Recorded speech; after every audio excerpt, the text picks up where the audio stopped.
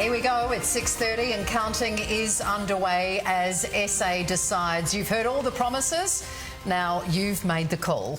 We'll be with you throughout the evening for every twist and turn of this election night. Let's get into it and meet our powerhouse panel. Joining us this hour is Liberal Senator Alex Antic. Hello, Alex. Hello, Mike. Hello, welcome Rosanna. to the panel. She's an evergreen. Sarah Hanson-Young, she's been here before. Welcome, Sarah. It's great to be back. It's good to be back. And the guru himself, political editor Mark Riley. He gets it first and he gets it right every time. Right, so G'day, Smitho. hello, Great to be here. Riley. Thank you for coming, and it's great to have the both of you on the desk with us tonight. Now, later we will be joined by Senator Leah Blythe and Labor MP Jane Smithson as well. So let's get into it. Why not? I've got to ask you, Alex, how are you feeling? How are your nerves? Well, my nerves are fine. We're here now. The votes are in, and I'm more concerned about the EXA website at the moment, which seems to be struggling a little bit more than us. But I'm sure that we'll overcome that. But look, it's been a bruising 6 months, and I think the last 100 days or so of Ashton's leadership have been a really good thing from her and her point of view in terms of catching up from where we started off. So let's see what comes. But just on that score, Alex, the change of leaders, the factional divide, you seem to be the villain in some sectors. You're very generous, Mike. Thank you. Has that done some harm? My view is, Mike, and this will not surprise you, is that the things that do harm most in politics are the positions adopted and the policies taken. And I've had a view for a long period of time that the Liberal Party is at its best when it leans to the right and when it is a true Liberal Party. And that has been a challenge, and that's why we're bleeding votes to One Nation. We might find out some other views a little later, Sarah. Where are the Greens going to do well tonight? Look, we're hoping that we can increase our vote across the state from the last election. If we do that, we're in a good position. And this is not it's not an easy race for minor parties when there's so much attention and people think there's Labor have got it in the bag. A lot of attention on Labor, and of course, increasingly a lot of attention on One Nation. But I've been out on the booths this week and particularly today, and there's a lot of love for the Greens out there. People want to see politics done differently, and they're looking for that. I think as we go through the results tonight, the thing to keep an eye out for is really where those preferences are going to flow from. The Liberal Party's decision to preference One Nation, will they get punished for that?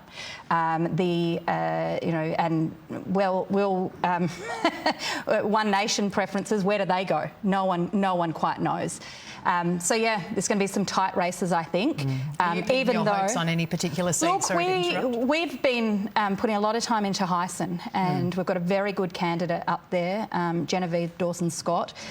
She's of the area. She's a true local. She's a young mum, and she's been doing a great job. What I saw today was a lot of people backing her. Riles, from your point of view, One Nation, and Sarah and Alex have discussed it.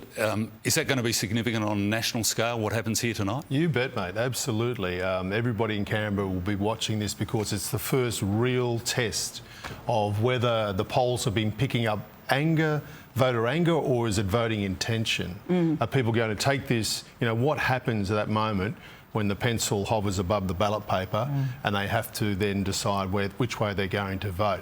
The interesting thing is that the support for One Nation has been now sustained for some months, and even in the recent polls here, there's a news poll, they were still at 20% and still outpolling the Liberals just a few days out of the election. So fascinating, a massive disruption to the national political landscape if that is the return tonight. So why is that? Voter disaffection for the major parties, dissatisfaction with institutions, with government and authority generally, which seems to be sweeping Western democracies at the moment, and it's come here because people just don't believe that governments can improve their lot at the moment, that they're not listening to them, they're on the right frequency, and they see Pauline Hanson as doing that. The difference with Pauline Hanson now that I see from the Pauline Hanson I followed in the campaign trail in '98 is that she has stood by her values. You like them or you loathe them, but she's consistent. She stood by her values, and the voters have gone to her. And the majors, both Labor and Liberal, seem to be going to the voters saying, what do you want? It's going to be a And real that's the test difference. case tonight, I think, isn't it? Thanks, Ross, for that. We're listening closely and working their phones are our political heavyweights, two of SA's most well-connected operators. They've been here before. We're glad to have them back again. Let's head over to Gertie Sperling, who's in the inner circle. Gertie.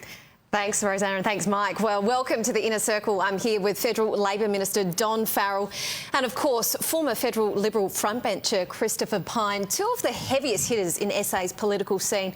And what we're going to be doing on this panel tonight is get ahead of the game. Farrell and Pyne have a direct line to people on the ground at these polling booths and will be projecting the results before they become official. Gentlemen, good evening to you both. Thank you, Gertie. Thanks, Gertie. Nice to be here. You can call Lovely me to- Christopher and Don rather than Pyne and Farrell. We'll be friends by the end of this for Exactly. sure. Don, first to you. It's not a matter of if Labor can win, but by how much, isn't it? Look, the polls certainly are predicting a Labor Party election, but of course, as we know, the polls have been wrong in the past. I think Peter is a standout Premier for this state. He's doing absolutely everything right. But, of course, he has to present himself to the people today. But I think he's done everything that you could ask of a Premier to rebuild this state. We're leading the country in terms of economic development. In a whole host of areas, we're leading the country, like housing. And of course, he's done some fantastic things in the sporting area. All right, the booths have already, polling booths have closed. Christopher, let's move on to you. It's been a turbulent ride to this election. 3 leaders in this term of Parliament alone. Can the party avoid being absolutely annihilated? Well, I think one of the interesting things about the election is the tale of the 2 leaders. So obviously, Peter Malinauskas is the most popular politician in Australia. Even if the Liberal Party had been the most disciplined, dynamic, policy-focused, politically focused opposition in Australia, they'd still be running against a one-term government with the most popular Premier in the country. And, of course, on the other side, we have Ashton Hearn, who has been an absolute sensation. She's had a 100-day sprint to the election. And I think the other tale from this election is South Australia has 2 leaders in Peter Malinauskas and Ashton Hearn who have really stepped up. Don't you think it's a little too late for Ashton Hearn, though, sadly? Well, she was handed a hospital pass on about December the 21st last year. Sure, the Liberal Party for the last 4 years has been a dysfunctional organisational group, both at an organisational level and at a parliamentary level. And Ashton Hearn has proven herself to be a positive, fresh, future-looking leader that the public have reacted extremely positively to. Imagine if she'd had leadership for a year or 2 or 3. So in 4 years' time, after tonight, which is obviously not going to be a great night for the Liberal Party, for my great party, we will rebuild, and we'll rebuild around Ashton Hearn. Some polling has suggested that you could end up with as little as 3 seats. What's your prediction for tonight? Well, is it going to be that dire? 3 is better than none. We can rebuild around 3. Well, the polls in December said that we'd win 2 or 3. So anything more than 2 or 3 is victory as far as I'm concerned tonight. Oh, gosh, we've set the bar pretty low there. That's a good start. Don, you've already got some intel from the ground on the seat of Morialta, which would be quite a win for you guys early on in the piece. Some pre-polling figures coming through. Our candidate, Matthew Marozzi, who's a terrific young man, is already in the booth in Morialta, is getting almost 50% of the primary votes. The Lib vote has dropped dramatically, but they're still ahead of One Nation, interestingly enough. So early figures don't seem to suggest that One Nation is doing as well as perhaps people might have predicted. But I'll make this early prediction that Matthew Marozzi will be the new member for the seat of Morialta. OK, well, we're calling one already. First, Christopher? Well, the exit polling the Liberal Party's done is showing that in across the key seats that we've been polling, which are seats like Morialta, obviously, and probably about a good sort of 9 or 10 others, maybe less, the exit polling showing that Liberals are in front of One Nation. And that's very important, because unless the Labor Party gets wins on primaries or close to primaries in those seats, One Nation's preferences could well see us win seats that people aren't expecting us to hang on to. Morialta's one of those. And I'd also say that in Morialta, knowing the electorate very well because it was entirely in my electorate, voters who are voting One Nation are almost certainly Liberal voters, former Liberal voters. So their preferences should come back to us. And a lot of the votes are not being counted yet. Like more than half the votes in Morialta, I can tell you right now, in Morialta, 38% of the votes were early votes, and of course there's the postal votes as well. So there could be a good 45% plus votes that have already been cast before election day that are not being counted already. Yeah. Okay. Well, I think we're going to have to throw back to our main I think that's a very early prediction. Very early could go prediction. at this There one we all go. day, I think. One booth, Write it Ron's already down. called it. Write it Okay, down. let's get back to you guys on the main panel, I think. All right, thanks, Gertie. Can we just take a look at Morialta just for 1 sec? So that was vacated by John Gardner, who's retired. So there you go, Don Farrell's calling that one already. What do you make of that? Well, I mean, Don's very hopeful, and we expect Don to be positive about it. But I think Christopher's right. There's a long way to go, and we are seeing that One Nation votes are flowing to the Liberal Party. So I think there's a long way to go. Let's wait and see. Sarah, what are you hearing? Look, I'm hearing that Labor are in trouble in Mawson, actually, Right. which is Leon Bignell's seat. So I don't know. I think there's some wild cards in here tonight. And I'm not surprised about Morialta. I probably agree with Don on that. I think we've been assuming that would go to Labor. And obviously, John Gardner was he's retired. He gave a lot of time to the Liberal Party, but I'd say perhaps the flavour of where Liberals have gone over the last few years, he's decided to get out. And I do think this comes back to what do the Liberals stand for? And it's a big question. What did they actually take into this election? They seem to be flipping and flopping on a bunch of the things they used to stand by. And I kept hearing on the polls, I don't even know what the Liberals stand for anymore. But Sarah, is that almost the Xenophon factor SA best from way back in 2018? At one stage, Nick Xenophon was going to be Premier of South Australia, if you listen to the polls. And then didn't get a seat, couldn't even win one himself. Are we hearing a bit of that? Yeah, look, I think, that election was extraordinary, wasn't it? Because poor old Nick was, I think he believed a whole lot of his own BS, frankly, at the time. Spread himself way too thin. And in the end of the day, voters just went, actually, no. I think it's going to come down to individual seats now. There's no widespread kind of change. We're going to have a Labor government, but there's going to be some seats where traditional Liberal seats, people have gone, we just can't stomach the Liberal Party anymore, or we don't know what they stand for, and they're looking for something else. I think it's an interesting point about to voter intention, but I think it's different here. I mean, One Nation has no right to be popular in South Australia, right? This is a Queensland-based party originally, so why are people saying they're going to vote for One Nation? It's because they won't be voting for the majors, because they're repelled by what the majors have become, particularly the Liberal Party here in South Australia, and Liberals now rebuilding federally after a disastrous election result last year.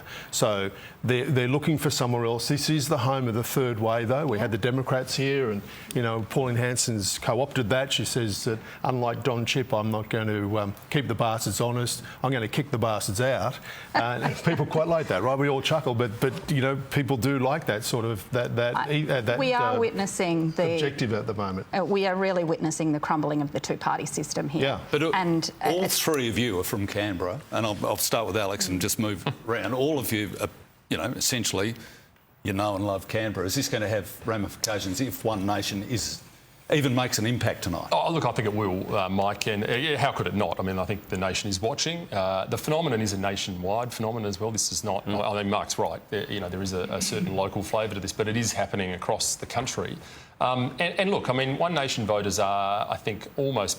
by and large, Liberal voters, ex-Liberal. I mean, the number of people on volunteers for One Nation that I spoke to over the last week who told me that until very recently they were Liberals or had been Liberals or were Liberal voters but weren't doing it this time. I mean, You know, if you want to be bold about it, the very existence and effectiveness of One Nation really is a bit of an indictment on how we've travelled over the last 20 years or so. Yeah. We've been hearing too that at polling booths, the how to vote cards, people are saying no thank you to Liberal and Labor and going straight to the One Nation. Well, or to the Greens.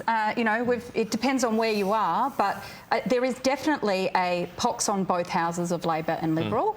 Having said that, of course, we're going to see a Labor government elected. Yeah. But, you know, single figures for the Liberal Party, I think, is, you know, it's diabolical. Ashton Hearn, I think, has done an extraordinary job in pretty tough terrain. I don't think she's been helped by some of her colleagues, I might say, or her campaign managers. But I do think that overall, you know, One Nation's campaign, Mark's right. These guys are from Queensland. They don't actually understand South Australia.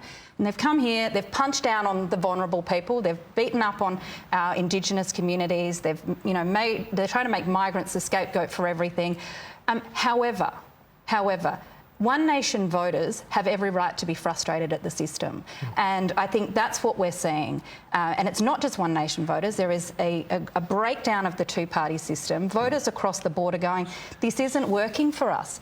The Labor and Liberal parties are not working for us. They're working for their mates in big business, and people have had enough of it. There's a couple of points there too, you know, with One Nation. The difference is, Alex made mention of it, they have volunteers this time.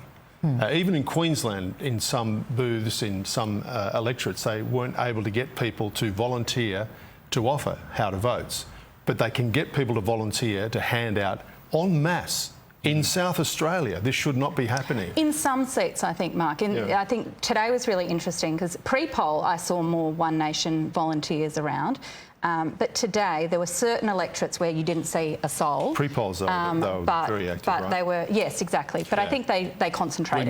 We must move on, Sarah, but a reminder at what's really in play tonight. There are 47 seats in the House of Assembly here. The maths is simple. The first party to win at least 24 gets to form government. We've already projected 8 for Labor. So let's take a look at the last parliament, which ended with Labor holding 29 seats, the Libs 13 with 4 on the crossbenches, and no one in the seat of Mount Gambier, of course, after Troy Bell was sent to jail. Dear, oh dear. Well, half the seats in the upper house are also up for grabs. That's where we'll be keeping a close eye on One Nation, as we've discussed, and we won't know some of those results for days. But let's go straight now to Hugh Whitfeld at the 7 News Power Board. Hugh, which seats will you be watching closely tonight? Rosanna, Mike, good evening to you. Welcome to the Power Board. This is our tally board. This is where we're going to track the seats that might flip tonight and which seats the Liberals or Labor will be holding on to. This is the safe end for the Liberal Party. Flinders, Chafee, Schubert, of course, Ashton Hearn's seat. And then we move into the marginal Liberals, Finnis, Morialta, Unley, Hyson, all in danger tonight. In fact, let's just say all the Liberal seats are in danger tonight. We've got the independent crossbench and then this big chunk of 29 Labor seats going into this election, and at this early stage tonight, 7 News is projecting that Labor will win at least 8 of them, even just barely an hour into the count. Enfield, Badcoe, Hurdle Vale, Raynell, West Torrens, Cheltenham, Ramsey and Croydon. Croydon, the safest Labor seat in the state. It happens to be held by the Premier, Peter Malinauskas. 7 News projects that he will win this seat tonight up against Michael Santagata, who is having his second crack at trying to unseat Peter Malinauskas. Another safe Labor seat tonight, the seat of Cheltenham, Joe Sockarch, who is the Trade and Local Government Minister. He won it in a by-election in 2019 when Jay Weatherill stood down. He won it on preferences in 2022, but it will be a very big win we expect for Joe Sockarch tonight. Then there's Schubert, where Ashton Hearn, the Liberal leader, is hoping to hang on tonight. James Roth, the Labor candidate, is a Labor staffer, and Bruce Priest, the One Nation candidate there, is a Barossa councillor, so very well known in the seat. The expectation would be that Ashton Hearn would hang on tonight, but we're not prepared to project it at this stage. Let's talk about one of those Liberal seats that Labor is chasing hard tonight. Don Farrell telling us that Matthew Morozzi is in with a very good chance of beating Scott Kennedy. John Gardner, a 4-term Liberal MP retiring, of course, Scott Kennedy, a Liberal Party staffer. So Matthew Morozzi, one of these Labor staffers who's been handed somewhat, let's call it a silver ticket here, not a golden ticket, not a guaranteed win in a safe Labor seat, but certainly a seat that Labor is going to be chasing very hard tonight. Another one, Hartley. Now, Vincent Tarzia, the former Liberal leader, he's been very popular there. He's done very well over the last couple of elections, but he is in danger tonight in Adelaide's eastern suburbs from the ALP's Jen Roberts. Another potential win in the Adelaide suburbs. Over in the western suburbs, Colton. Now that's where Matthew Chowdhury, the sitting MP, has of course retired. Beck Sutton is the new Liberal candidate. Aria Bolkus for the Labor Party, of course, coming from effectively one of the royal families, let's say, in the Labor Party, being the daughter rather of the Labor Senator Nick Bolkus. And then there's the regional seats. Now, it's very unclear what's going to happen with the One Nation vote, where it's going to fall. There are some very popular independents in some of these regional seats, but Tim Whetstone is in a fairly safe seat. He holds it with a 17.2% margin, but keep an eye on Jennifer Troth from One Nation, who will be putting in a very big fight tonight. May even try to finish second if Tim Whetstone can hang on. But it's one of these regional seats where we've got independents, One Nation, the Libs trying to hang on. It's going to get very messy, guys. Thanks for that, Hugh. Rosanna, I've just got some first results from scrutineers. Donalby, his ears will prick up at this. So will Christopher's, for that matter, but from Unley, Labor up 10%, Liberals down 26%, and One Nation up 9%. Now, Unley is one of those Liberal-held seats. David Pisoni just vacated. Retiring. Yeah. Alice Rolls, who's a personal favourite of the Premier, and Labor worked very hard to try and have an impact and take that seat.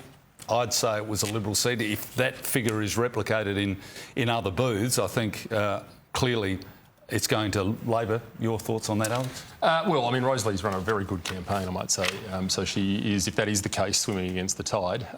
Very, very active, and she's been at it for a long period of time. So, but look, I mean, there is a mood out there. I've seen it all week. I might say as well, I mean, One Nation are clearly taking votes off the Labor Party as well. So whatever the result in seats like Unley is, this is a big wake-up call for the Premier. I know the Premier spent much of the last week giving us his patriotic side, praising the flag and so forth, but the message out of this is going to be people want something different. Big wake-up call, it sounds. We've just got some intel Don Farrell has on Morialta, so let's cross to that inner circle, of course. Look, I think I gave you the Morialta figures earlier. Yeah, I think we're going to move on to Enfield. But I have a personal interest in Enfield because my new son-in-law is running in that seat, and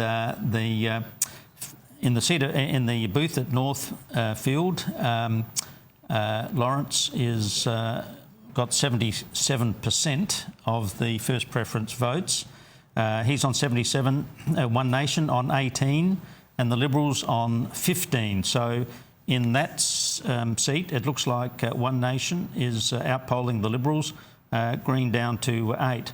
But the significant factor that is coming through here is that there's a very high informal vote, because it would appear that One Nation voters are following the One Nation ticket, which doesn't tell you to put a number against every candidate. They let you choose who you put your vote for. That seems to be resulting in an informal result, and in the seat of Enfield, it looks like informal votes are going to be higher than the Liberal vote. Christopher, what do you make of this? Well, I think that's a very interesting point. I mean, obviously, Enfield is a seat that I ran for. It was called Ross Smith in those days. I ran against John Bannon in 1989 when I was 22 and got a 4.7% swing, I might tell you. It was two-party preferred. They were early successes. But this issue about the informal vote is very important, because the Electoral Commission is allowing people who put number one to have their votes put aside till next week to be counted. And if One Nation has registered a how-to-vote card in that seat, a secret how-to-vote card, which nobody knows about until next week, then we won't know the result in those seats where they've registered a how to vote card and people vote one until next week. So we're not going to be even counting those votes tonight. So it may well be tonight that they have an informal vote of 15% or something in Enfield, which I'd be surprised, but won't even be counted until next week. So tonight's going to be a very complicated and confusing evening. And while I'm sure we want to get to a result very quickly, I'm not sure if the Electoral Commission's not even counting votes until next week that have had a number 1 put in them, or a tick or a cross, which we've heard tonight. They've decided to add ticks and crosses. Then the One Nation decision to not preference people and hand out how to vote cards with preferences could be quite instructive in the results in many seats. All right, let's talk about the seat of Enfield and your son-in-law, Lawrence Ben, presumably going to win this seat. Talk to me about his leadership, because he has been a lawyer and an economic advisor to Malinowskis. He's worked for the SDA union, so that gets your tick as well, Don. Could he be another Labor leader potentially? Look, I wouldn't put that on his shoulders. He's a very fine young man. He's worked really hard to get here on his own merits, I have to say. As you say, he was a lawyer, studied law with my daughter at the Adelaide University, went on to study in the United States, where he worked on... well, you're certainly selling him to us. I don't think you need to. I think he's already been handed the seat. And has helped Peter very much, particularly in places like Whyalla and Port Pirie, some of the problems those towns have had. And I wish him all the very best, and I will make a prediction that he will win this seat. I think you're laying it on thick. I think so. It might be a name to watch out for. He didn't even have to face a pre-selection. He was anointed by the Now, that's Premier. not true. But I've got some results in MacKillop and Hammond, if people are interested in those, as opposed to your son-in-law.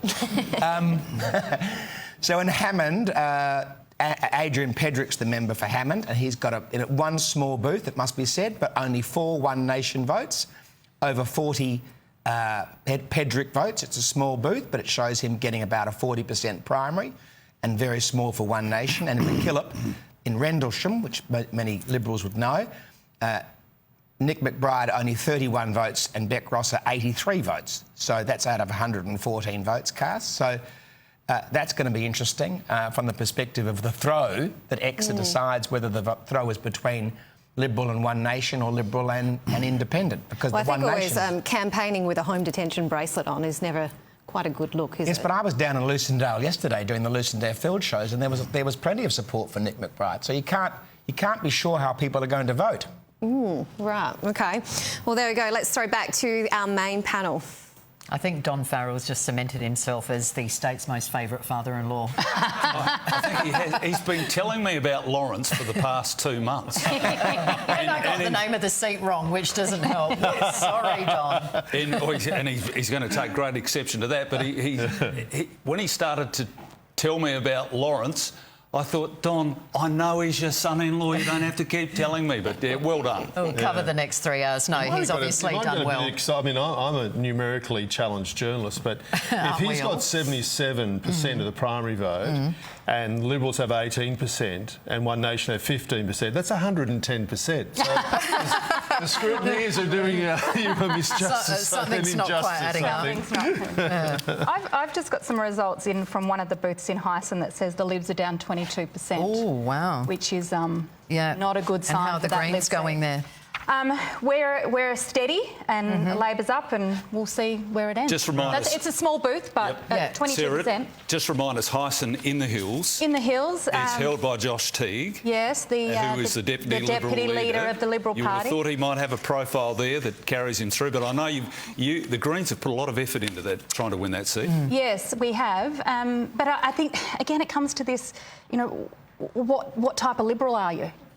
and Josh is a kind of more traditional South Australian Liberal than perhaps those, I don't know, whether, Alex, he's one of your mates or not, but I think, he is very much the Liberal who cares about the environment. He lives up there in the hills, cares about social justice, but his voters are saying, this isn't the Liberal Party we've backed forever. Well, I should say I care about the environment too, but the real stuff, not the made-up stuff, like the climate lie. So, all right, we'd love you to get into an argument, but probably... That's the problem, though. The Liberal Party here don't know what they think about climate change. The leader couldn't even explain it the other day. We're on the road to fuel shortages, that's what I know. So well done to those responses. Yeah, blame your mate Trump, I'd say, for that one. All right, thank you, Sarah. Alex, just on that point, the results, and they're filtering in, and look, the Electoral Commission, I think, is having a pretty slow night, to be honest. Yeah. But the results that we're seeing from, according to Don, with his son-in-law... Is Don's son-in-law running? Is it? I didn't heard that before. But what about McKillop in particular? We've just got One Nation coming up. We may well cross to there very shortly. We'll just keep an eye on that. But as we wait, McKillop, for instance, and Unley, for instance... Right. Unley in particular, that's really not a good sign. Well, I mean, look, still early days, but no, it's not. Look, I mean, historically that would be a very strong Liberal seat. So, but you know, also we have a retiring member, and that always changes the game a little bit. So there are a number of things at play. Plus, it is very early days. Let's see how it plays out. But no, concerning early numbers. Yes, these are pictures, as we've just mentioned, of One Nation volunteers, a sea of orange, the Orange Army, we can call them. A few smiles on faces there, We might see Corey Bernardi sneak into shot at some point. It's just one of those situations at the moment. Is that him? No, I don't think. I don't think that's him. Whoever it is. No. He could get off the phone. Looks like he's ordering Uber Eats or something down there. I did have some people on the booths today, or throughout the week, questioning how many of these volunteers are volunteers versus paid people. There was even that argument throughout the week because when Pauline was on the Eyre Peninsula, she was like mobbed. I called her a rock star earlier, and she was. I think someone called her Your Majesty. Right? You know, are these props who have been called in, or are these genuine supporters? Who would be paying them? Well, I don't know, but you know, there's a lot of money flowing to One Nation from Gina Reinhardt and others at the moment, and there's a lot of money being spent pumping up this campaign. The new electoral donation rules are going to be interesting in the aftermath of all this. Now, I think if we can, while we wait for One Nation, Christopher, this is a question without notice to our studio director that you do have some results there coming in from Unley and other parts? Yes, I do. Votes from Beaumont, which is obviously in Bragg, and Labor's actually put a huge effort into Bragg. They pre-selected Rick Sarr, who ran against me a couple of times, and they're working hard on the ground. But the Beaumont booth, which is, of course, is a lovely booth, we have over a 50% primary vote. Now, that's really important because we need to have a very high primary vote in Bragg, and if we're getting over 50% in Beaumont as a primary vote, that is a very good sign for Bragg. And in Unley, I got some figures through showing that in Clarence Park, Alice Roll's 63 primary. I think we're going to go live 55. To the One Nation Party, sorry. We're going to need to do that. Sarah Cummings is there for us with Pauline Hanson. Yes, hello. As you've been talking about, well, One Nation, the big story of the 2026 state election. Senator Pauline Hanson just arriving now, addressing the party faithful. Pauline, how would you describe the results so far? I don't know the results. I haven't had a chance to look at it, so we're just going to wait and see how the night unfolds with the counting, how it goes. So anyway, I've just walked in. I think my supporters here, people have worked the polling booths all day. I think they're more important to me now to say thank you to them and the people. And you know what? If it wasn't the people out there and the warm welcome and support that I've received all week that I've been here, and I just want to say thank you from the bottom of my heart for those voters that have given their confidence, their vote to One Nation this election. Now it's up to us, if we win seats, to prove to them their vote is not wasted and to start pushing back and getting good government for the people. How confident are you that you will win seats? Look, they're indicating that. They're saying that with the polls. They believe that may be the case. I've been in too many elections over the years. I don't count my chickens before they hatch. I want to see the results coming in. I want to see what's going to happen out there. So all I can say, how it felt on the ground, and people said, I gave you a vote. I think it was encouraging, but like I said, we really need to see how the count goes now and watch the numbers as they come in and see what happens. If you can't convert that support, the pre-polling support, into seats, what does that say about the relevance of One Nation here in South Australia? It's not. We've been growing over the years. We have won other seats throughout the country and federally as well. So we did double the number of senators that we had in the last federal election. So we are growing in numbers. We've had high polling numbers for months now, since the end of last year. People are constantly saying they want change, which is very important. They're fed up with the major political parties.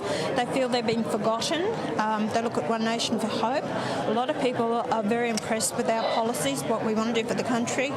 And people also see that we're very patriotic. People are proud to be Australians. Even those migrants that have come here, they're proud to be Australians. Thank you. What change can you... Hello, mate. How are you? Good, you're good. How are you? Hello. We won't hide it. I like you. How have you felt about the last run and the run home from Malinauskas, which seemed to be about you and Queenslanders and whether you were or weren't in the state, all the rest of it? What did that tell you about what they are thinking might happen tonight? He's nervous about One Nation. Okay, his first time when I confronted him, he had this nervousness about him. He didn't know how to sort of deal with me. The first time I've met the man. He would have said. She gave her a big hug and said, "I won't hide it." The thing is, she's rather poised, isn't she? And I think you really hit the nail on the head earlier, Riles, when you said, you know, or even was it you, Sarah, that she's just been so consistent. No, that's the point. That she's stayed the same for a long time. So people know who Pauline is and what she stands for. We know it. She repeats it. So the people have eventually, it's a bit like John Howard said, you know, your time will come around. People have gone to her, they've gravitated to her, and they've heard their own grievances, their own dissatisfaction with the political system, their own lack of faith in the institutions being echoed now through her voice. The majors are listening to it though, Rosanna and Mike, and that's the important thing. You've got to accept that that's the political reality. People are saying that. How do you respond as a major party to that shift in the psychology of the Australian electorate? Oh, it's going to be a huge lesson, isn't it, too? Yeah, absolutely. Yeah. Hot off the press, and these are the first results out of Black, which is David Spears' old seat, I guess you could say. He left there in some disgrace, and he has re-entered the contest. Now, the first results that we're seeing from scrutiny is there. Labor's vote is up 4%, Liberals is down by 26, and Spears is up by 23, with the Greens on 8 and One Nation on 11. Up by 23 or is 23? Well, it says plus 23. Yeah, so he is 23, the primary vote. I still think, I don't know about you, I still think that's going to be a Labor hold. Well, yes, but it's interesting, isn't it? It is really interesting. And it is why I think there are some seats around the state that are very local. It depends on the candidate. If you've got a good candidate or a candidate that somehow connects with their electorate, I mean, you know, for all the sins of David Spears, there are people in his electorate who do love him. And if we're looking at the screen, that we've seen a few names pop up. Tim Whetstone's there, it just disappeared. But One Nation doing very well Elizabeth. in Chafee. Elizabeth is, well, it says One Nation are ahead. On 39.6, we've seen in Narunga, One Nation doing well as well. Are we starting to see a trend here, do you think, Alex? Or Riles? I'll start with you and then Alex. No, look, Elizabeth is the sort of seat that Labor would be worried about. I think they'll hold it at the end of the night. But it's a sort of seat where it's traditional blue-collar, you know, working class, soul of the earth, rusted on Labor voters, and there's been a big can of WD-40 applied to these people. They are no longer rusted on. The nut's been loosened and they're looking at somewhere else. So because manufacturing base is now starting to dissolve around the country, and the traditional beliefs of the working classes and that reflexive support for the Labor Party is no longer there. So they're looking at Labor will be watching that and saying, is our base now prepared to shift to the right, as a lot of people have done in the UK and in America, to Farage and Trump, because they no longer hear the Labor Party representing that those things that are essentially important to them in their day-to-day life. Looks like Giles is One Nation's doing very well. Sorry to interrupt, Alex. One Nation's doing very well in Giles as well, but we'll get a little bit more on that when we speak to Hugh. We'll get to you. I think this is the phenomenon we saw in the United States almost 10 years ago, in the Rust Belt of the United States, in places like Allentown in Pennsylvania, where the working class were widely pilloried by the Democrat Party and picked up by Trump, something that we thought would never happen. And of course, again, last year as well, the deplorables, right? So it's a very real phenomenon, and they are looking for a new home. I think one of the interesting things about this was the number of rattled Labor MPs I saw over the last week. There were some that really weren't expecting this. I personally have been talking about this phenomenon for a long period of time. I talked about it 2 years ago in my pre-selection speech and got widely pilloried by some of our friends in the mainstream media, no offence. But that is true, and at that stage, One Nation were polling at around about 12% on some polls, and we're now seeing people catching up. So, you were chatting with Bernardi, had a little drink with him in the last few weeks. What was the topic of discussion there? Well, our first thing was, and I've told this story a number of times, but Corey somewhat predictably demanded a low-carb beer, which is extraordinary behaviour for a man. Actually, it was ultra low, I think, mate. No, it was just low. Low carb, and then, of course, was delivered to me by the good people at the pub in a stubby as well. I bet he didn't order that when he was out bush. I bet he didn't dare to order that when he was out bush. I would have brought him back a cruiser, but anyway, everyone's got their limits. But in any event, no, we talk about a range of things. I've known Corey for years. I find a degree of camaraderie with him because he too has suffered through some of the Canberra bubbleitis that I do. So we compare notes a lot. I think this, frustration and people feeling forgotten is something we really have to tackle. And it's quite clear that the major parties are not doing it. What I'm worried about, though, is that One Nation aren't really putting the policies on that deal with these issues.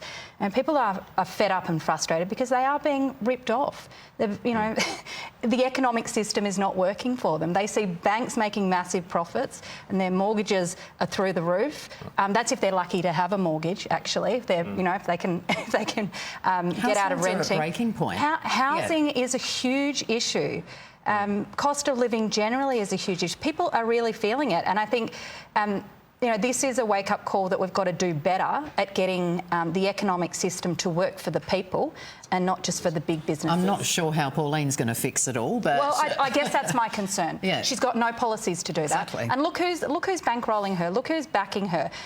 Australia's richest person, Gina Rinehart. I mean, it's hardly the battlers looking after the battlers. We'll talk more One Nation, no doubt, a little bit later. Is Hugh ready for us? I understand he's got some new figures for us, Hugh. Yeah, Rosanna, we are starting to see that data come in officially, and I must say there are big pockets of orange popping up across the state for One Nation. This is what we've got at the moment, of course. We are projecting 8 seats for Labor, but it's going to get very messy over the course of the night. Let's have a look at some of these seats that we've been talking about, where we are starting to see those early numbers. Now, in many places, like Giles, where there are just a handful of votes coming in, less than 100 votes out of this one booth, right? So Barry Drage from One Nation, who's a local steelworker in Whyalla, the seat covering Whyalla and Port Augusta. Eddie Hughes, who's the sitting Labor MP. Look, if this is replicated across the seat, he's got a really big challenge tonight. But the vote is splitting kind of 3 ways in this one booth that we've got for you.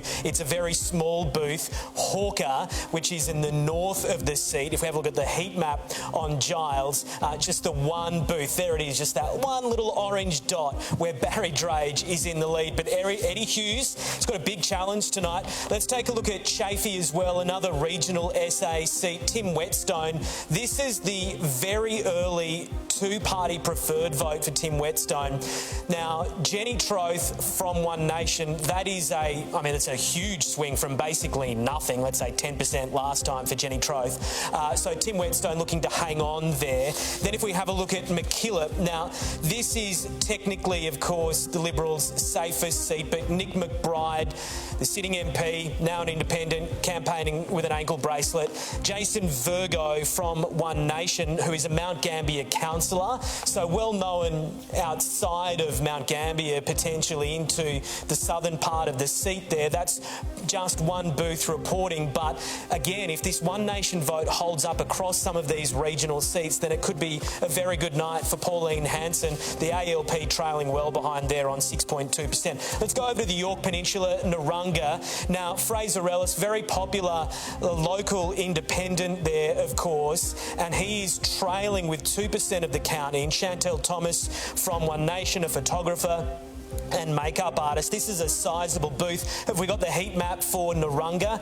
Because this will tell us how many booths we've got reporting, and it's in the northern part of the peninsula there. So looks like about 7 or 8 booths reporting at this stage around Kadina and Moonta. So there is a trend on, you'd have to say, here in Narunga. Let's have a look at the One Nation vote in the suburbs of Adelaide. We're talking about Elizabeth there on the panel. Now, at this stage, again, this is likely just one booth reporting, but Kim Hanson for One Nation has 72 votes. That's nearly 40% of the vote. The ALP, Ella Shaw, essentially they thought handed a golden ticket to go into Parliament, but this is going to be a big challenge potentially for Labor to hang on to Elizabeth on these early figures. The heat map for Elizabeth, if we have a look at the booths, look, one booth down there in the southern part of the electorate reporting any decent numbers, but One Nation going to be very happy with the way things are going at this very early stage. In the next, I guess, 20, 30 minutes or so, we'll start to get a really sizable dump of data. They will have started counting those pre-poll votes, of course, in the last hour or so, so some very big numbers to come. Thanks for that, Hugh, and 8 seats so far to Labor, 0 in the Liberal column. Now, this is a very special part of our telecast tonight. We're going to take you to Memorial Drive now, where members of the ALP are gathering, and that's where we find he's the retiring MP and Speaker, so he's technically still the Speaker of the House, and he's going to be doing our roaming Biggles segment. Leon, I've written you off so many elections. This time I can finally write you off because you're not coming back. G'day, Smitho. Good to be on the panel tonight, and down here at party headquarters as people finish their volunteering shifts right across the state. They're making their way in here tonight. Up on the podium behind me, Peter Malinauskas will be here sometime during the night to make a speech, and we'll be following it. And in true roving Brian tradition that we love on the AFL coverage on Channel 7, I'll be getting around trying to get some behind-the-scenes shots and some interviews with people. And I'm also going to try and get the Premier back on the beers, because he hasn't had a drink since New Year's Eve, and we know after mowing the lawns or after playing footy for at the Uni Blacks that he loves a beer, and I reckon he might want one after his speech tonight. So stay tuned. We'll try and get Mally back on the beers. I think there'll be a few beers on ice there tonight, and the champagne as well. Well, Biggles, as Speaker of the House of Assembly, is an exemplar when it comes to drinking beer. So You're an expert, Biggles. He'll be able to help Mally out, that's for sure. Yeah, extraordinary though. Mally and his minders as well. They've told me this. They haven't. None of them have had a drink for months and months. You said New Year's Eve or something like that, Biggles. But I think they wanted a clean run and they wanted to be focused. That's what they told me anyway. Certainly no carb-free beers. And I think can we around the table, an Australian first in election night coverage. The Speaker of the House is one of our reporters. Yeah. Amazing. Yeah. He didn't have to be that's the great crossover. I can tell you I'll tell you what, we need to give him a 7 esky, because that beer's going to be pretty warm by the time he gets it to the Premier. I'm worried. Okay. Yeah, thanks for that. I think the results in Mawson are going to be interesting, though. Okay. Sarah, I think we've got some results from our other panel, the Inner Circle. Yeah. Gertie, you've got the gentlemen there. They seem to be on their phones. Are they behaving themselves? Oh, yeah, well, they've been busy texting, so that's been good for me because they've been keeping quiet for the time being. Let's start with you, Don. You've got some results from Waite. Yeah, thanks, Gertie. And I've got some bad news for Frank Pangello. I know he's got a lot of supporters around Channel 7, but he's getting less than half of the Labor Party candidate there, Catherine Hutchinson. So just in the first lot of votes, Hutchinson got 117 Pangello 67. Interestingly, Pangello is beating the One Nation candidate there.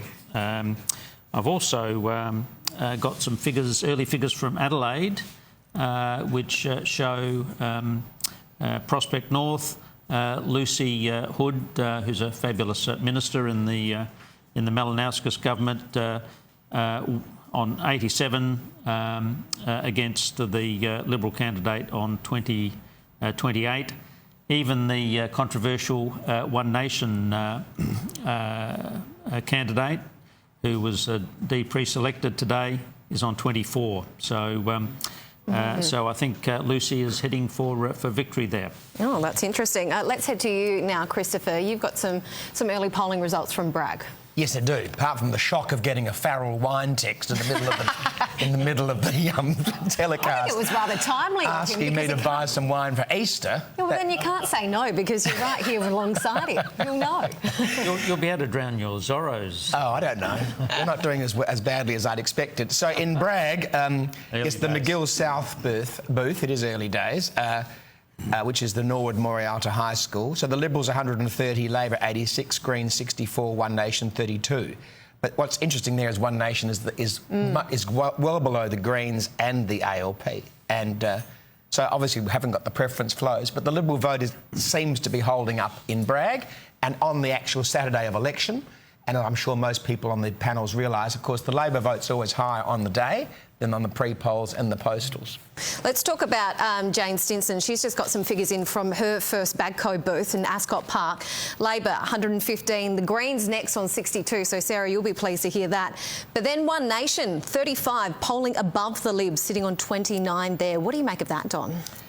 Look, I think that's a very frightening figure for the Liberal Party.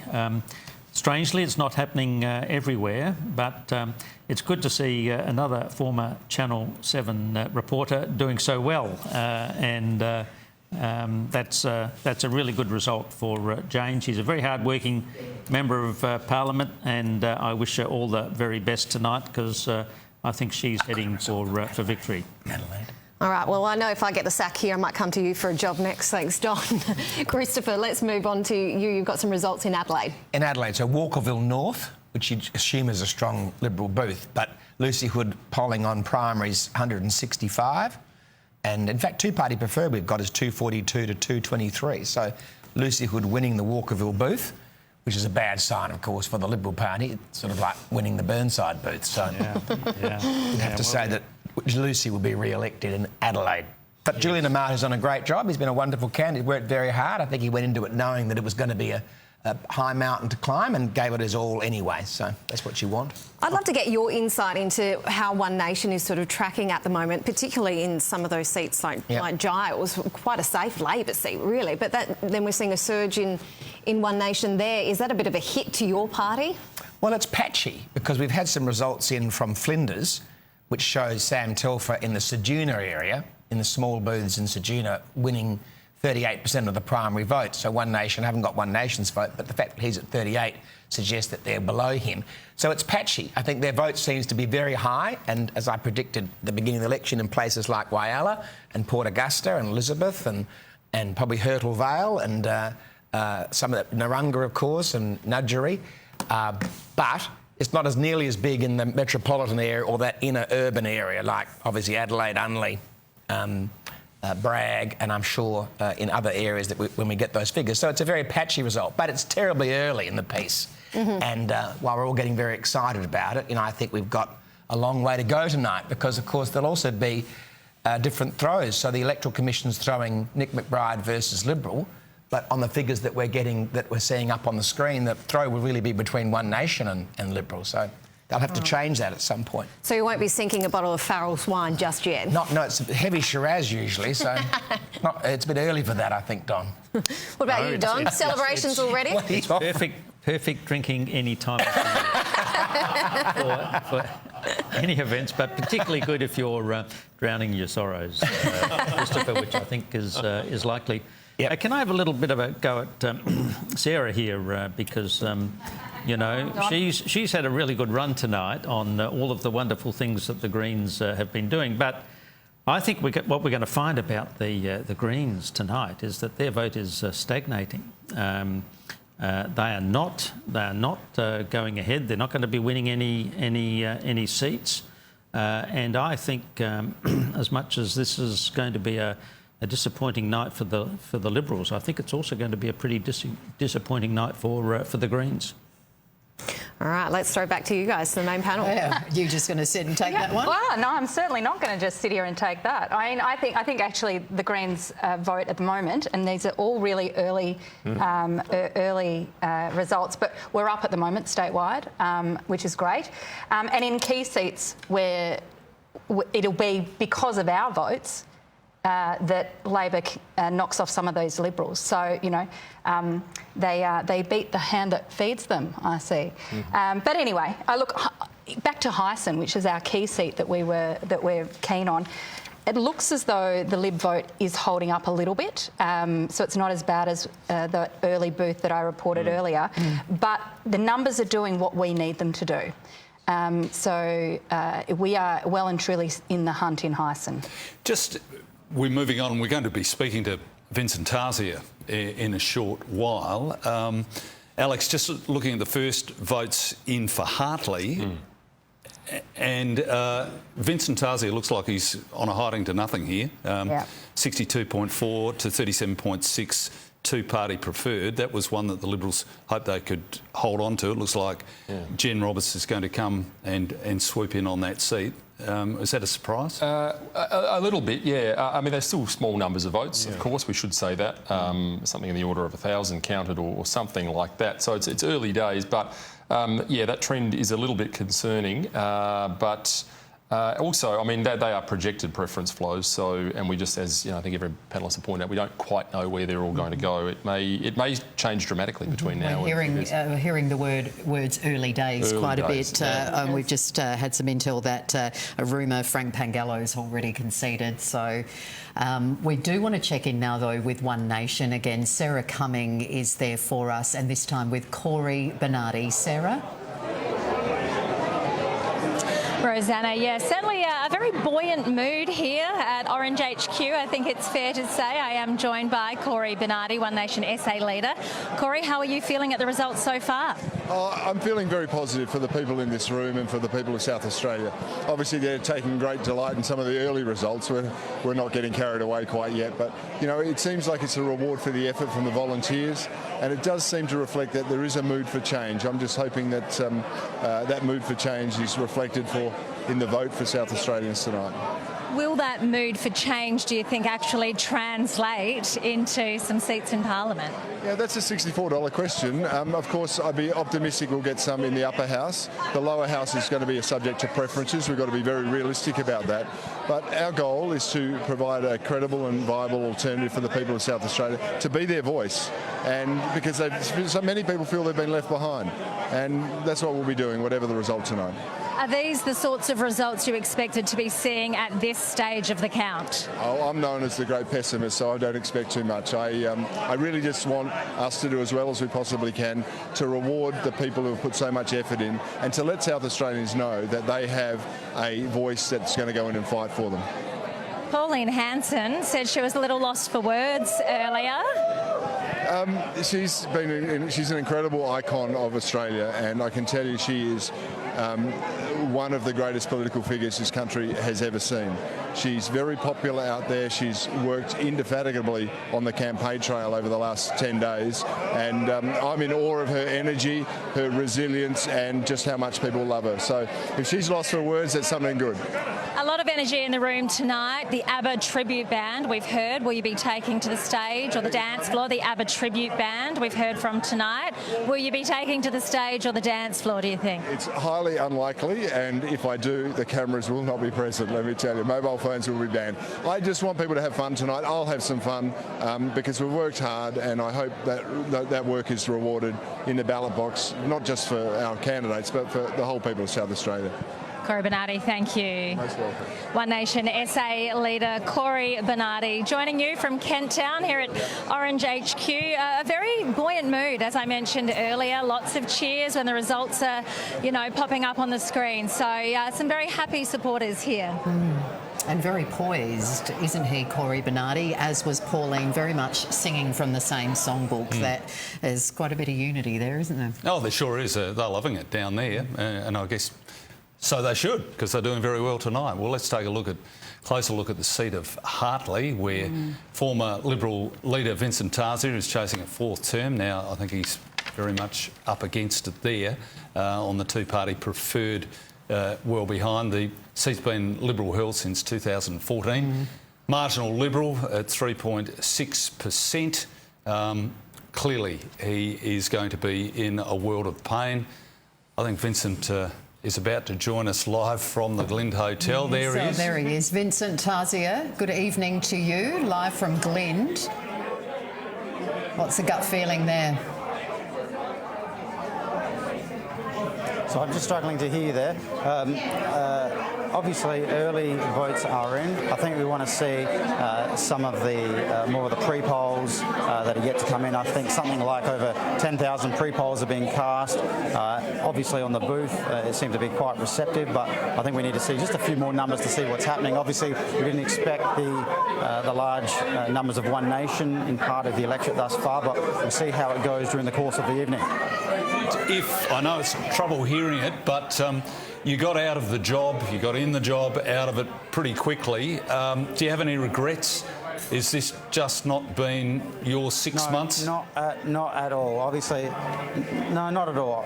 I made a very clear decision for my family to focus on the community, and I think whatever the result, it would have been much worse if I didn't have time to devote to the community and also my family. So I was very proud of what we were able to do as leader. Obviously, I inherited quite a difficult time in the party, but very proud of what we were able to do, and let's just see how these numbers go during the course of the evening.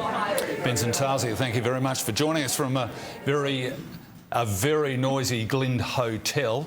I think we have some more results from the inner circle. The gurus are over there, and I'll put Gertie in the guru class because she's... Yeah, thank you, Smitho, for that.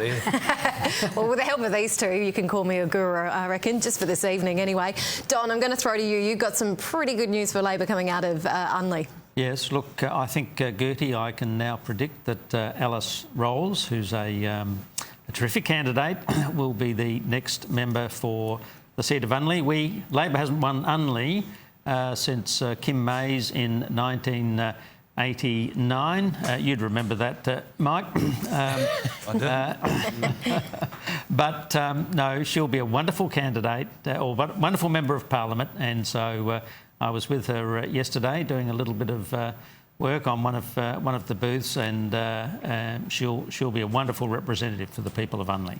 And it looks like you'll also hold the seat of Waite. Catherine Hutchinson, she's performing really well too. She's going very well, and that's a seat where you might have thought with high-profile Channel 7 commentator, journalist Frank Pangello. But she's worked really hard, and I think we can now put Waite in the re-elected camp for the Malinauskas Labor government. And is it true? Has Frank Pangello conceded already? That's what you're hearing. That's the rumour. Maybe somebody here's got his mobile phone, and we can ring him and find out whether, in fact, he has conceded. All right, we better get on to that. Christopher, let's move on to you now. You've got some new figures coming out of Hyson. Well, Hyson, Waite and Unley, and I don't agree with Don that we can call Unley for Labor. The two booths that I have in front of me are two-party preferred for Netherby, Liberal 130, ALP 139, Clarence Park, two-party preferred, ALP 85, Liberal 77. So it's close. Well, it's too close, right? Yeah. Because half the votes haven't been counted on election. They haven't been cast on election day. Saturday is about half the votes will be cast in Unley on Saturday, but more than half, or about half, have been cast either pre-poll or postal. So to declare a seat where it's so close, like it's about 15 votes in those two booths, separating the two, I think is a bit premature, but Don may well end up being right. But however, I think it's too early to call on Unley. In Hyson, the news is that Josh Teague is polling at about 33% primary, which is a problem. Because he needs to be polling more in the 40s to win that seat, which is disappointing, but it's still early days, and again, lots of votes to count. But I think the Greens and Labor may well combine in Hyson, which we'll have to wait and see. And in Waite, I think Frank, it's been confirmed that Frank has conceded, but I think it's a bit early for us. I mean, I think Labor will win weight again, but I think it's a bit early to be conceding when less than 5% of the votes being counted that we've seen, unless Frank has figures that we haven't got. All right, there we go. Let's throw back to the main panel. What do you guys think? All right, thank you, Gertie. Well, it certainly has been reported that Frank has conceded. We're waiting for our official statement. But in a statement to the Advertiser, he said that he was going to hit the sack and congratulated Hutchison on holding on to weight, calling her a model MP who's worked tirelessly for her community. So early days, isn't it? He's it's pretty early. Go to bed too. Yeah. Come on, Frank, you can do better than that. He can come back and work for us. We may need more door kickers. Oh, wow. But pretty early call. Yeah, well, the thing about this part of the night is that you sometimes get indications, but we're talking about 2%, 3%, top of about 4% of the vote. And it really does matter where that vote's coming from, in particular electorates, because when Christopher and Don make those comparisons on the boos between what is happening tonight in a booth and what happened at the last election, that's a very important comparison, but not normally reflected across, well, very rarely, if ever, reflected across a whole electorate. There are some boos that are strong for one party, some for another, things that happen in places where you don't anticipate them. So we just sort of hold fire for a little bit on seats, you know, particularly seats like Elizabeth, where the One Nation's at the moment ahead, but we're talking about dozens of votes. Yeah. And trends will develop, though, over the next half an hour, and that's when things get really serious. Sorry. Alex, I was going to ask you your thoughts on Frank. Well, I mean, I actually really quite like Frank. I think he's a genuine character in politics, and it's a shame. He's campaigned well out in weight, and but I agree, it's very early to be going to bed. I saw Frank today rocking up to the Belair Primary School booth early this morning, about 8 a.m, and he didn't have the spring in his step that you normally recognise. So I think he knew early on that it was going to be tough for him. It's been a tough day, all right. Time for us to take a short break. We are going to be swapping over our panellists. We look forward to your company. Don't go away. There's plenty more to come on this election night. There certainly is, and we take you out with images of Kent Town, the One Nation Orange Army. Looking pretty happy there. They certainly are. Are they? You reckon? Yes, they are. Of course they're they not are. right in that image, but they certainly were earlier. Who's got a skirt? He's all right. You know, they're very poised. Apparently, they've got an ABBA tribute band there, but there were plenty of smiles. There's one smile right there. Let's take a break. We'll be back soon, guys.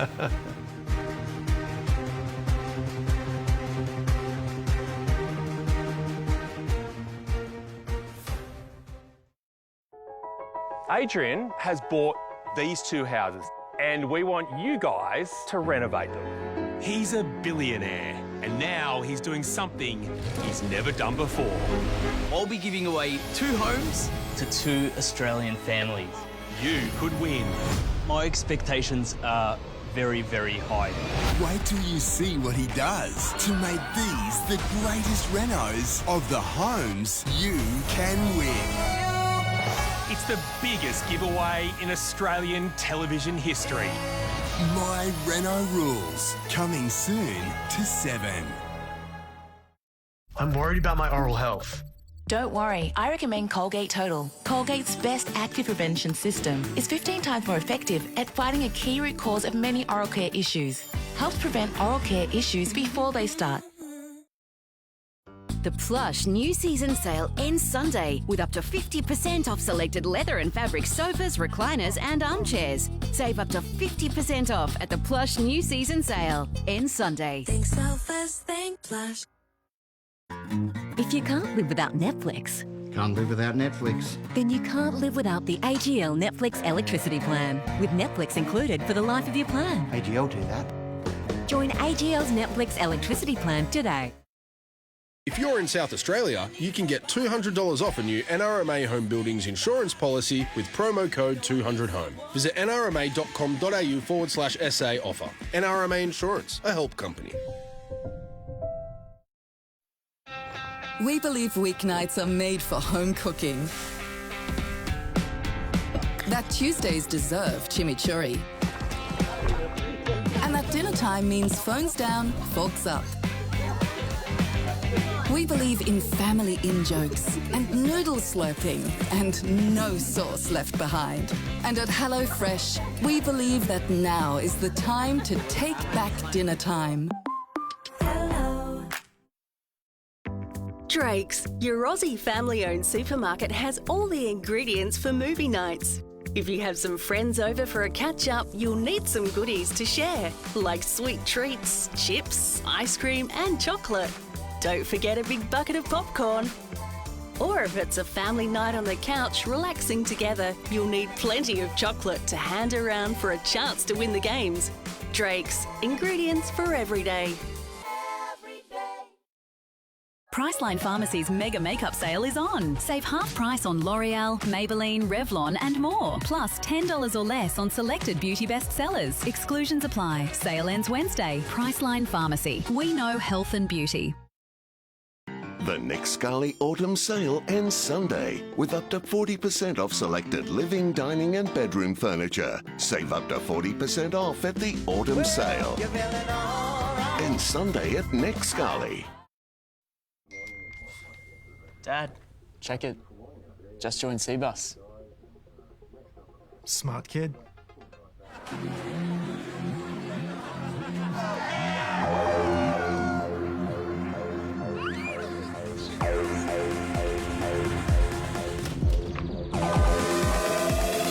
It all starts with a smart choice. C-Bus Super. Build your something.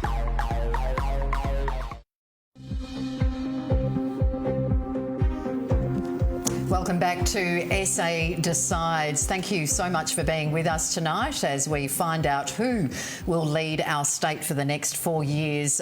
We've got a new refreshed panel. Smitho, look at this. We have. We've got the ladies at the end. Joining us is Jane Stinson, member for Badco, of course, and we're getting some very interesting intel from Badco. I think we're going to almost have to congratulate you already, Jane. You've been chasing your third term and it looks like you're in. Yeah, well, you know, as they say, you've got to wait till all the polls, all the booths get in, but it's looking pretty good. I have to say the interesting thing that I'm observing in the numbers that are coming straight from my scrutineers who are in the booths counting right now is that it could end up in Badco, based on the 5 booths I've got so far, being Labor versus One Nation, which I don't think anyone would have been predicting in an inner city seat like mine. But to me, that says maybe more about my electorate's faith in the Liberal Party than necessarily their enthusiasm for One Nation, but we'll see how it goes. The night is still young and it's foolish to call anything too early, but certainly that's a shock to me, I have to say. With that One Nation vote, is that your... Sorry. No, not at all. Rosanna, with that One Nation vote, that's Liberal votes peeling off and going to One Nation, but your primary's up at the same time. Yeah, that's what I would say. I mean, generally the Liberal and Labor vote in Badco sits fairly close, or at least a lot closer than we're seeing here. For example, in Richmond Primary School booth, 344 votes for Labor, only 90 for the Liberals. That's worlds away. But then you've got Pauline Hanson's One Nation at 77. But in every other booth, One Nation's actually beating the Liberals in my inner southern suburbs seat. So I don't think anyone was predicting that. No, that's surprising. No, not at all. We've just heard that Ashton Hearn's left Angaston. Her seat of Schubert is heading to Adelaide. And so that might be a telling sign. Well, that's where Senator Leah Blythe, thank you very much for joining us today. Also, State President of the Liberal Party. Yes. Good day, bad day. Where do you rate it? It's a challenging day to be a Liberal today, I think, and certainly our candidates went out there. Our leader in Ashton Hearn, I don't think she has left anything. She has done her absolute best, and my heart actually breaks for those candidates that have been out there pre-poll, rain, hail or shine. The team have been campaigning almost continuously for 100 days now, which is quite phenomenal. And I am just heartbroken for them that their hard work hasn't resulted in votes. But Leah, let's cut to the chase. You've had so much instability in the party. You've had factional issues. You've had leadership problems. This mustn't come as a surprise. You might be as disappointed as the next person, but Yeah. it was always coming. And they are two different things, aren't they? The disappointment and what we could reasonably accept or expect. So, yes, we have had turmoil. I think it's fair to say that the voters in what has sort of been counted so far, which is still a very small portion of votes, have sent us a pretty strong message that we've got to be better. It doesn't help that we've had challenges with our former leader who took on the leadership straight after the last election. And I think rightly voters are a bit fed up with us, and I can see why. That's a big call. You're taking responsibility for this as president? No, and that is certainly, it is easy to look and blame people at a time like this, and that is something that I think the Liberal Party probably does too easily. I don't think this is any one thing that you could say this is the one thing that has meant that we've ended up in this position. But surely it's going to have to be a time where you guys take a good, long, hard look at yourselves, aren't you? Yeah. Where do you go from here? It is rebuild, and as Ashton Hearn herself said... Clean out and rebuild?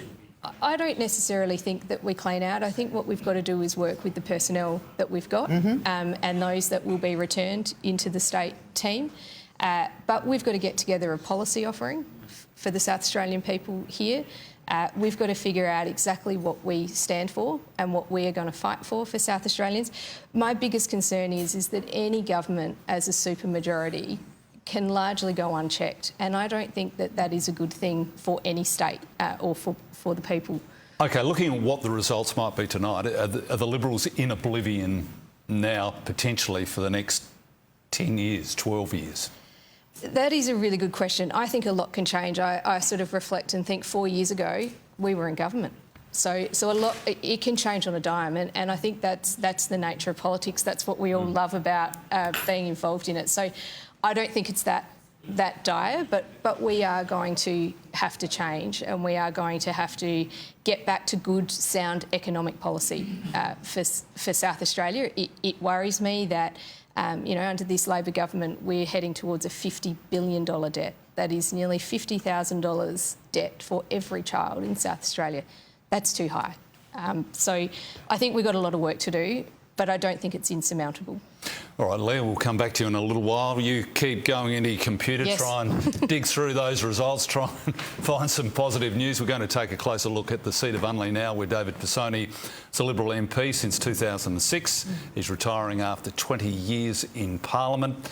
The seat is held by a wafer-thin margin of 2.2%. Now we're being joined, I guess, I hope, by Alice Rolls, who may well be the new candidate. The new MP. The new MP, sorry, Alice. She's at the Sturt Lawn Tennis Club. Alice, good evening and thank you. Hello, everybody. How confident are you feeling right now? Look, things are looking really good for us tonight, and I'm here surrounded by all my friends and family and the team of volunteers that have been just working so hard over the last 9 months. So, while we've still got a long way to go and I'm yet to see the absolute final results, in fact, when you're in this position, you don't really see many of the numbers, but I'm told that things are looking really, really good for us, and we're feeling really positive at this point. Alice, is this a jewel in the crown for the Labor Party? As we've said, David Pisoni has held that seat. It's been pretty much seen as a safe Liberal seat. Do you see yourself as a bit of a trailblazer? Because I know, with the greatest respect, you had a big leg up from Peter Malinauskas. He anointed you, and you're a personal favourite. Well, look, that's a very nice thing to say. Look, we've just done the work here, to be honest. We have knocked on thousands and thousands of doors over the last 9 months. And you really see that when you're standing at a polling booth and people come and say to you, thanks for coming to my door, thanks for that letter. And look, that's what I want to do more of. If I'm finally made the MP, that would be lovely. I want to be that old-fashioned member that people see down at the shops, they see at the shopping centre, they feel that they can contact for anything, and they know that I can help them. Because, a lot of people are losing trust in politicians, and I think we want to bring a lot of that back, those old-fashioned values that really matter, and I certainly hope to do that if we get over the line tonight. And Alice, here's another question without notice. Do you feel a little bit sorry for Ryan Harrison After all, he was knocked out of the race to make way for you in pre-selection. He might have been the MP tonight if you hadn't turned up. Look, Mike, we have very robust policies within the Labor Party for pre-selection. Ryan and I both put our hands up. We went through the process and I was lucky enough to be pre-selected. The whole campaign here in Unley has been very respectful and I'm grateful to all the other candidates. It's been a really lovely 7 days on the pre-poll booth and then today on the polling booth. And I think we all agreed at the end of it that it's great to see the fact that we can stand out there, feel safe, talk to each other, have a contest of ideas, and that's what's really important here. So that's what I'm talking about in terms of old-fashioned politics coming back, particularly into Unley. Well, it sounds like that's what most people seem to want. Thank you so much there for your time, Alice. We do need to head back to the inner circle now. Gertie, Don Farrell and Christopher Pyne. Don, you've got some interesting results coming out of Colton. It looks like you might be able to pick up that seat with a swing to Aria Bolkus. Yeah, thanks, Gertie. Early figures in Colton, but Aria Bolkus, who's a fantastic candidate down there. I had a great friendship with her father, and she's carrying on the political tradition down there. Of course, she grew up all of her life in the seat of Colton. An early 10% swing, and I think if that continues, then she is likely to be the next member for Colton. The last election, Mr Cowdery actually had a swing to him, as I recollect. So in most places, the Labor Party picked up seats, but that was held by the Liberal Party at the last election. But the very hard work that Aria has done there seems to be paying off with that 10% swing. Let's talk about Unley. You were pretty happy to call that just a short time ago. And Christopher, you've sadly got some results in that might prove incorrect. Well, I'm still not conceding Unley, but I think Don is looking stronger in his views than me, because we've got results in from Kingswood and from Millswood, and both of those are very strong for the Labor Party. Not nearly as good for us as Clarence Park and Netherby, which is disappointing. You've also got some results for Morford. Can Stephen Patterson hold on to that seat for the League? Yes, so in Morford, I've got some results from the Glengarry booth showing the Liberal Party doing well, holding up well. 518 votes to Labor's 439 and One Nation 160. So, and the pattern I'm also hearing from places like Morialta, for example. So I think we're going to have to throw back to the main desk. They've got some breaking news coming in. Back to you guys. Thanks very much, Gertie. I think we're getting very close to calling this as a Labor victory tonight, but we will come back after the break. There's a lot more to come on election night. We will get to Hugh, though, just before we go to the break, because, Hugh, you have some important stats for us. Yeah, look, at this stage, as you can see on the screen there, 7 News projects that Labor has won this election, and that is because there is no path for a Labor victory, for a Liberal victory rather, and it looks like the Labor Party is going to hold on to most, if not all, of their Adelaide-based seats. The Liberal Party in trouble, and the Labor Party in a little bit of trouble in the regions as well with that One Nation surge, but there is no path for the Liberals to win tonight. So, Alex Dighton in black, we are saying it is a little bit too early at this stage, but look at this vote for Alex Dighton, who picked up the seat of Black at the 2024 by-election off David Spears. Spears is running third here, which is not a bad effort from him considering what he's been through over the last couple of years, but One Nation in second place. Hartley in the Adelaide suburbs. Now, this was a Liberal seat on a margin of 3.6%. Vincent Tarsia's seat, his vote has gone backwards well and truly. The ALP's Jen Roberts currently sitting on about 40% of the vote, with 5% of the vote counted in Hartley. That's where the ALP may make some ground tonight in the Adelaide suburbs. In Bragg, 8.2%, one of the Liberals' safest seats in Adelaide. Jack Batty looking like he might hang on here. The ALP will do fairly well out of Green's preferences, so it might end up a little bit tighter than he would have liked by the end of the night. But Jack Batty might end up as one of the few Liberals to hang on in Adelaide. Let's go to the seat of Lee in the northwestern suburbs of the capital. This was a safe Labor seat, an 11.5%. This is one of these seats where the Labor Party is polling very well about their natural home. The primary vote there, 46.5%. But any opposition vote, or a lot of opposition vote, has gone to One Nation. The Greens' preferences will flow through to David Wilkins. He'll probably get home. The Liberals, of course, preferencing One Nation over the Labor Party. At this stage, I think David Wilkins would be fairly confident in lead tonight. In the seat of Adelaide, now, this is a seat that Labor has held on a 3.2% margin. Very early numbers in. Julian Amato from the Liberal Party slightly ahead by a handful of votes. And Aoi Baxter, the One Nation candidate who was disendorsed in the last 48 hours, 59 votes in one booth. Not bad for a candidate who One Nation have effectively disowned. In the seat of Waite, a Labor Party seat that they held on 4%, we are projecting that Catherine Hutchison will retain the seat of Waite for the Labor Party. Frank Pangallo trying to move from the upper house to the lower house. He's behind the Greens at this stage. 54% of the primary vote for Catherine Hutchison. In the outer northern suburbs, let's have a look at Ramsay, because this is a seat where the Liberal Party, with 5% of the vote in, is currently in fourth place. Daryl McCann, who stood for Family First in Bragg in 2022. The Greens in third. Ralph Chambers from One Nation in second. And Zoe Bettison, we are saying, will hang on to this seat, an ALP hold. But what we're starting to see from the Electoral Commission is it's getting a little bit confused, because One Nation is sitting in second in a lot of these seats. That's got a Hammond in the regions, focused on Murray Bridge. Now, this is one of these seats that's getting very confusing for the Electoral Commission, because the natural home for some of these seats is obviously a Liberal ALP runoff as a 2PP count, but One Nation in this seat is ahead. Now, this is 5% of the vote counted. At this stage, if this vote holds up for Robert Roylance, he'd need to try and find preferences.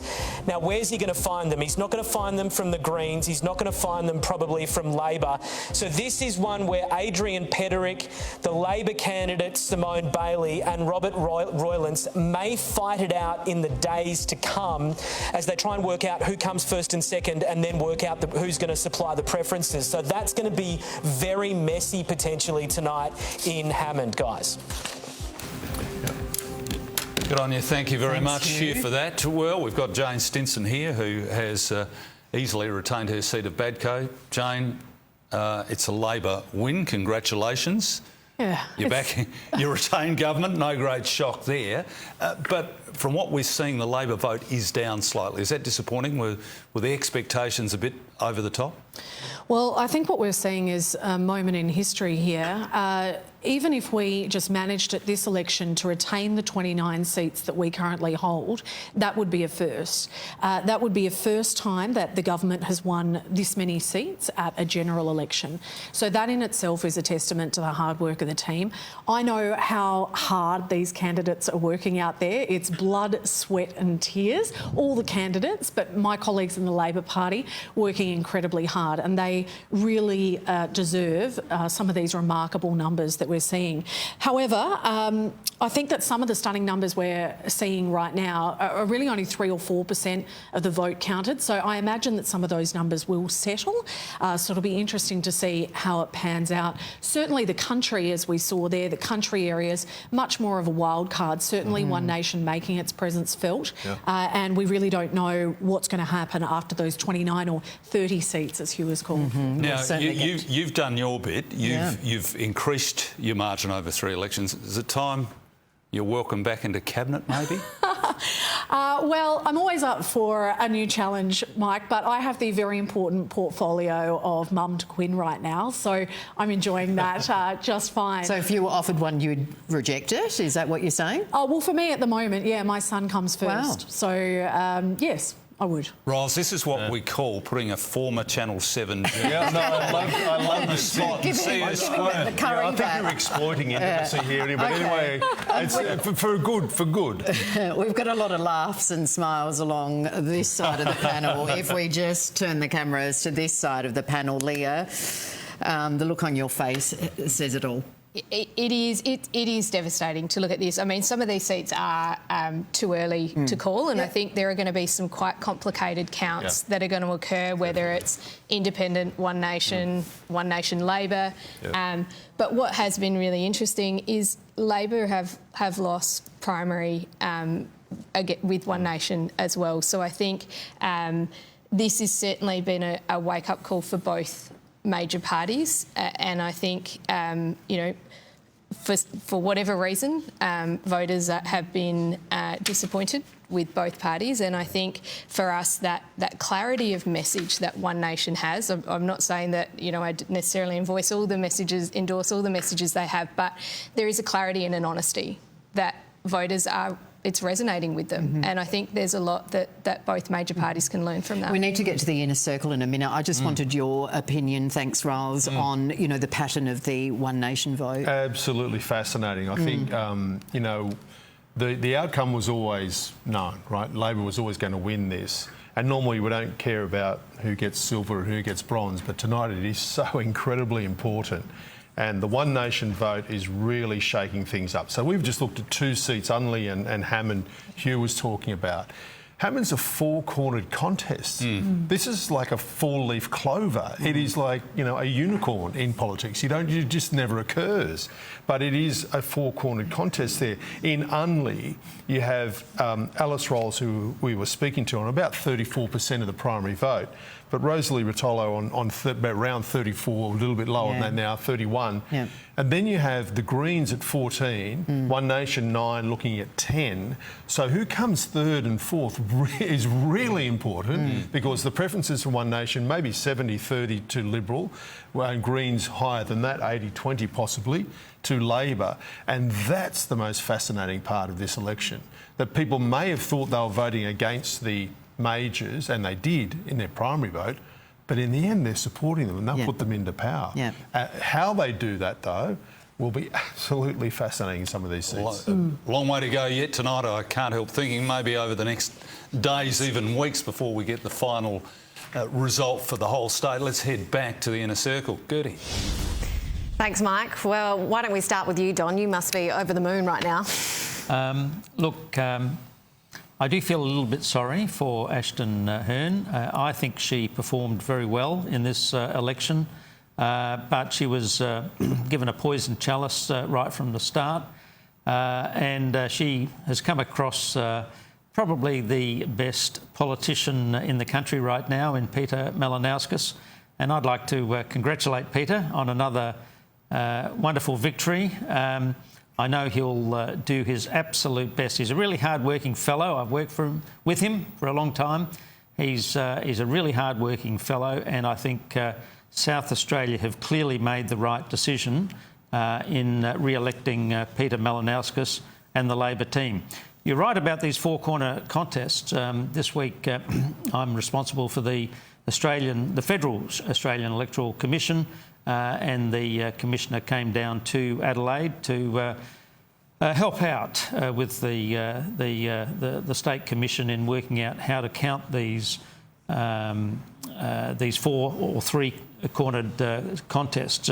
That seat of Hammond is going to be really interesting, and one possibility, of course, is that One Nation wins that seat with Liberal Party preferences. And can I say, the Liberal Party will really regret the day when they're electing members of Parliament from One Nation with their preferences. Christopher? Yes, a couple of booths to report on. One of the interesting ones, which is a bit of a random one, is that another television show is reporting Mawson being won by the Liberal Party. There you go. On the preferences that have been flowing so far, which I don't know if will hold up by the end of the night, but it's an interesting dynamic. In Morialta, 8 booths counted, ALP on 41.2%, Liberals 21.8%, Pauline Hanson's party on 18.2%, and the Greens on 14%. So that's not good news for the Liberal Party, but it's also not catastrophic news because we are in front of One Nation, and there's a lot of votes still to count that haven't been that were cast before election day. So we are staying just in front of One Nation, and that is important. But still, you'd have to assume at the moment that is not good news for us. And in Bragg, however, we've got good news. It's nice to have some good news, and the good news is in a seat there's 15.3% counted. 42% for the Liberals, 32% for Labor, 15% for the Greens, 9% for One Nation. But the One Nation preferences are flowing about 80% to Liberal, which is a good sign. And the Greens have had swings against them in Glenunga and Dulwich, which have been their best booths in that seat for a long time. And in Parkside, the swing to Labor was only 4.5%. And, of course, they need 6.2% to win Bragg, and in Linden Park booth there was a swing to the Liberal Party. So interesting results, but showing that Jack Batty should be more comfortable than Scott Kennedy, who's in Morialta, who's done a wonderful job. He's been a fantastic candidate, worked extremely hard, but Jack would probably be sitting a bit more comfortably than Scott, although it's still early days. And also, by the way, I think the Labor seats are still worth looking at. Labor's looks like which is Lee Aldenwalder's seat. Elizabeth, is that right? Yeah, Elizabeth, yeah. Well, he's not looking as strong in Elizabeth, and there's a lot more votes counted now. Well, there's a good reason why Lee's not looking very strong there, is he's not contesting the election. Oh, I see. So I just can't see how he's going to win, So Christopher. who's your candidate for Elizabeth? Your notes should have been better, Christopher. Well, your maths didn't add up before. Your numbers added up to 110 before, Dave. All right, I think this is my time when I butt in here and throw back to you guys on the main panel. I think we need a break. Christopher, I think, is overloaded on the candidate that's not running. But anyway, he never makes mistakes. That was the first ever. But will Christopher, calm down. We've all made mistakes tonight, Christopher. That's okay. Look, a couple of interesting ones here. I think Mount Gambier, which Troy Burl's vacated seat, Independent Travis Faction is doing very well there against the Liberal. And I don't know if we've mentioned tonight Schubert, Ashton Hearn's seat. Yeah. 70.9 to 29.1, but it's seen as the 2PP, two-party preferred against One Nation. So she's going to hold that seat. You see where the vote's gone there too. It's quite interesting, Smitho, that the One Nation vote is about 19%, I think, around that, and that about 7 or so has come from the Libs, about 3 or 4 from Labor, the rest from others. So the independents who were there sat last time have all moved to One Nation, and then there's some other independents underneath that. And the other one that I've been following with great interest, and that's now we get the pronunciation right. Nudgery. Well done, Smitho. Finally, someone's pronounced it right. But in Nudgery, which is formerly the seat of Frome, Penny Pratt, with Tony Piccolo, so Penny's the sitting Liberal member. Tony Piccolo changed from light to Nudgery. I think whether he was pushed there, but anyway, he took the courageous decision to compete against her. Penny at the moment on 33.9. Piccolo on 28.4, One Nation 23.9. So I think you could say, and the Greens are on 6.7, but I think that's turning into a bit of a three-cornered contest as we thought it would. But my tip, and it always has been, that Penny would just hold on to that. Right. That one's going to be a close one. We're certainly watching that one closely to see what happens, and it's very unpredictable, of course, with One Nation in the mix. But look, if anyone can do it, Tony can. He certainly wasn't pushed to run for that seat. He put up his hand and said, "Is that a conspiracy theory, is it?" Oh, no, I didn't say that. I wouldn't say that about you at all, Mike. No, he decided that that's what he wanted to do. And honestly, if he wins it, he will be an absolute Labor legend. Smitho, can I just make an observation about Elizabeth and the numbers there? So, as Christopher pointed out quite rightly, One Nation's running second at the moment with a primary vote of 36%, up 26 some odd. So that's really worrying for the Labor Party. Its primary vote is down 18 in a about as red-blooded heartland working class seat as you can get. But will the Greens will get Labor across the line, and Labor will still win that. And I think that may be one of the stories of tonight, that the One Nation in the city seats, and 75% of the electorate or more, will poll very well, but not well enough to win seats. And it'll take votes from everyone, depending on the complexion of the seat. Labor might get hit harder in seats like Elizabeth, and the Libs might get hit harder in seats like Unley, for example. So it is patchy. I think Christopher used that word before, but it is interesting that it's coming from everywhere, which tells you that voters are very dissatisfied at the moment. Even though this is, it is an historic win for Labor, but it is also an historic shift in the complexion of the Australian electorate. Just jumping back to Jane for a moment, and I've just looked at the currently in Elder, where Nadia Clancy is well ahead and should easily win. Yes. That's a neighbouring seat to your own. It is. South Road, the big extension or north-south corridor, runs right through that electorate zone. Yeah. People there have been really crapped off with having to drive extra distances, get stuck in traffic. I speak from experience with this. Have you felt that? Oh, well, certainly it's an incredibly complex and enormous project. So there have been quite a lot of complex challenges for my constituents, for Nadia's, and also for Tom Cootes and Tonus's, whose seat it also runs through. I've got to say, it does take up a lot of my time as an MP, assisting my constituents, whether it comes to land acquisition or dealing with some of the effects of a big build. But I do get the sense that people believe it's a necessary project, and it's one that they want to see completed. And so while on one hand they may say, hey, this is really disadvantaging me, they say in the next breath, but it'll be good when it's done. But just that it's going to take a long time to get done. Yeah, and it's a really tricky one for government because you want to be building things for the state, and we're certainly a government that wants to do that. But at the same time, that comes with pain for local residents who have to live through that. And Lee, it costs a lot of money, doesn't it? To do it in South Corridor, but you've got some more information? I've got some more information on Mangiarelli with 9 small booths in, where Labor's actually sitting at 23.1%, One Nation at 32.4%, and Penny Pratt, the Liberal, on 33.6%. So that is going to be a really interesting contest. What's the preference arrangement in that seat between One Nation and the Libs? And I don't know off the top of my head, they are quite high up, and we did a seat-by-seat analysis. But I guess the other interesting thing is on those One Nation votes, how many of those ballots are going to be invalid, where people have followed the how to vote card and they'll be counted later. I mean, they're being counted now, from what I understand. Yes, but if someone just puts a 1 or an X or whatever, they'll still come in. They're coming in. Who can probably crunch those numbers for us is Hugh Whitfield, who's at the 7 News Power Board. Hugh?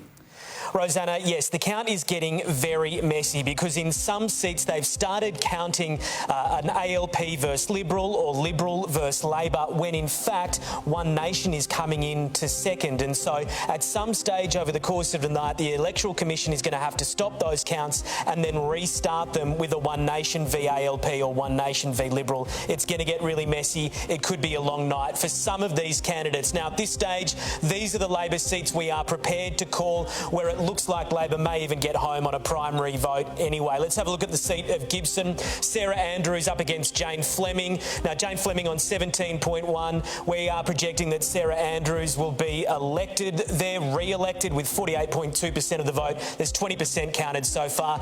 The rest of the vote is splintering though, so One Nation may end up coming second, but if Sarah Andrews was ever worried, she'll get home on Green preferences anyway. Let's have a look at the other seat that we've just projected, which is Florey, the seat of Florey in the northern suburbs. Michael Brown, 48.7. Now, here's one where Riley Size, the One Nation candidate, is not just ahead of the Liberal Party, but he's ahead of the Greens there as well.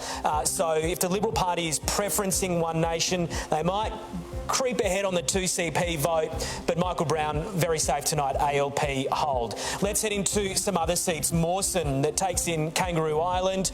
Now, in the seat of Mawson, that's where Jenny Mitten is running for the ALP.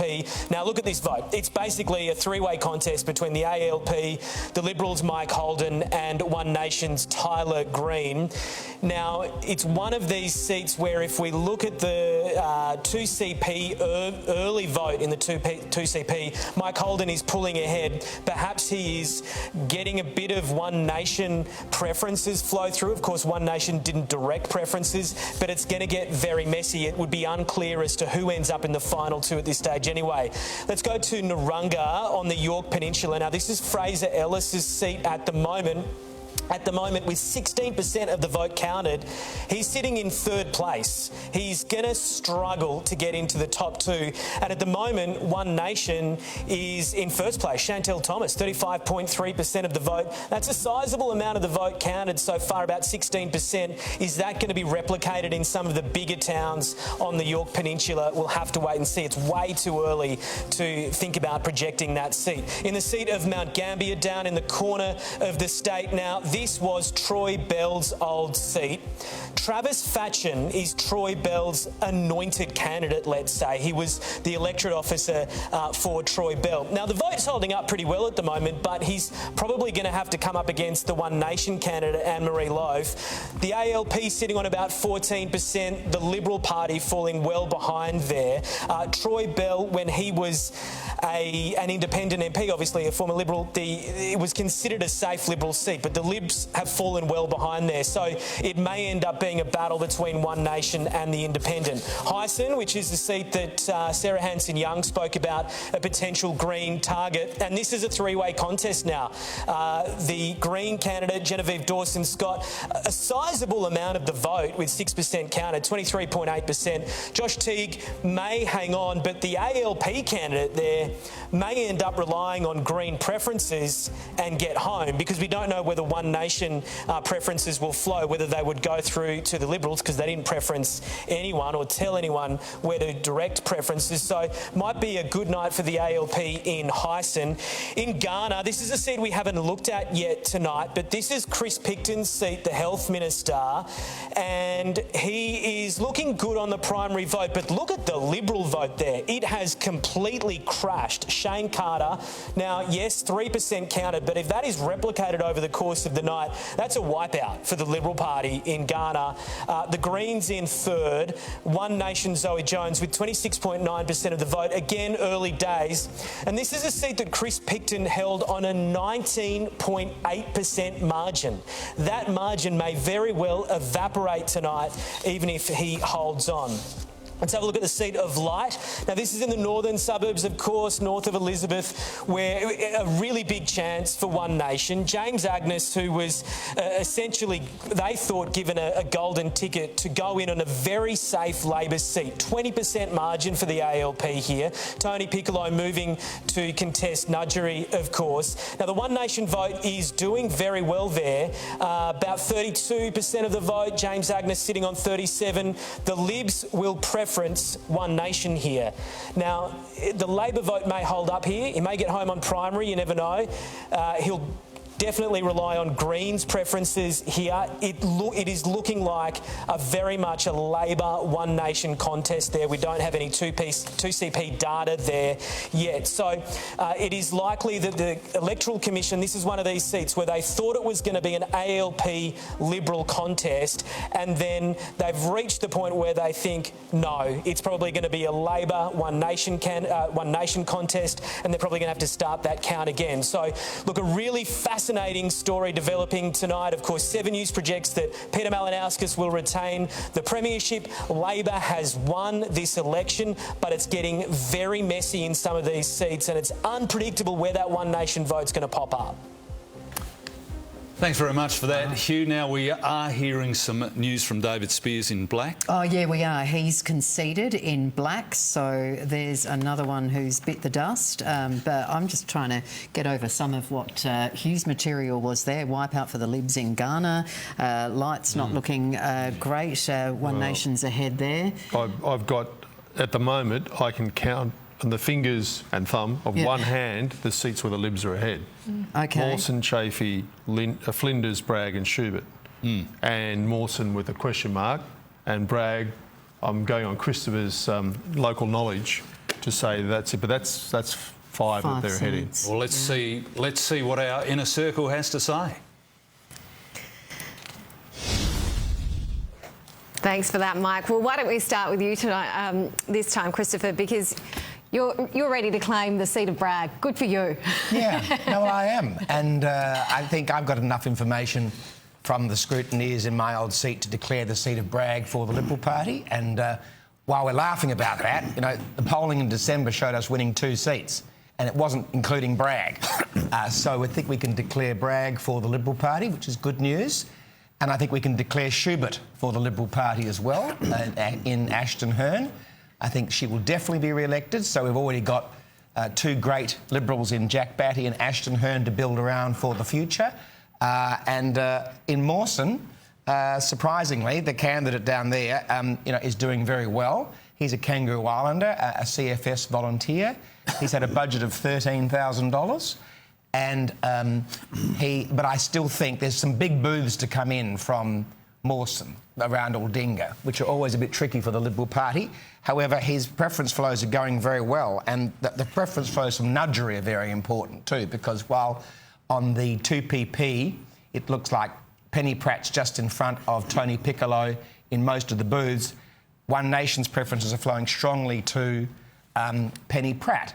Now, as Mark said before, you know, there's a number of seats where the Liberals are only marginally ahead, but there's a whole lot where we're only marginally behind. And if One Nation's preferences do flow 80% or about that to the Liberal Party, we could do a lot better than the 3 seats that I set as the bar for our success. You've got 2, so you're halfway to achieving 4. Exactly. You might surpass your goal that you set. You know, we might be able to fill a Tarago or better. That's what I'm sorry. Don, let's turn to you now.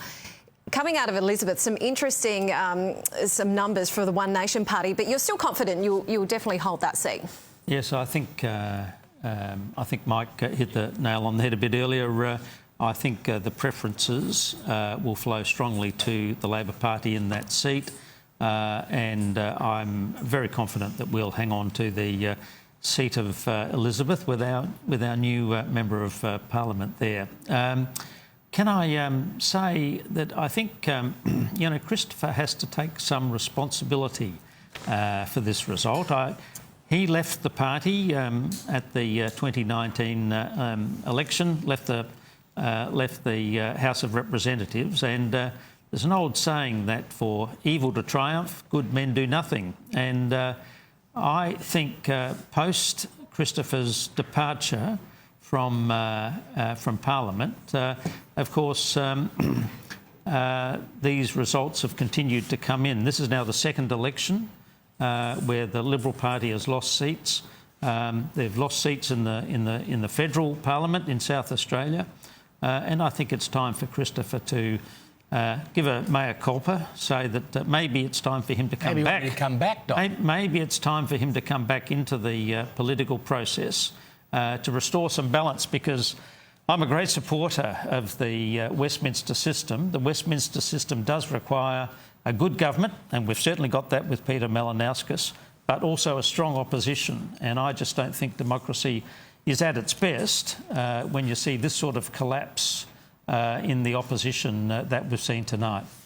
Let's have your right of reply. Well, I'm taking that as a compliment, because what Don's really saying is that since I left, the Liberal Party hasn't done as well. So he's saying I was a vote puller for the Liberal Party in South Australia, and look, I have to agree with him. Wow. There you go. Plenty of laughter coming from the main panel. Back to you guys. With customary modesty, might I say. I thought there was going to be more biffo than that. I think they're just both modest, aren't they? That was the most tortured compliment I've ever heard in my life. But it was a compliment. At least maybe they can just stick to selling wine to each other. Look, do stay with us. There is a lot more to come on this election night. We do have a new panel. Yes, we thank Jane and we thank Leah. Absolutely. Jane, we'll start with you because you are the hero of the night. You'll probably leave this building skipping. So congratulations once again to you in the seat of Badco. Good luck for the next 4 years. Thank you very much for being part of this evening. Thank you. It's been lovely to be back at my home here. It's good to have you. Your spiritual home, and Leah, thank you very much. We'll let you get down to the Liberal Party function. I don't know what you'll do when you get there. Probably say well done, Ashton, on Schubert, but beyond that... Everyone's done a great job. Our candidates, Ashton Hearn, so it'll be going down there and we start the rebuild now. So we've got a lot of work to do. Yep, a lot of lessons learned, I think, today. I think so. Yeah, absolutely. Leah, thank you also for your time. Stay with us. There's so much more to come on this election night.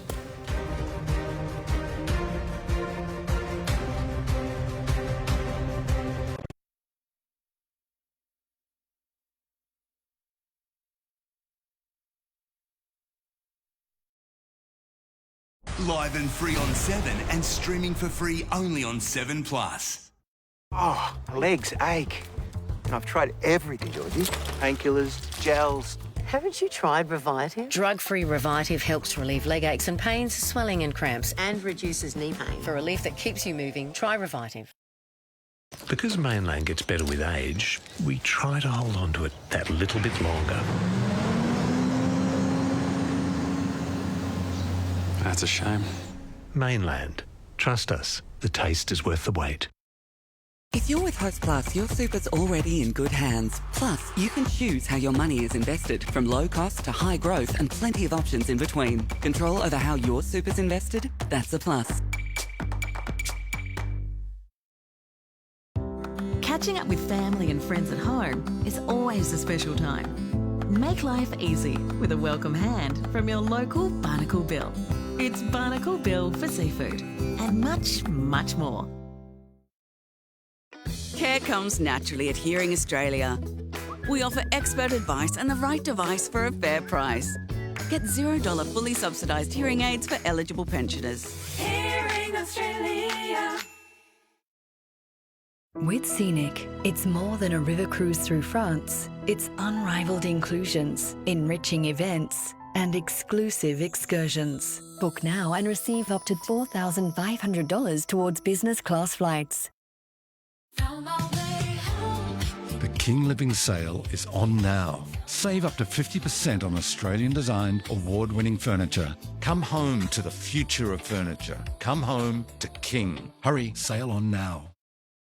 The world is changing, and so is AGL. It's why more Australians are changing to solar, batteries, to electric vehicles, and updating to efficient all-electric homes to save on their bills. Discover how you can join the change with AGL. I got my grandson Ollie to mow the lawn. Lavande does that. I asked the neighbours to keep an eye on things. Lavande takes care of all of that too. And who is Lavande? Lavande, retirement living. How good's Easter?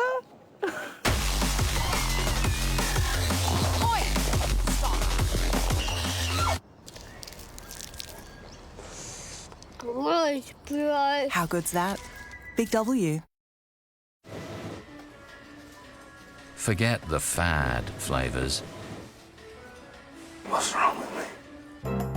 And get the fabulously fresh Baked Today hot cross buns this Easter at Baker's Delight. Hey, Sue! Bev, you're sitting on a monster. It's my superannuation from Australian Retirement Trust. Big, isn't it? I've got to get me one of those. Awaken your super with Australian Retirement Trust.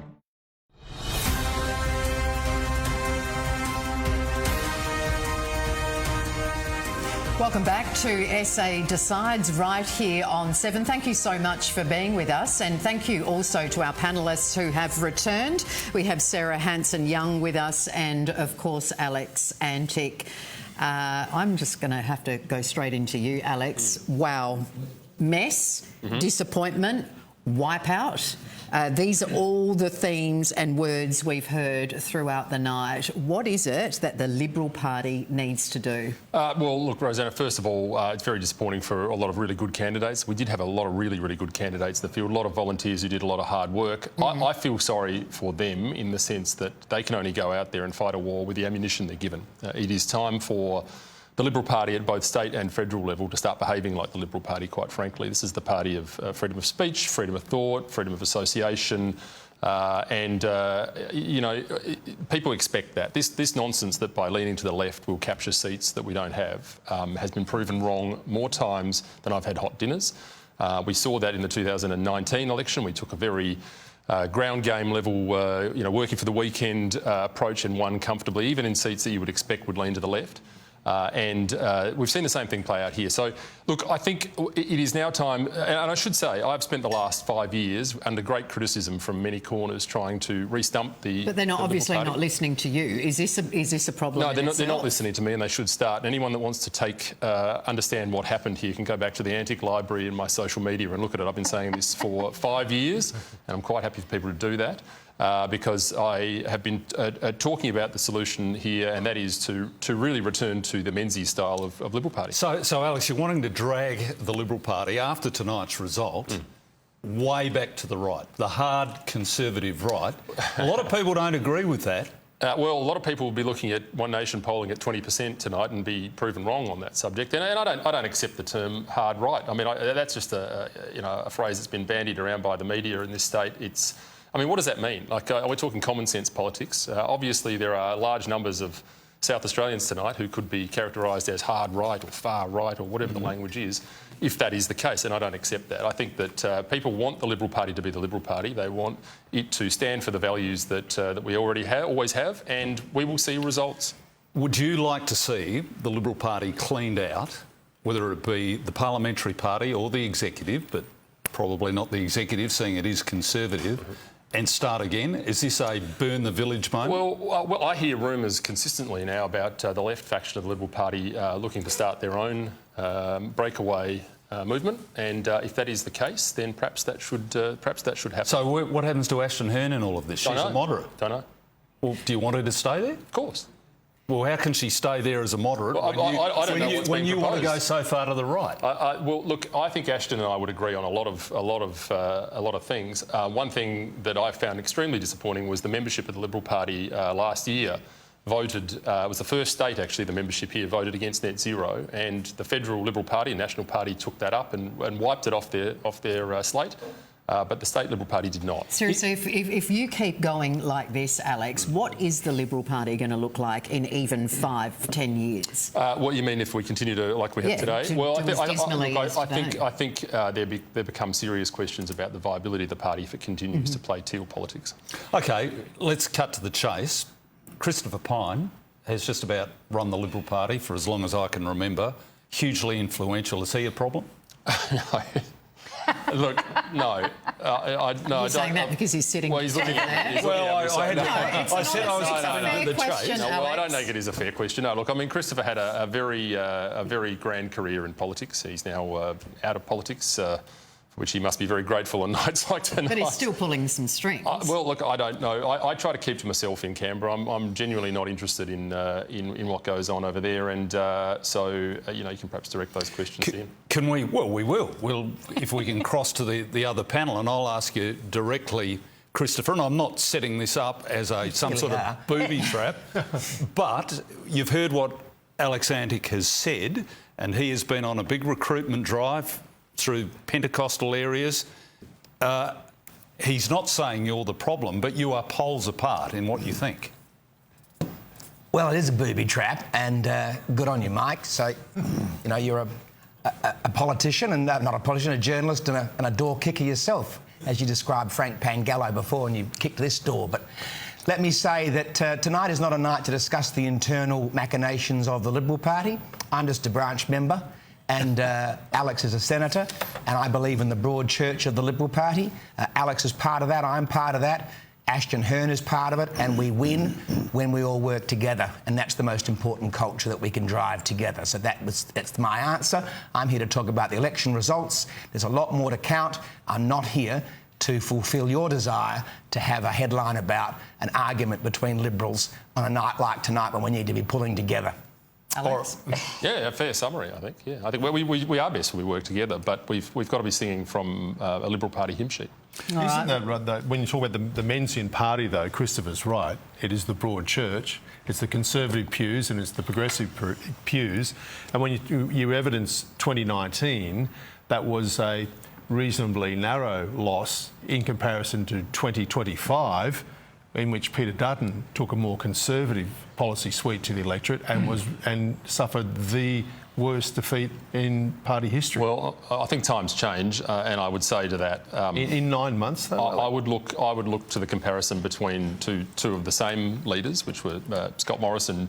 19 to 22, where we took a very different policy approach. We'd adopted net zero by then. We took that to the 22 election, and there were quite a different spread in terms of the result when we lost. But you did in 25 as well.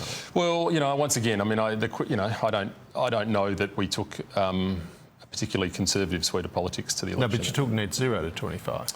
We took net zero to 25, yeah. But the net zero is not the only issue, of course. All right, we've got Sarah. There are many more. I'm happy to go through them. We'll get back to this in a sec. Sarah Cumming is actually with Pauline Hanson. That was in Kent Town. Sarah?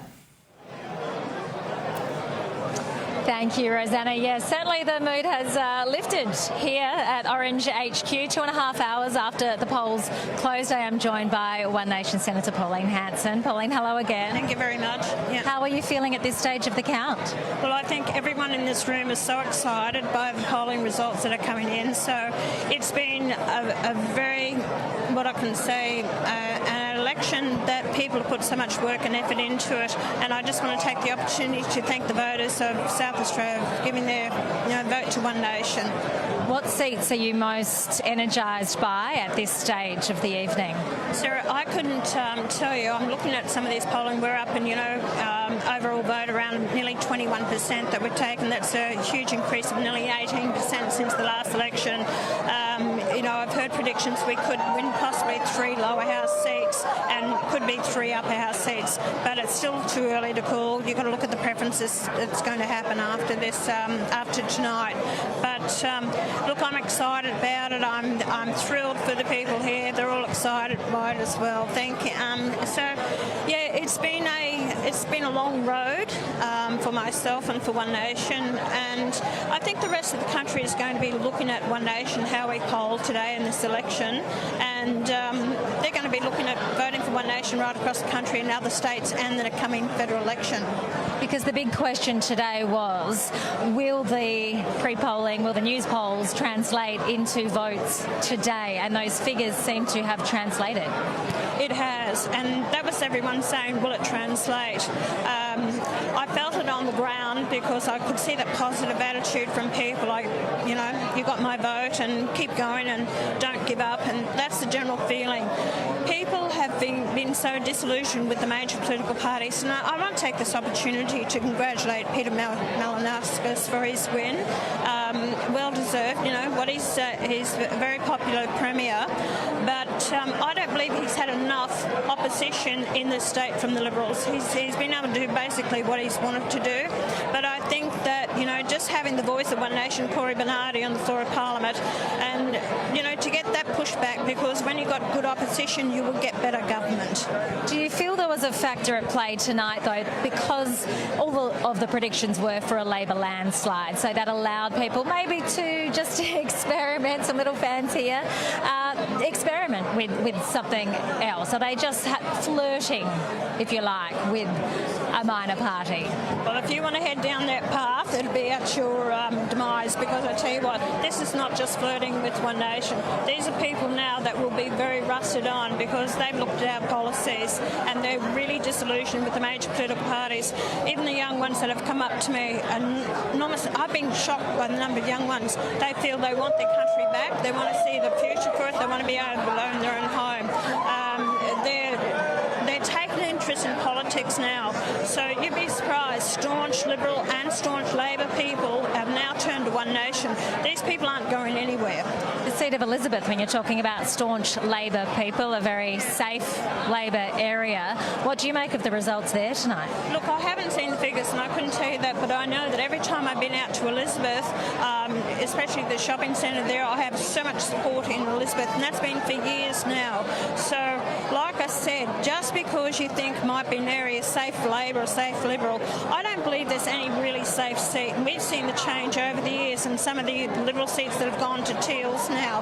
So if you want to keep that, then you've got to connect with the people, put out good policies and connect with the people and work hard for the people.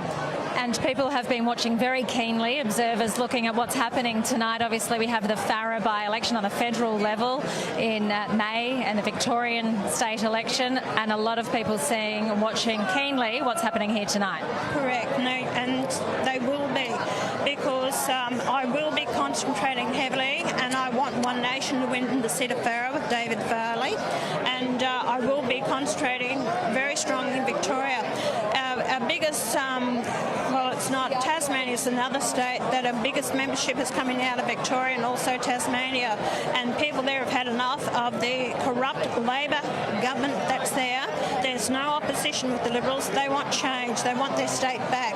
It's a basket case, as I keep saying, Victoria. So I will be concentrating, putting candidates in every seat across Victoria, and going to do the best that we can to represent people down there. A lot of supporters here this evening. It's getting pretty squishy. When will you be addressing the crowd? Very soon I'll have a talk with Corey. I think they're wanting to hear from Corey and also hear from me. And yeah, I'm looking forward to addressing the people here. And, you know, it's about these people here. This is where, you know, I've always wanted the people to have their voice. And I've told them to stand up and you have a right to have a voice and have an opinion. And I'll keep fighting for that. Senator, thanks for your time. Thank you very much. Cheers. Senator Pauline Hanson will be addressing her party faithful here, well, soon. We don't know exactly when, but it's getting very busy and very lots of excited people here this evening. Rosanna. All right. Thank you so very much, Sarah. Pauline Hanson there, very generous with her time. Riles, can I just pick your brain on this one? So she's saying 3 upper house seats and 3 in the lower house. Is this One Nation the new opposition, or is that too early to call? Yeah, a bit early to call, but I mean, they're a good go in 3 seats. I was just chatting with Sarah, Narungga, Hammond and McKillop, and there are very similar things happening in those seats that we don't see normally. So we just take Narungga as a case in point. One Nation polled 5.5% primary there last time. Tonight they're polling 35.5%. So up, 30%. The Libs are now at 26, an Independent at 19, Labor at 15. So it is a 4-cornered contest. Preference flows will be really important, but that is a significant primary vote, 35.5%. And it's reflected generally, different numbers in those 3 seats. They'll be late counts, long counts, may not be finalised tonight, but it shows that what Pauline Hanson says there is quite true, that it's not just a mild shock. This is an eruption in the base of the Liberal Party in particular, but also from Labor. Labor's having votes hived off in these seats, and as well, we've talked about Elizabeth, it's getting hived off there. And the interesting thing about what Pauline has just said now would cause a general gulp in the Victorian Labor Party. She's obviously saying, this caravan doesn't stop here. No, it's we're hitching it up the and we're moving it to Melbourne for November. Watch out, we're coming. And Sarah, just on that, the shockwaves in Canberra, they'll be already rippling across Lake Burley Griffin tonight. I think that's right. And, we're back to Canberra as of Monday, and this is going to be what everyone's talking about, because the 2-party system is being blown up well and truly. And I think, we don't know. It's still too early to say exactly how many seats. I mean, it looks to me the Libs are going to get maybe 3 or 4 seats. One Nation could possibly get 3. Who knows? But this has got to. The votes have to come down. We don't know how preferences are going to go. But there is a massive swing against the Liberals here in South Australia. 19% statewide. And then you've got a 20% perhaps swing to the Libs, anywhere between 16 and 20. But there's still a swing against Labor as well, and a swing to the Greens. We look like we've got a 3% swing statewide at the moment. So this is the voters saying, "Hang on, guys, you two major parties, you haven't followed through. You haven't been listening." And Alex and I were talking about this out on the break there, but the economic response to people's pain is not being met. Isn't being met by the Liberal Party, and I think we've got Labor incumbents across the country here in South Australia, in the federal government. Labor's going to have to take a message from this as well, that people want real action on the things that they're hurting over: housing, cost of living, struggling to keep their head above water. While they look around, there's a whole lot of rich people doing pretty well, a whole lot of banks doing really well. Where are the people in this conversation? If Labor ignores it as much as the Libs, it's going to come to bite them. And Victoria will probably be a good example of that. It'll be fascinating, the times ahead. Let's go back to Hugh Whitfield at the 7 News Power Board. Hugh? Mike, Rosanna, hello again. We are saying that the ALP is projected to win at this stage 20 seats. The Liberal Party just won. Now, it's very messy in terms of the count in Flinders and Chaffey, with MPs there under threat. Jack Batty in Bragg is looking okay. We're not prepared to project that just yet. He might be very lonely, though, as a Liberal in Adelaide, because we are saying Colton has been lost to the Labor Party, Unley has been lost to the Labor Party, Morialta has been lost to the Labor Party, but it's not all good news for Labor tonight, is it? Now, Ghana, which is Chris Bicton's seat, I think we're probably close to saying he's going to be okay there, but just not there quite yet. Giles, very messy, under assault from One Nation. Light and Elizabeth in the northern suburbs of Adelaide under assault, the Labor Party. They are fighting tooth and nail, you'd have to say, to hang on. The Liberal Party's effectively evaporated in those northern suburbs. Let's drill down into some of these seats. Let's start with Colton, which is an ALP gain tonight. Aria Bolkus from one of the royal families of the Labor Party, Nick Bolkus's daughter. We are saying that she has picked up the seat of Colton tonight off Beck Sutton, the Liberal candidate. Now, we can drill down into the seat of Colton. Let's take a look at the 2CP. This is a classic ALP Liberal Party contest. 15.8, let's say a 16% swing towards the Labor Party. And if we have a look at the swing map in Colton, there on the beach side along Henley, all of those booths so far reporting big swings towards the Labor Party. Let's take a look at Unley as well. Also in Adelaide, down further south, Alice Rolls, new candidate for the ALP. We are projecting that she will gain the seat of Unley for the Labor Party up against the Liberals, Rosalie Rotolo. 40% primary vote. When we go to the 2CP vote for Unley, Alice Rolls getting home well and truly, likely on those Green preferences. The Greens sitting there in a healthy position. Let's go out into the regions. Giles covering Whyalla and Port Augusta at the top of Spencer Gulf. Now, Eddie Hughes has been the MP there. He's chasing a fourth term. Look at One Nation. It was in first place at one stage. 14% of the vote counted so far. The Liberals have fallen way behind. They'll effectively be ruled out. This is going to be a battle between the Labor Party and One Nation. Now, let's go to the 2CP for Giles and look at what the Electoral Commission is doing. It is saying this is an ALP One Nation battle. Eddie Hughes, he had a 19.7% margin. 11% counted 2CP so far. He's down to 53.6% two-party preferred. His margin has been wiped hard, and now it's going to be versus One Nation. Let's go to Murray Bridge, the seat of Hammond in the eastern part of the state. Now look at this. Robert Roylance, the One Nation candidate, is ahead with nearly 29% of the vote.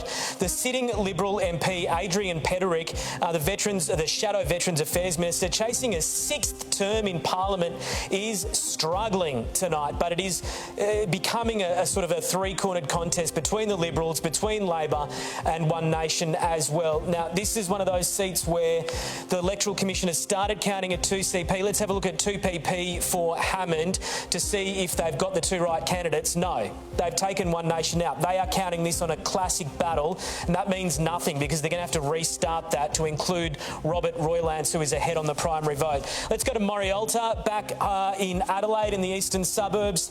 We are projecting that Matthew Morozzi has gained this seat off Labor. The Labor Party staffer, Matthew Morozzi, interestingly, Vincent Tazia's best man at his wedding. So the two parties can be friendly, but Matthew Morozzi's defeated the Liberal in this seat. The One Nation vote fairly strong on nearly 19%. Greens preferences will get Matthew Morozzi home, no dramas. Elder, the seat of Elder in the inner southern suburbs.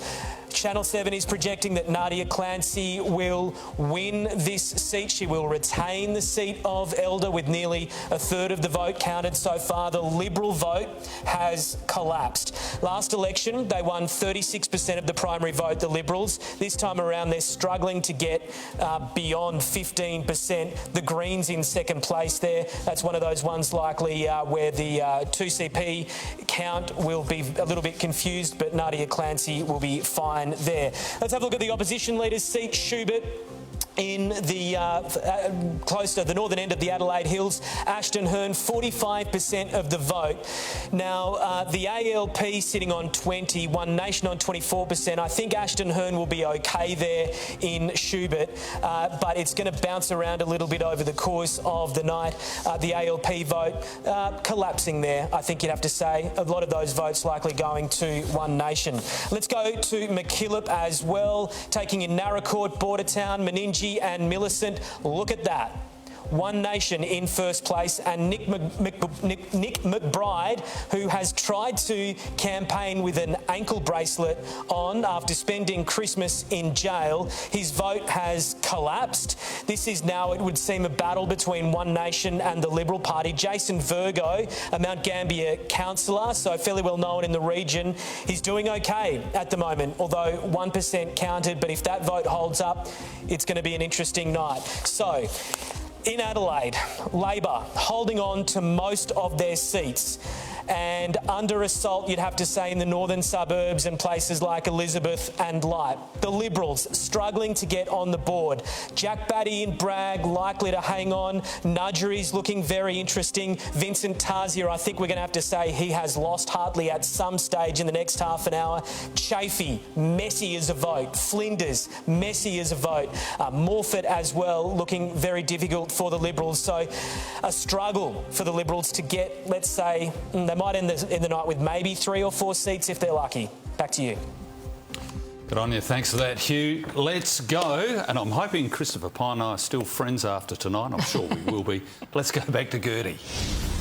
Yeah, Mike, I think only just. We have to be pretty lucky. Christopher, you're pretty confident that the Liberals will hold on to about 7 seats, not the 3 that Hugh just mentioned. Absolutely. But, I mean, Mark has a thick skin and so do I, so we'll always be friends. Well, I don't know what everybody else's figures that they're looking at, but the idea that the Liberals are going to leave the night with 2 or 3 seats is just absolute nonsense, quite frankly. There are at least 6 or 7 seats the Liberals are going to win on the current projections. Because Labor's going to get us across the line in a couple of important seats. Let's talk about those ones. Like Nudgery and Narunga, Labor's going to get the Liberals across the line in those seats. McKillop's, it's harder to call because we don't know where Nick McBride's preferences are going to go. I suspect they'll go to One Nation. And so I'm pretty sure that we'll leave tonight with, you know, Flinders, Chafee, Narunga, Schubert, Bragg, Hammond and Nudgery. I don't know what's going to happen in Mawson. That could be a bit of an outlier. But the idea we're going to leave with 3 or 4 seats or less is just, I just don't think that's realistic. I think we've certainly lost Colton, Hartley, Morialta and Unley. I think we'll hang on to Hyson too, actually, because the preference flows are difficult to predict now, but I can predict, and I think Don would probably agree, that the Labor preference flows are going to be tighter to us, to the Liberal Party, and the Liberal Party preference flows are ironically going to be tighter to the One Nation Party because we preferenced One Nation. So in some of those seats where Labor's in trouble, like potentially Elizabeth, potentially Giles, potentially Garner, maybe Light, I I think Labor will probably win them, but they're certainly in trouble because of our preferences, and Labor's going to get us across the line in a number of seats which right now don't look very good for us. I also don't think you can call seats with a 1% count. We can only project them, I think. That's how we get away with that. Even with, say, 7 seats, can the Liberals be a viable opposition? No question. I mean, the Western Australian Liberal Party is reduced to 2 seats, and the media for the last 4 or 5 months have made the test whether the Liberal Party would be eviscerated. Well, we are not going to be eviscerated. We'll have, I think, 5 or 6 legislative councillors. We'll have 7 to maybe 8 or 9, depending on what happens with the count next week. Members of the House of Assembly will definitely be the official opposition. A lot of the media have been saying, you know, that we wouldn't be the official opposition. A number of independents are not going to be re-elected. And while I'm not saying tonight's a great night to be a Liberal, although I always think it's a great night to be a Liberal, I'm not saying that, you know, we are delighted with the outcome, but we were facing annihilation, and we will not be annihilated. And one of the main reasons for that is because of Ashton Hearn, who has been an outstanding leader for the last 100 days. And now we'll have to rally around her for the next 4 years. Potentially 8 years. Well, potentially 8 years, that's true. Right, Don, can I quickly go to you, because Colton, that is an incredible result for Aria Bolkus. Gertie, it's a terrific result. She's apart from being a very lovely young lady, she's a fantastic worker, and the voters in Colton have certainly made the absolute right decision in electing her. I do think there's being a federal senator here, a little bit of a federal overlay here, because I don't think the state Liberals have been helped by all of the changes that have been going on in the federal parliament. The defeat of Susan Ley, the changing in the National Party. I think all of those changes have created disunity, or the impression of disunity, in the coalition, in the Liberal Party. So I don't think any of those things have helped. And of course, Angus Taylor is now facing his first test in the seat of Farrer. I think we're going to see some similar results there, as we've seen tonight with the surge in One Nation.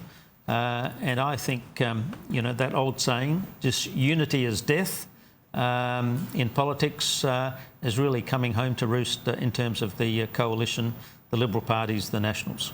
Let's say by the coast, the next electorate along, looking at Morphett, it's probably too close to call at the moment, but there's certainly been a swing to Labor there, hasn't there? Look, I think the latest figures I've got, Gertie, suggest that Morphett will stay with the Liberal Party, and that will be one of the handful of seats, the Tarago-sized opposition. Well, you've been there before, in what, 1993? No, we didn't get quite that low, I don't think. I don't think you got to double figures from memory. Well, no, the reference there was a cricket team, not a Tarago. You didn't get to double figures in 1993. I remember that. Less than a cricket team, I think, was the reference.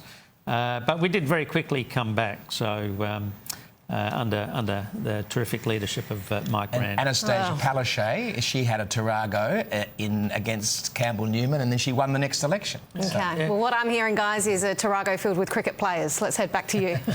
Yeah, it's about right. For the record, in '93, Don, it was actually 37-10, so that's kind of Tarago-ish. Yeah. Now, Leon Bignall is roaming Labor HQ for us, and here he is just from a little earlier. Well, the crowd's starting to build down here at the Tennis Centre. Peter Malinauskas will come here and do his acceptance speech later on tonight. The crowd, as you can see, they're all starting to come in from around the booths, around the metro area and wider afield. And we're going to go and have a look what's happening in here. This is the Premier Suite. We presume Peter Malinauskas might be in here. Premier Suite. It's the Deputy Premier. Your suite's downstairs, mate, in the basement. Kai Ma, Deputy Premier, how are you feeling tonight? G'day, Biggles. Good. I love elections. It's always exciting, and so far so good looking for the Labor Party this election, mate. And you've been here. What's happening here? What's the nerve centre? Is everyone sending through the results to you? Getting some results in from our tally room, from some of the scrutineers, talking to some of the candidates who are trying to win seats. It's pretty exciting. And look, mate, I don't think you're going to to be in Parliament after this election, I'm afraid, Biggles. And now, one of the things that people don't know about you, apart from being one of the greatest guys in Parliament, is that you make all the wooden A-frames for all the Labor election posters. You've got a massive workstation at home, and you're just pumping out those A-frames as well as being the Deputy Premier and Attorney General. Where do you get the time? We all do what we can, mate. We all do what we can. And how do you think everything's going at home? Has he been good? Has he been home much? Hasn't been home a lot, but he's been good. Absolutely. Thanks, Carmen. We know it's a big family push to make sure that we can represent the people of South Australia. We appreciate our families, and great to see you in here tonight with all the boys and, of course, Kyle. And you can have him back for a little bit more for the next couple of weeks. Thanks again. On you, Guru. All right, see ya. And now we're going to go and find some other people to talk to. He gets his own sting. I worked in TV for 40 years. And he has stars on it too. But he hasn't lost it, though, after all these years. He's been out of the media, since 1999, I reckon? No, 2000 I worked with him at the ABC. So it's been a number of years. He's still got it. Biggles, well done. Well done indeed. Now let's check in at Liberal Party HQ. Jazzy Turlings is at Morphettville Racecourse. Jazz. Well, Mike, we're expecting Ashton Hearn to rock up into this car park outside the Wolf Blass Centre any moment now. It's been a long drive down from her from the Barossa. She's had around 90 minutes to come up with what she is going to say to the party faithful that are waiting for her inside the centre. Now, the atmosphere here, I guess you could argue that some party faithful have been expecting tonight's result, but we are still surprised, or they are still surprised about the huge swing towards One Nation, but we'll keep you up to date and cross live as soon as she arrives. Thanks very much for that, Jazz. Well, what does everyone make so far? We've seen a lot of roller coaster rides here. I don't think it's going to be the happiest arrival for Ashton Hearn, but looking pretty grim out there. She knew this was coming. And that's the thing. She said that, from the very start, that she knew it was a Mount Everest and she was the underdog, and she knows it's, this was going to be the outcome. But still, it's got to hurt. Oh, totally. And, as we were saying at the beginning, she was handed a pretty rough environment in which to kind of try and pull this show together, and I think she's actually performed really well. You think about those debates that she's had with the Premier. She's actually taken it up to him very well. The problem is she doesn't have a consistent kind of policy to sell. And you talk about the broad church, the Liberal Party. The problem is that they're actually not on the same page. If you have a broad church, you need to have things that you actually all can agree on, and they don't. They are so split. And you can see that at a federal level, and you can certainly see it here in the state. And I think pretty hard to lead a bunch of people who are all kind of looking in different directions. Can I ask the next elephant in the room question? Alex, you've a great mate with Corey Bernardi. You must be, because you've had a beer with him at the Exeter. That's the benchmark. Well, it is in my book, because people don't normally want to have a beer with me at all. But come on. Can we read any signs here with One Nation doing so well? You were quite clearly seen with him, and I don't know whether you wanted to be seen with him. What do you think about One Nation now in the aftermath of all of this? Well, I mean, look, I think, you have to be realistic about what they've done. And I mean, as I said, I've been seeing this coming for a long period of time. So, and I have said it openly for a long period of time. I've got a great deal of admiration for what Pauline's done. If she was a creature of the left, we hear very often about how we need more women in politics, and if she was a creature of the left, she'd have more letters after her name than the alphabet.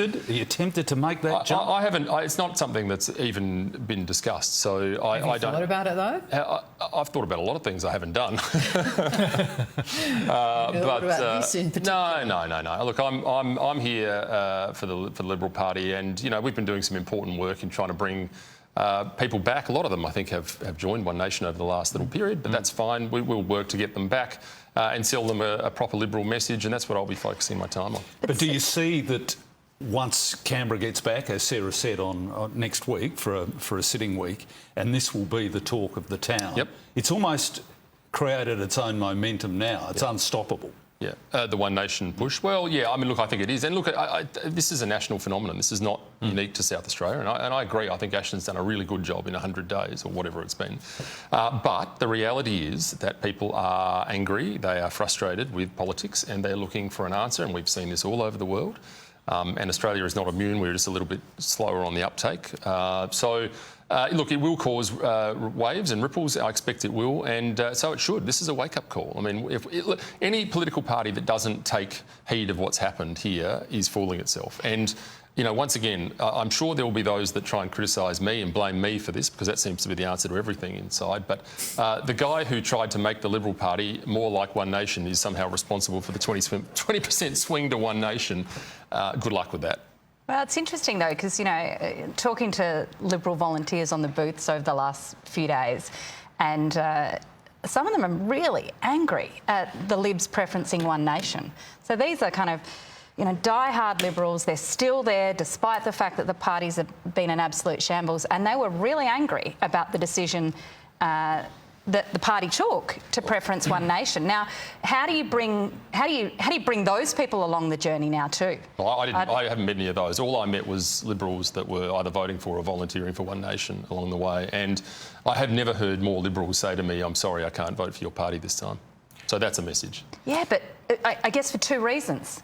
You know, some people are saying they couldn't vote for you because you've dumped all your values on a whole bunch of stuff. You can't explain your position on climate change. You're flirting with the anti-immigrant kind of rhetoric, and then others are saying you're not being Pauline enough. What were the voters saying to you, Alex, when they said, no, we can't vote Liberal anymore? What were they saying to you? Why? Did you ask them why? On some occasions, yeah, I did. What did they say? Well, what they were saying to me was they were frustrated with the drift towards the left. They were frustrated with the Liberal Party appearing more like Labor and the Greens. So I think that flies in the face of what Sarah's saying, and I mean that is what I was hearing from all and sundry. I mean, I have never had more Liberal Party members and volunteers tell me that they were voting for One Nation. But you've gone out and recruited very heavily and targeted in... It wasn't just them. No, but you're a very familiar face in the northeastern suburbs of Adelaide, for instance. You spend a lot of time out there. Has it been a dedicated recruitment campaign to get exactly the people that you want, the members? No. That's not being a broad church. No. That is getting people that you specifically want. No, it hasn't. It's been a call to arms to all true Liberals, all strong Liberals to re-engage and to make sure that they're pre-selecting candidates that reflect their values. Now, where that comes from, that's a great question, but ultimately there hasn't been a consistent push in any one area or any one type. You know, we're trying to bring those Liberals back. And this is what Robert Menzies did, right, in the 40s. He said there were a split in the minor Conservative parties. His view was we put a big ring around all of them, give them a big hug, bring them in. Everyone takes a little haircut. That was the broad church. And, you know, the church has become very, very broad. There are some pews sitting outside the building at the moment. Little haircuts or completely restyling them? Can I make a couple of observations about that? I mean, when you throw a blanket over all that, tonight the people have spoken, and the major parties have just got to work out what they've said and how to talk to them, how to connect with them. Right. What is it that's motivating the voter at the ballot box today? Because this is incredibly significant. Third parties have had a place in our electoral landscape for a long time. The Democrats, the Greens, others. But they polled 12, 13, 14 would be a really good night. Not 21. No one's ever polled 21. That hasn't happened. But Riles, is this something here to stay, a phenomenon? Well, in 4 years' time, will we say, "Oh, One Nation, we remember them"? So this is my next point, Smitho, and that's the logical extension of this. Is this the high watermark, and will we see it replicated in Victoria? Will we see it replicated, as Don Farrell observed, in the by-election in Farrer in a few weeks' time federally? And is it set at 21, 22, somewhere around there? Because at 21, 22, it is a significant presence, but it's not a party of government. It would only be, and here's the point, it would only be a party of government in coalition with another party. Yeah. Is there another party who would go into coalition with One Nation to become a party of government? I mean, it's not an absurdity. That's a real question. Sarah? Well, I also think what's interesting here is looking at kind of the different demographics, right? All of the polling beforehand was showing the real gender split in both One Nation votes and also the Liberal Party votes. You know, women have been deserting the Liberal Party for, you know, the best part of the last 5 or 6 years, and it's gotten so bad. I think Ashton leading the party, you would imagine, must have stemmed some of that, but that wasn't what the polling was saying.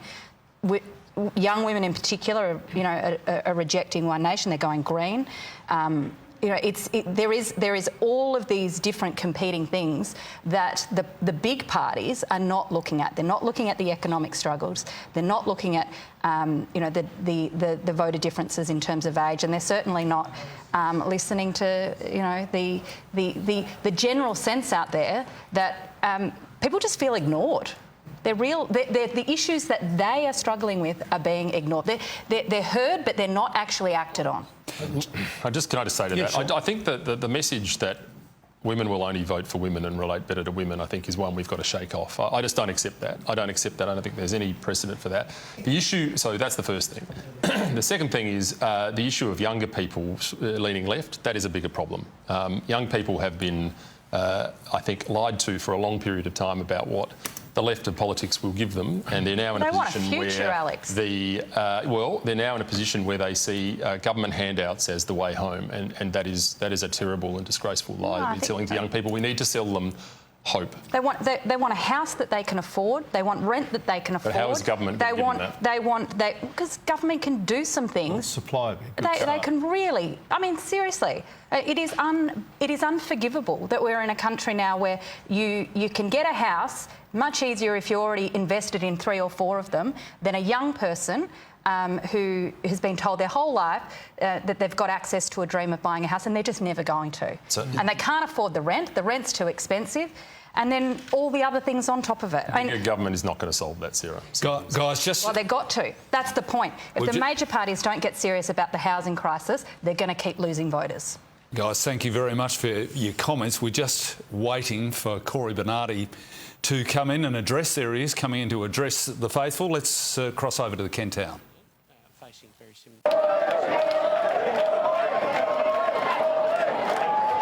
Ladies and gentlemen, it's time to hear from our upper house candidates, Cory Bernardi, Carlos Corimba and Rebecca Hewitt.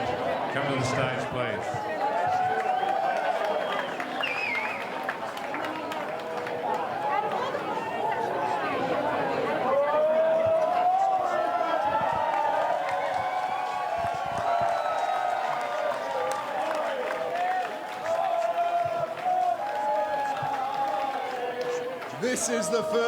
This is the first time tonight that I've cracked a smile, let me tell you. And I'm smiling because today an earthquake has rattled the foundations of uni-party politics in South Australia.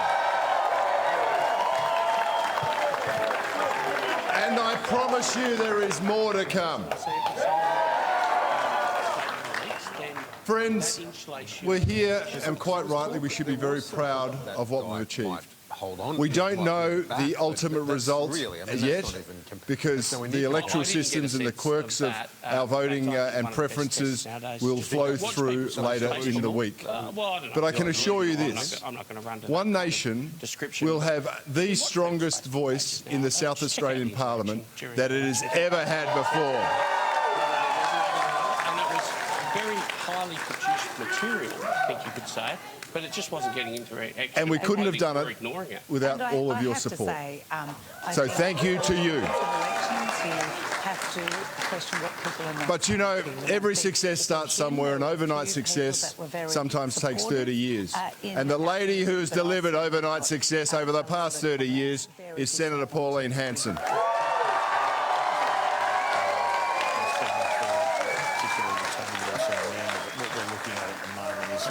Potentially 6 seats, 5 to 6 seats, and One Nation potentially 1 or 2. On a stretch, we could. And in accepting the accolades tonight on behalf of all of you, I also want to recognise Carlos Corimba. Hammond is looking the most likely just at the moment, but things are moving around, and when we see those large dump of votes, it might be a bit clearer. No one has done more for One Nation in this state than Carlos.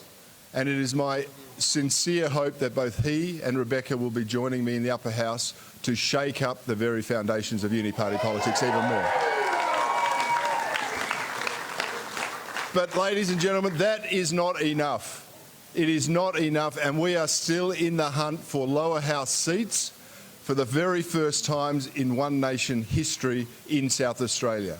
And that is a credit to our candidates. It is a credit to the people who have worked on the polling booths, the people who have been out there supporting us and fighting for us, because they know we are the voice of the forgotten South Australians.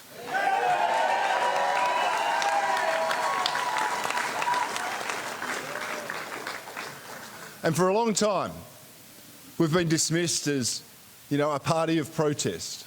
Well, right, the South Australian people should protest because they haven't been represented adequately.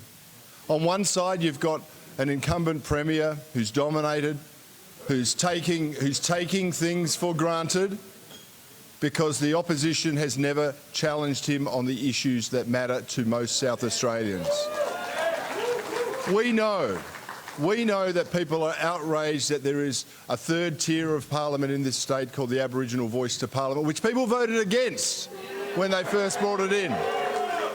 We know that people are struggling with the cost of living because of policies like net zero. We know that immigration, which is a federal matter, is having a disproportionate effect on the cost of living, access to government services, ability to get housing. And every time the uni-party team tell us we need more people into this country to solve the problems, you've got to ask yourself why. We've brought millions into this country over the last 5 or 10 years, and our problems keep getting bigger and bigger and bigger. This is not a protest against the uni-party. This is a declaration that things are not good enough in South Australia and not good enough in Australia, and they want a viable alternative. One Nation is that alternative, and we will stand up and we will speak up for every South Australian without fear or favour.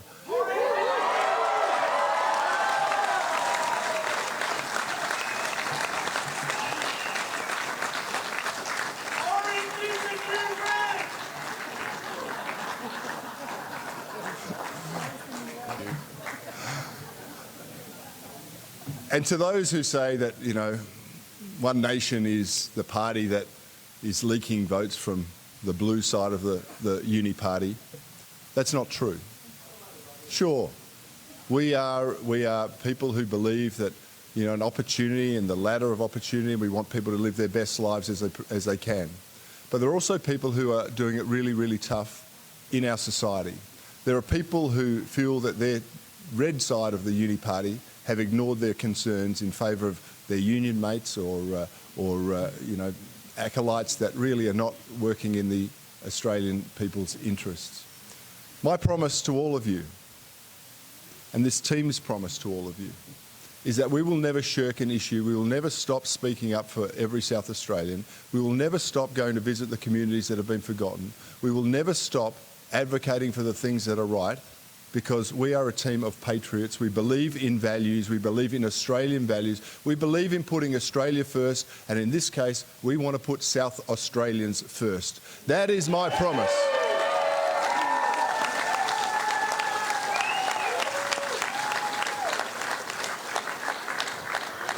And I'm delighted that I won't be alone in the Parliament to do so. And I'm delighted that there's so many of you who are going to be joining us on this journey, because this movement is your movement. It is a voice. It is a movement for all South Australians. You believe, we believe in you. We believe in the innate decency of people in this state. It's about time the Uni Party recognised the people now have a voice, and we are fighting back.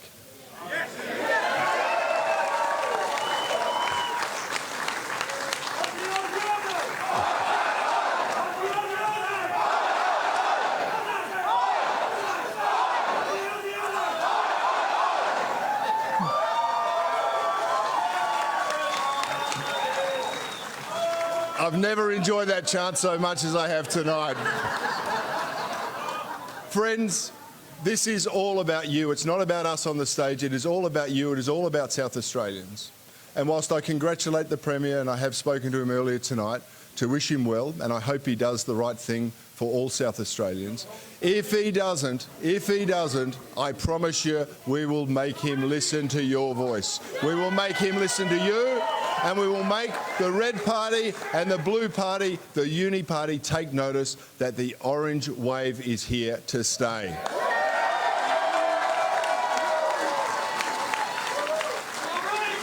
So, friends, we're here for you, and it is my greatest honour to say, let's give thanks and welcome the lady who has made it all possible, Senator Pauline Hanson.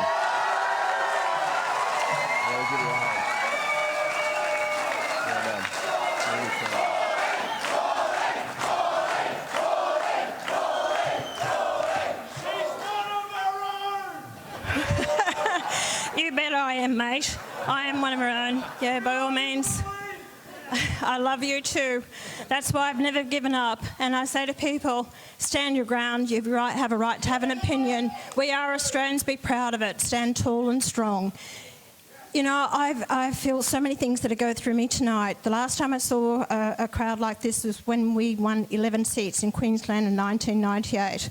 And 1998, that's how long ago it was. I think the rest of Australia is going to be watching what's happening here tonight. And I think it's very important to see for Farah, and I also will set a strong team for Victoria. So if you're from Victoria, you're watching this, we're coming to support you down there. Stand candidates.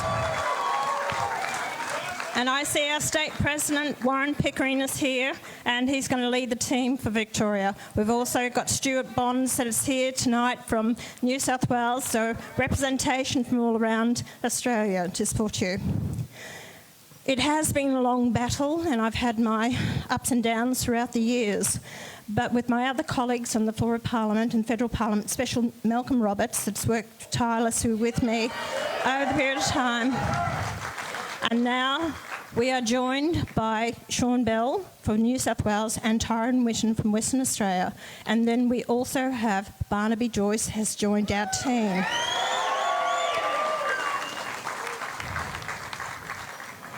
Today, it's not about Pauline Hanson. It's not about the members getting elected.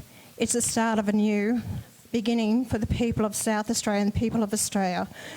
It's for you, the people, and to each and every one of you that has done countless hours or a couple of hours on a polling booth. Without you, we would never have got there, because without your support, your hard work and believing in us, that we have achieved what we have today. The vote... Thank you.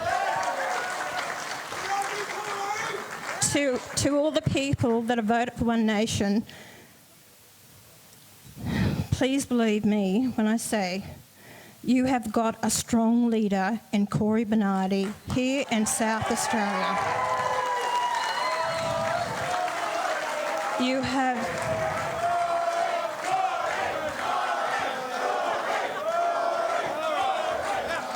You also have a very strong leader in this man, Carlos Quambero, we're number 2. And hopefully we get the third one up with Rebecca Hewitt, who will take the third position. We're hoping she will take a third position also. It is unsure where we will stand with the lower house seats. We don't know if we're going to have 1, 2, 3 seats. We're not sure of that. At where we are tonight, just to let you know, this is the low tide. Once they really get to look at the votes that they put aside as calling them informal, once they start to really sort them out, I believe that our vote will rise even more. So wait and see what happens next week. I will finish on this note.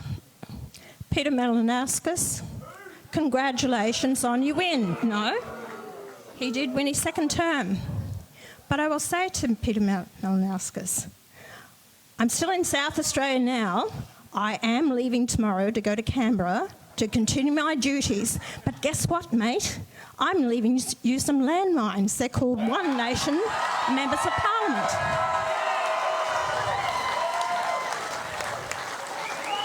So I suggest don't step on them because they will explode. And that's what we're here for, to ensure you get good representation, good government with a good opposition, which you have not had in the state for a long time. And that's going to come with One Nation. To each every one of you, have a wonderful night. Thank you very much for your support and take care. Bye-bye. Thank you.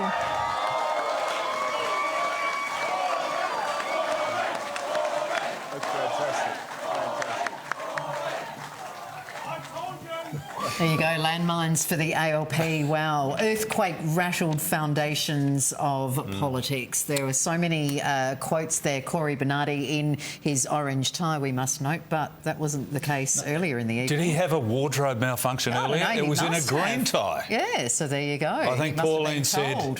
There he is. And that was only, what, an hour and a half ago, so there you go. So she said, Cory, the landmine tie is the orange one, so get changed. Hey, seriously, though, Sarah, and you've been a keen observer. In fact, you were the first one to pick a One Nation in the upper house 4 years ago, sitting at this very desk. Yeah, that's right. What do you think tonight in the final makeup? How many in the Legislative Council in South Australia? In the upper house, which of course is important because Labor have a huge majority in government now. And so it's really what happens in the upper house that actually holds the government to account. You know, make sure that they're not just rushing past legislation that isn't actually what people want. Look, it's going to be really interesting. I think based on... It's always hard in the upper house because it takes a lot longer to count. The preference flow is different. But based on this, I think safe to say Labor could get 4 to 5 seats. One Nation, 2. Perhaps they're in a hunt for a 3rd. Greens in the hunt for 2. And the Libs 2, which means that there's going to be... Labor won't be able to get anything through in their own right. They're going to have to negotiate, and they're going to have a variety of partners. They can work with the Greens. The Greens will hold balance of power, but, you know, the One Nation candidates will. And of course, if the Libs want to get in there and do deals with Labor, they've got the chance. And Alex, how do you see it? Sorry, Riles. Alex? Yeah, well, I mean, you need about 8% for a quota in the Legislative Council in South Australia. And looking at these numbers now, I think One Nation are very likely. They're polling at about 21%. So 2 or 3? I think probably 3 on these numbers. That's extraordinary. Extraordinary. Yeah, we'd love to get your thoughts too, Riles. Are we hearing that Ashton Hearn's arriving at Morphettville? It looks like we've got some pictures there. Sure. Very hard to see. So she's obviously made the journey from the Barossa Valley where she voted this morning. She wanted to stay there for at least the start of the count, and now she's travelled. I dare say that car ride would have been a little... It's a long trip, but at least she's got a driver. But I think she spent the full day on the booths, right till the close of counting. Oh, you've got to give it to her, and we've all said it on this panel tonight, the last 100 or so days. She has been at it the entire time. And she's got out, she's got... her hands dirty. She has. I must admit, I take some credit for that because I wrote an article saying, Ashton, you're not doing enough to give us a picture opportunity. Is that when she picked up the shovel? That's from that day forward. And I got a call from her the day after the article or the hours after the article, and I thought I'm going to get a blast here. And she said, "You're right. I don't think we are doing enough. Yeah. I don't think we're campaigning the right way to get the message across." And she has been listening, hasn't she? So she's making the journey. Obviously, a concession speech not too far away. I can't see many people or a lot of movement in the Liberal camp there. Doesn't look like a huge crowd. Riles, you've done a million of these. What's the mood like in the losing camp? I think 999,000, but normally they are, as my good friend and colleague Tim Lester once described them, the rooms of doom. Yeah. The losers parties. And you know what? Some of the best speeches, though, Smitho, to be honest, so I've heard, are concession speeches because they're moments where a leader can really purge themselves of the honesty of what's happened.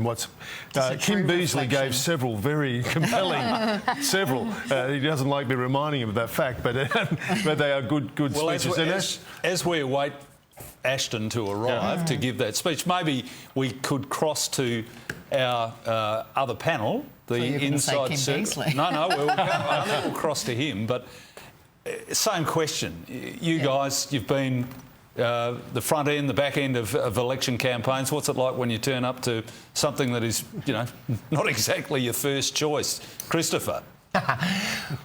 Well, it's very important to turn up, is the important thing. You have to turn up because even when your team is losing, it's critical to wave the flag. I've been standing on polling booths today in Mangiarelli, and I can tell you the feeling was very poor, but we were there. In fact, I don't know what Alex's experience was or Leah's, but the booths were very well filled by volunteers for the South Australian Liberal Party today, because I think people came out when we were at our lowest ebb and realised that they had to support us. So the party's a bit like that. I must say most of my party's in Sturt over the 9 elections that I won, because I wanted to be with my local people. And I wasn't the leader, of course, so I didn't have to go to the central party. But I'd usually end up there at some point to shake everyone's hands and say thank you.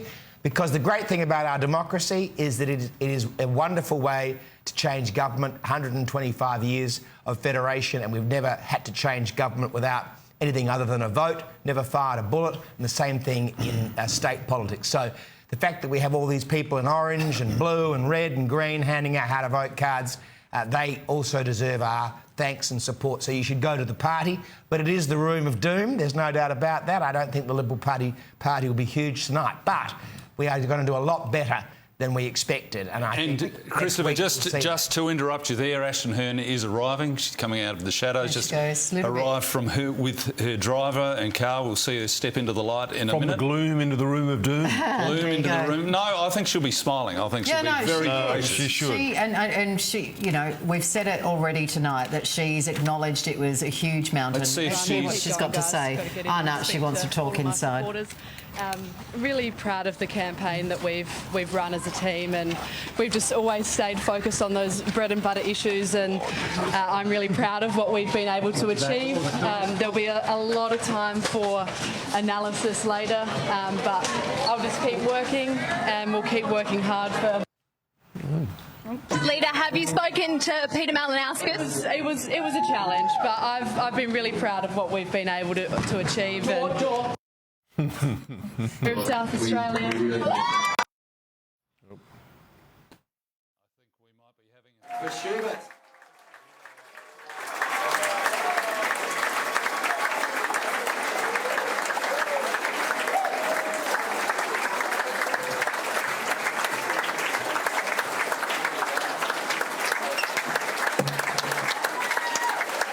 Say a few words and thank her supporters and tell us about her future. Yep. And here she is, I'm sure, a big smile on her face, knowing how well she's done. Thank you so much, everyone. And look, it's an absolute pleasure to be with you here tonight, and I wanted to let you know that I have phoned Premier Peter Malinauskas and congratulated him on his re-election. He has run a campaign that has been a good one.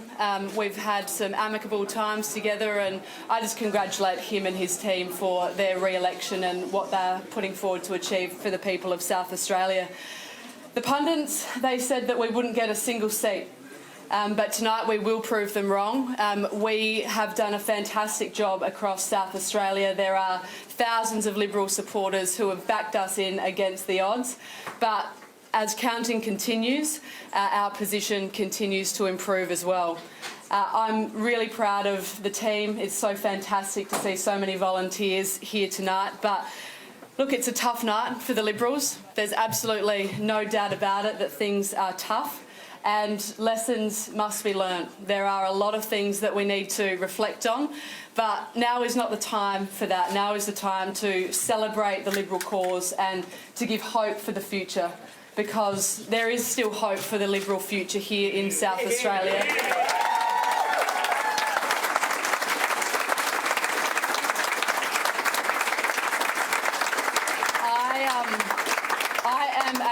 I am a proud Liberal. I'm a proud Liberal. I love this party. I love what we stand for. And when I look out and I see so many of you here tonight, I see a sea of blue of true believers who really do believe in this Liberal cause, and there is still so much to fight for. You all know that I grew up on a farm on the outskirts of Angaston, and that I've reflected a lot throughout this campaign about what lessons I've learnt from that. And not every season goes your way. Sometimes it doesn't rain when you want it to, and sometimes the crop that you're growing doesn't produce the goods. But that doesn't mean you walk off the land. You stay and you fight another day because you love what you do.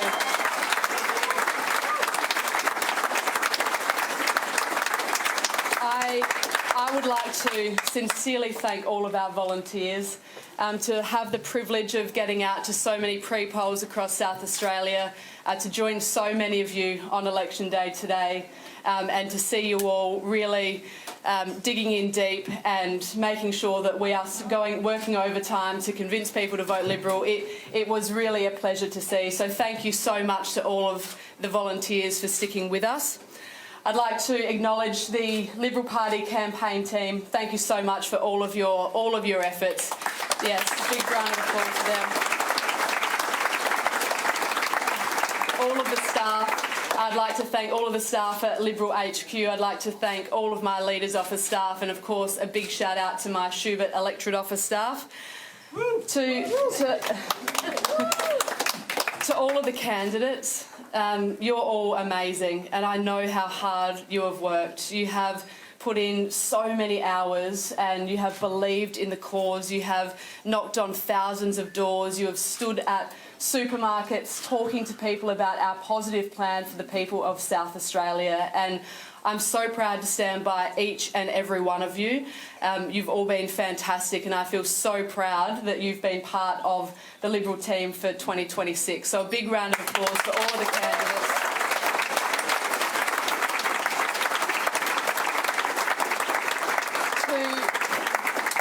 To the members of Parliament who have been in my team, thank you so much for all of your support. We have lost Vincent Tarzia. He has conceded his seat of Hartley. So I'd like to take the moment just to recognise him as a former leader. He has been incredible for our team. The work that he did in particular in defeating Nick Xenophon was exemplary, and he has gone down fighting, and he is an example for all of us well into the future. So I'd like to thank Vincent very much for his service.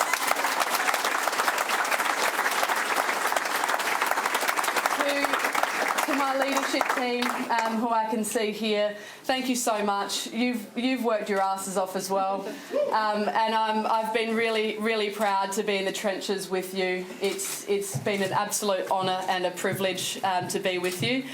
To my community of Schubert, my local community, which you all know I love dearly, the Barossa Valley and the Northern Adelaide Hills have returned to me as their local Member of Parliament, and I couldn't be prouder.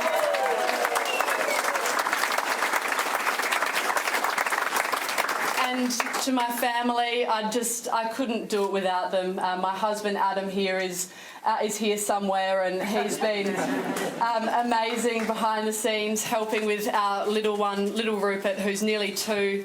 I looked at a photo of him actually only this week, and I thought, God, he's grown so much over this last little while. And it underscores the sacrifice that we all make to put ourselves forward for public office, and it can be a lot, but I'm so grateful for that family support.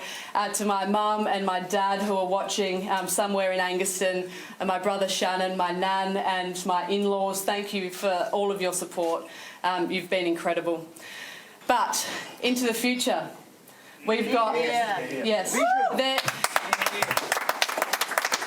we have been sent a message tonight, and it's not just the Liberals who have been sent a message, it's the Labor Party as well, that there is a large cohort of South Australians who are sick to death of the status quo, and we have to acknowledge that, we have to learn from that, and if anything, we need to dig in on what we've been talking about for the last 100 days of my leadership, and that's all about getting back to basics, focusing on those bread and butter issues that South Australians are crying out for leadership on. And so whilst the Premier, he's lived to survive another day, and he'll have 4 more years in office, and I do sincerely congratulate him on that, we are going to come back stronger than ever. We're going to keep fighting for not just the Liberal cause, but for the people of South Australia. because at the end of the day, that's what we're in politics for. We're not in politics because of ourselves. We're in politics because we ultimately believe in our local communities, and we ultimately believe that we've got the best vision for the people of South Australia. And whilst the voters didn't give us the nod this time, we'll keep fighting to earn their respect into the future. The voters never get it wrong, and they've sent us a clear message. And it's up to us now to heed that advice and to look forward with a true sense of optimism. Because like you, I do see an optimism in South Australia. We've got so many fantastic opportunities ahead of us, and we all just need to band together, keep working hard and backing one another in. Now is the time to come together really as a party and to be in lockstep together for the future. It's been a pleasure to be your leader for this campaign, and I'm looking forward to leading this party well into the future for the next 4 years and making sure that we continue to climb back bigger and better. So thank you, everyone. Thank you. Thank you.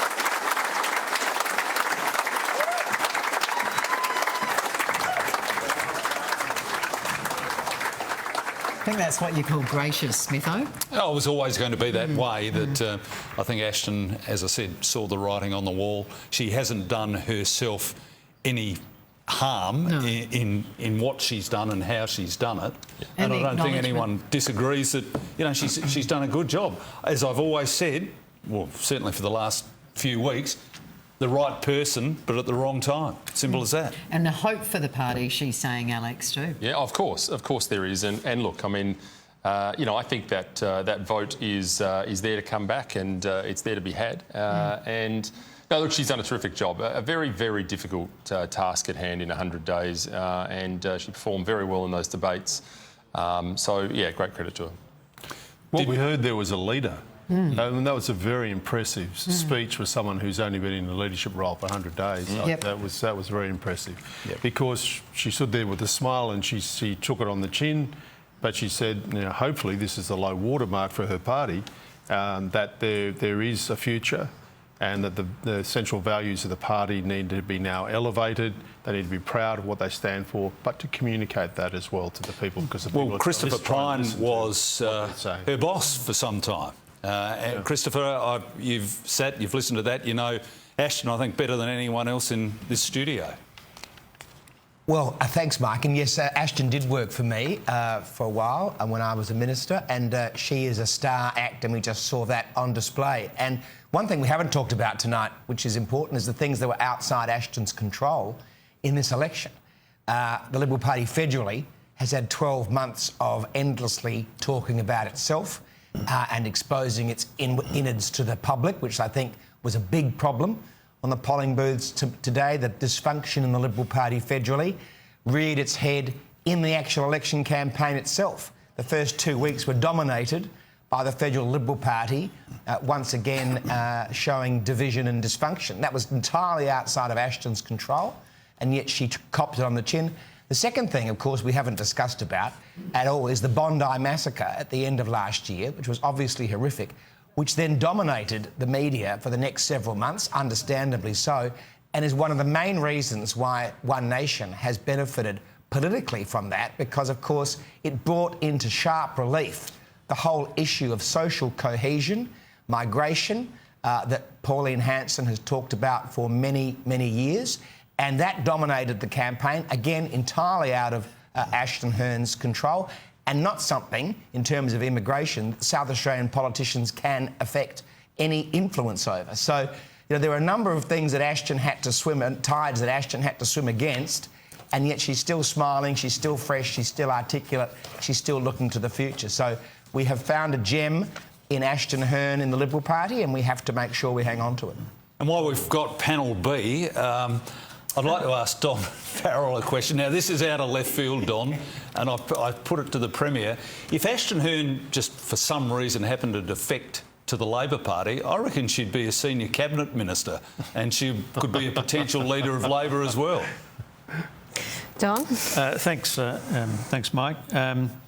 We have so much talent in this in this state Labor Party that I think she, would have a bit of competition if she decided to defect. And I can think of a number of new members that are coming into the Parliament that are clearly ministers of the future. Can I go back to a question that you asked a bit earlier about what happens when you have defeats? I am very familiar with defeats in politics, Mike, and on one occasion I was on your national panel in the 2013 election, and of course was watching my career go out the window as the Senate results come in. But can I say this to Ashton and to the Liberal Party? If you stick it out, you're prepared to stick by your values, you can in fact come back, and it's amazing how forgiving the Australian population is. Can I congratulate Cory Bernardi? I knew Cory when he was a senator. The Liberal Party may have been able to stop him from joining the Adelaide Club. They won't be able to stop him from joining the Legislative Council. But I do make this prediction. Pauline Hanson talked about when she won 11 seats in 1998 in the Queensland election. She didn't hold them for very long because those people deserted her. Pauline has a track record of losing candidates once she's got them elected. It happened with Sarah Game in the last election. It happened with Mark Latham in New South Wales. So I think watch that space for whether or not they can continue to work together. The final point I'll make is that politics is all about, in Australia, because of the preferential voting system, politics is all about being able to win the centre. And that's what Peter Malinauskas has done magnificently tonight. That's what the Labor Party has done. What I'd caution the Liberal Party about is trying to compete at the extreme right, trying to get all of, 3 or 4 parties all competing for that extreme right-wing vote. We've got the Greens competing for that extreme left-wing vote. I caution the Liberal Party about going down the track of simply competing with one another for that ever-decreasing amount of vote. Politics is won in the centre.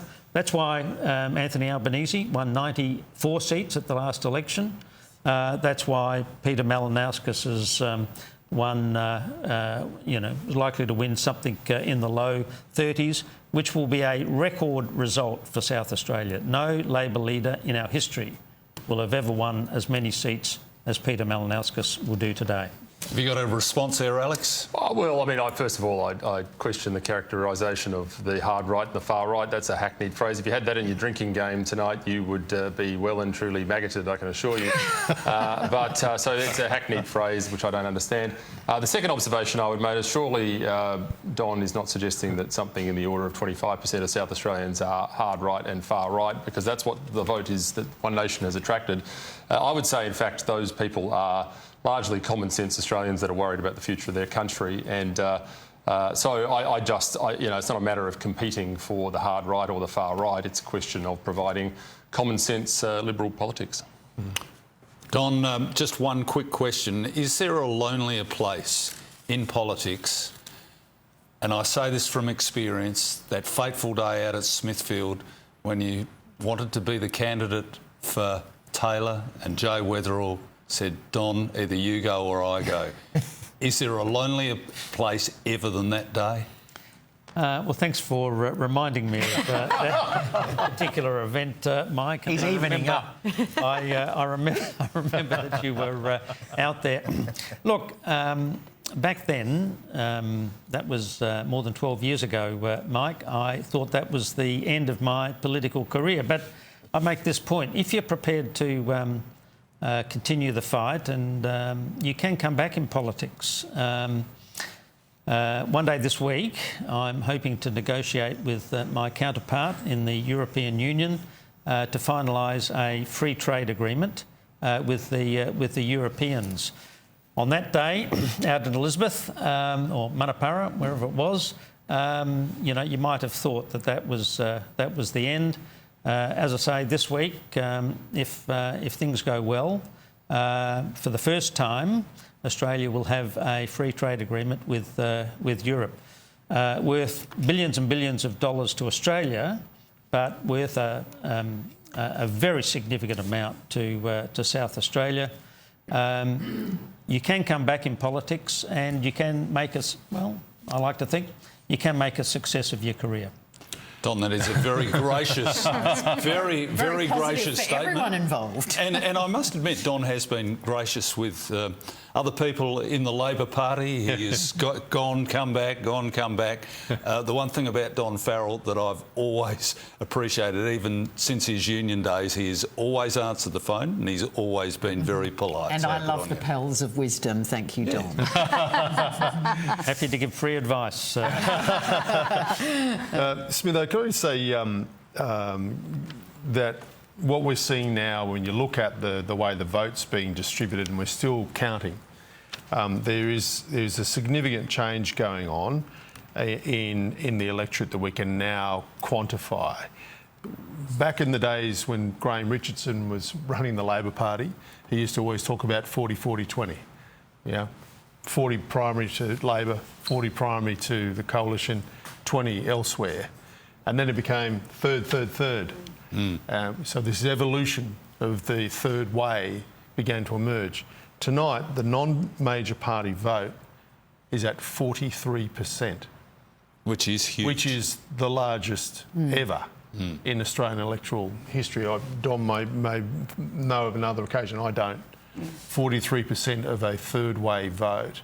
So that is a significant and now long-term realignment of voting patterns in Australia. So do you think that when Peter Malinauskas steps up to the microphone, which won't be too far off, and accepts that the concession has been made and that he will do his acceptance speech, he might be a little disappointed?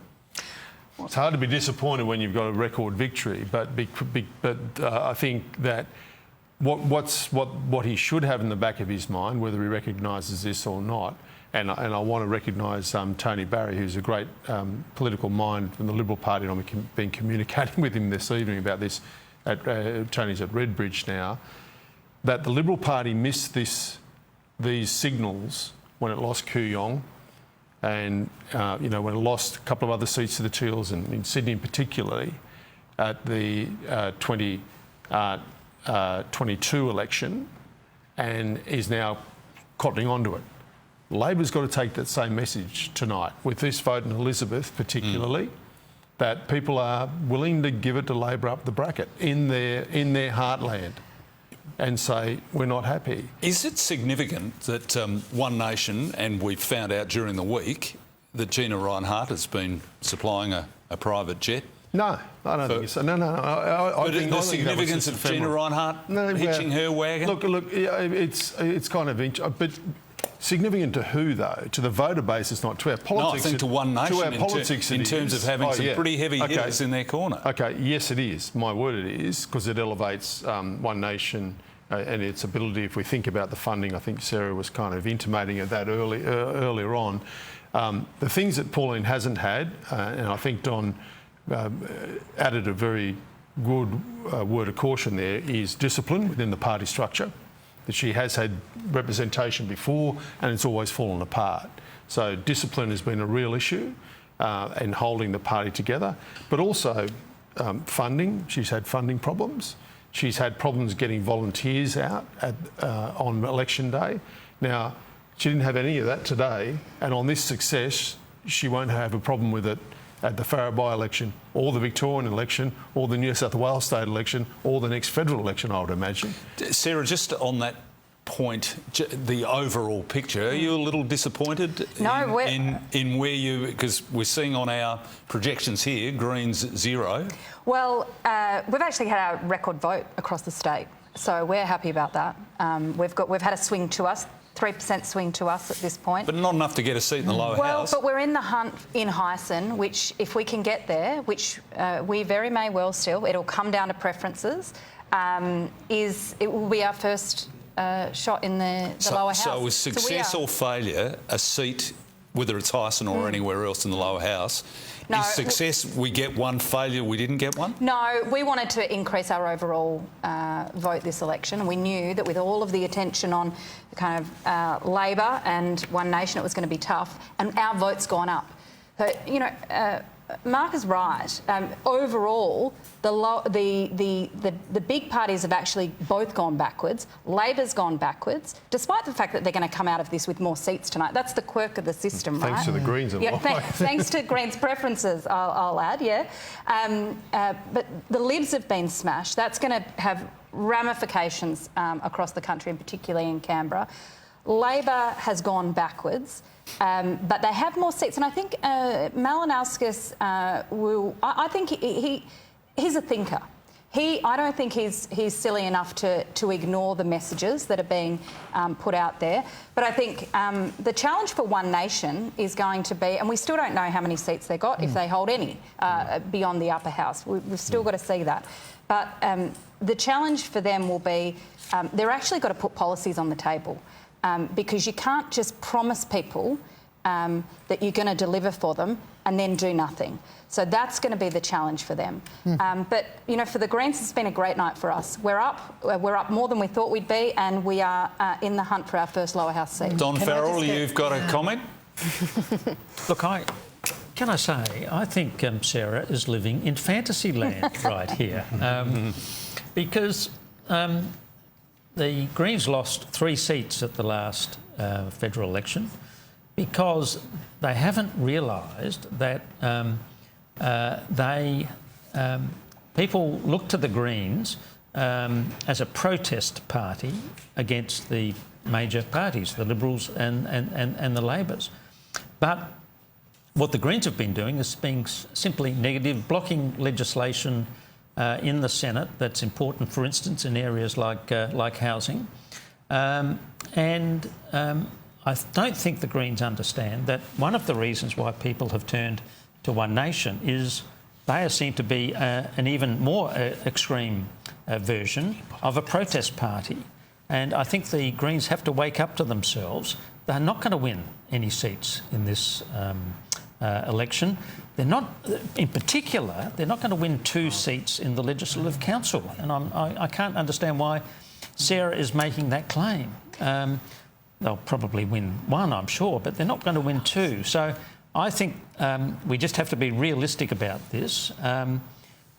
Peter has won a comprehensive, commanding result here, and he's done it because he's put himself right in the centre of South Australian politics, and he has done the things that ordinary Australians, but particular ordinary South Australians, expect him to do. Sarah, what do you say to that? Oh, look, I mean, our vote's gone up and the Labor Party vote's gone backwards. I mean, that's the facts. So, you know, I understand that Don will be feeling a bit nervous about this because there are people who are voting for the Greens and not the Labor Party, and there are people now who are voting for One Nation and not the Labor Party. So it's been a terrible night for the Liberals. They have been smashed.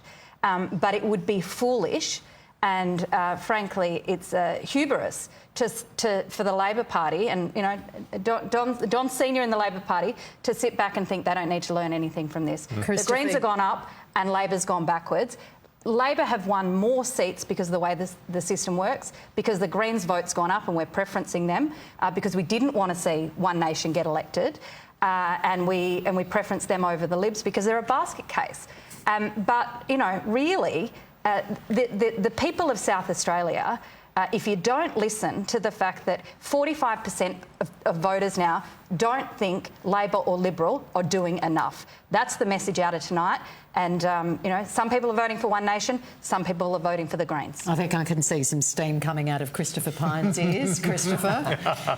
No, there's no steam coming out of my ears because I don't think the big story of today's result is the Green result. But I can't see the Greens winning 2 seats in the Legislative Council, Sarah. You're on about 10%.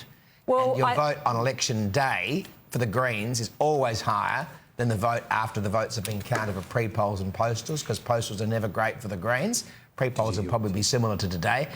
If Hyson changes hands tonight, it'll be won by Labor, not by the Greens. So, in fact, the Greens will have delivered Labor a seat in the Adelaide Hills rather than winning it themselves. But and I don't know if your vote's gone up overall. It might not by the time they've counted all the votes. But, I mean, I don't think that's the big story of today. And, you know, good luck to you for making the most of the result. Oh, look, I think...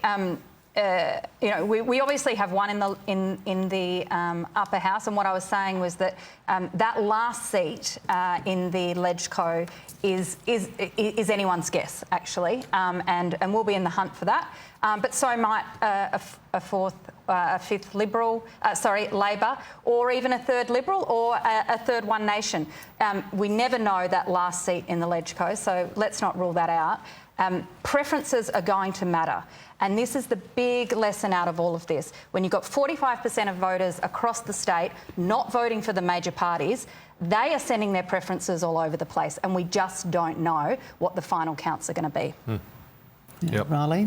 Well, yeah, I agree. The major parties now, I think it's everybody actually, has to take the lesson of tonight, and the fact that the old allegiances, the things that people used to do, the generational support among families for parties is eroding. It's almost gone.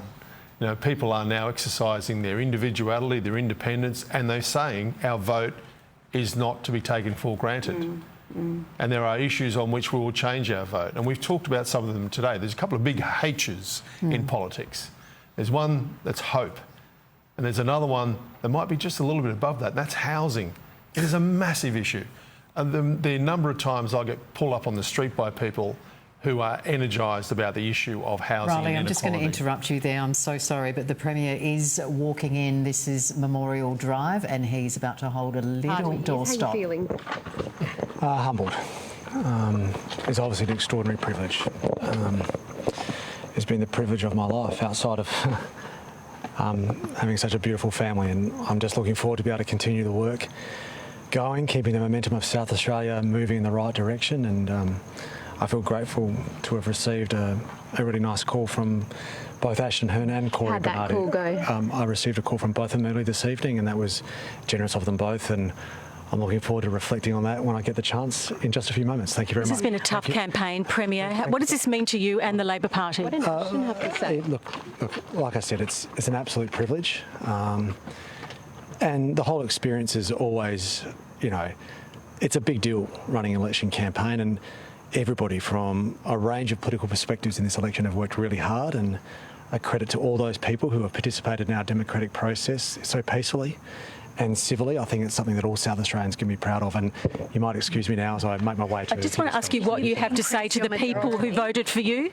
I'm just very grateful. Look, it's hard to overstate how humbling it is when you're sitting in your living room and you're watching these sort of numbers come through. We've never seen anything quite like it before, and it means a lot, and it's just not lost on me the responsibility that comes with it. And now you really have to excuse me as I owe it to our supporters. So Thank you. Thanks, Premier. They really won't let him go, will they? There's the Premier Peter Malinauskas there with another 4 years ahead of him, feeling very humble. Now, my apologies, I said he was already at Memorial Drive, but that was actually outside his house. But what's exciting, the exciting part, Smitho, is that we're going to actually follow him on Mallicam. Yes, we're going to have a little Mallicam following him all the way. So I reckon, what would that be, about a 20-25-minute journey? Maybe not that far from Croydon, but it's Mallicam if he can get his car out with not running over the tripods and everything else. And he said he was sitting there. I know he would have been watching Channel 7 because Don would have told him to watch us. Don would have said, Peter, watch me. No, Don wouldn't have said that at all.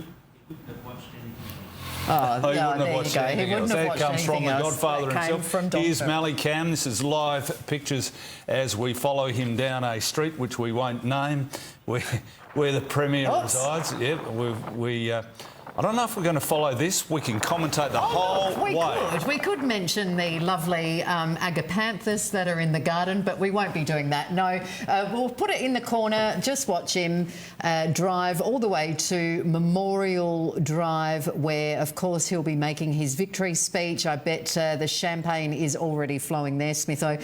There'd be so many who are smashing the champers' backs, no doubt. We'll put him in the little corner there. Riley, I might go back to you because I felt... Are you going to call him Mark at any stage? That's all right. Oh, did I? Riley, isn't that a bit... sorry, Riles. I always call you Riles. I'm deeply offended. Yeah, I know. I think we should have a fight now. So everyone calls you Smitho. You don't get offended. But I think Riles is all right, but just Riley is a bit sort of brutal, isn't it? You call me Mangiarelli sometimes. Oh, I do sometimes. There you go. You guys want to take it outside? No, shall we? No. We're doing so well, and we're not going to fall at the final hurdle, are we? Not at all. Not at all. Just jokes. I do apologise, Riles, Mark, for interrupting you earlier. You were saying... No problem at all. Now, what I was saying is that traditional allegiances have broken down. Yeah. That generational support for the big parties has eroded. That there are generations of voters now who cannot be relied upon. Their support isn't reflexive. Their votes have to be won. This is a really good thing for our democracy because people are saying, when it's not going to go along with the herd, we're going to vote actually on those things that mean something to us. So there's a range of issues there that the major parties now have to sift through and prioritise, to curate and say, well, does our policy suite suit the evolution of the electorate? You can't follow the electorate. You've got to get there with it. You've got to time yourself with the electorate. You've got to move with the electorate because if you don't, someone else will. The key is for those major parties to listen and to have a look at what's happened. We always hear it, don't we? You know, what are you going to do? And politicians go on listening tours. But I'm not sure what frequency they hear the people at.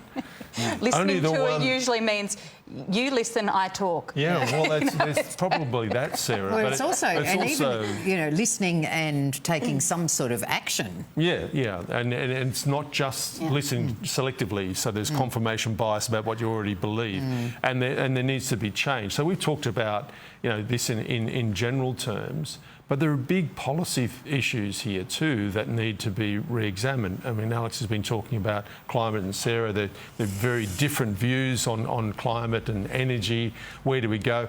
One Nation tonight, I think probably the biggest policy, we're talking about what is in their policy suite, the biggest policy, I guess, that I saw through the campaign for South Australia was $1.5 billion for a new coal-fired power station. Where's that coming from? Yeah. But that's not the capital markets. But that's... Yeah, you think? And you think that money's there? I think we're about to enter a zone, Mark, where Australians are going to learn over the next little period, I think, what it means to be non-energy independent. And, we're learning that for a range of reasons. One of which is what's going on in the Middle East at the moment, in the Gulf states. But the other one is we are a country that has more natural resources under our feet than anyone could ever dream and hope for. We just simply don't use them, and that leaves us very vulnerable. And when that starts impacting farmers and the ability to produce fertiliser, which it may, hopefully not, but it may over the next period, I think people are going to start to reassess their mind as to whether they think we should and can be trying to do something about human-induced climate change. 1.2% of the world's emissions in this country, by the way, even if you believe the story about human-induced climate change, which I'm sure Sarah will correct me on, but that's my view. In the meantime, people are going to get into fuel rationing. So I tell you so yes, the answer to me is if we could find a way to do that, I would entirely support that, and I think South Australians would too. Alex, can I just drag the conversation back on? We can see the Premier wing his way at some speed to Memorial Drive. I hope he's not breaking the speed limit. Anyway, going pretty fast. Is he driving in the Liberal Party room there, or is that at the family car? No, it almost looks like he's got one of those. Looks like a Toronto. Sorry, Alex. But anyway, cheap shot. Sorry.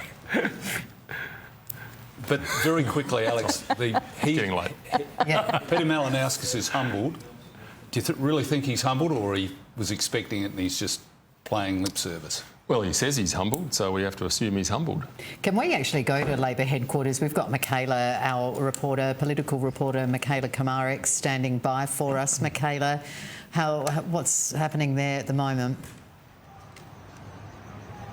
Yeah, guys, so the Premier is moments from arriving here at Memorial Drive. I'm down at the bottom of the function centre, and the Premier is expected to arrive here any moment. His brother is just down there. They're expected to have a nice family moment, a few quiet words, and then he will make his way up to the Labor function. Anticipation is certainly building up there after what was a slow start to the night.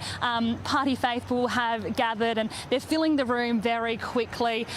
Lucy Hood is there, Nick Champion and Kyan Ma, all waiting in anticipation for the Premier to walk up those stairs and enter the room. Quite a special moment here for the Premier, and we will bring it to you any moment that he arrives. Michaela, I think trying to get my bearings here, he's coming down maybe past Adelaide Oval now, maybe. My eyesight's not that good, to be honest. No, it's a so I would screen. say he would be with you in the next 35 seconds, maybe. I think he's coming down Montefiore Hill. The viewers at home. 35 seconds. All right, that's soon. So we'll keep an eye. He is in his own car, so he will need to park it. And as I said, he... Sorry to interrupt. We've got Riley laughing. Look, he's about 2 seconds away from you, Michaela. We can tell you that. Yep, he's turning in. He's just arriving now. Yep. We're sticking with you. Get in his face. Yep. Go, Michaela, go.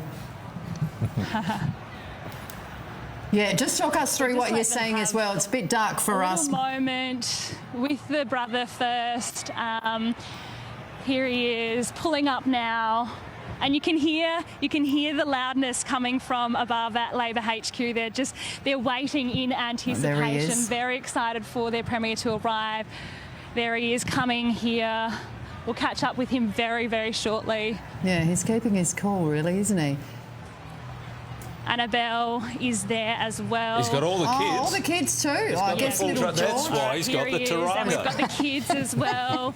So maybe not the younger two. George isn't there, so he'd only be, what, Premier, a couple of years old. congratulations. Obviously, a big win was expected. How are you feeling? Very good, thanks. Well done. Do your thing. And what would you say to South Australians who have thrown their support behind you?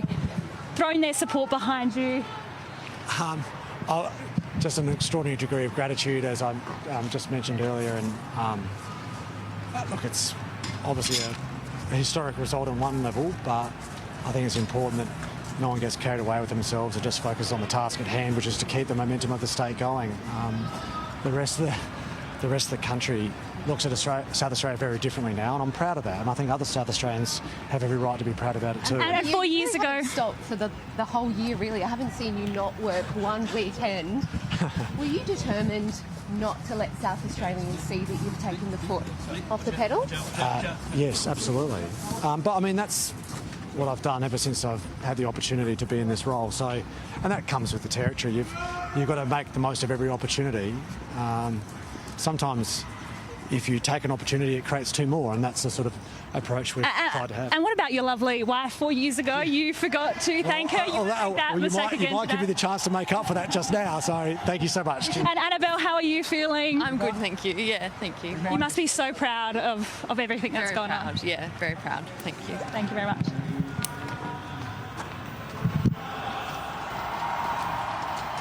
Yeah, you can see the smiles on their faces, and you can almost hear the cheers coming from the function centre at Memorial Drive as he makes his way in. I'm sure there'll be a rock star reception. We've got Annabelle there, 2 of his 4 kids, obviously the other 2 tucked up in bed, but humbled, happy.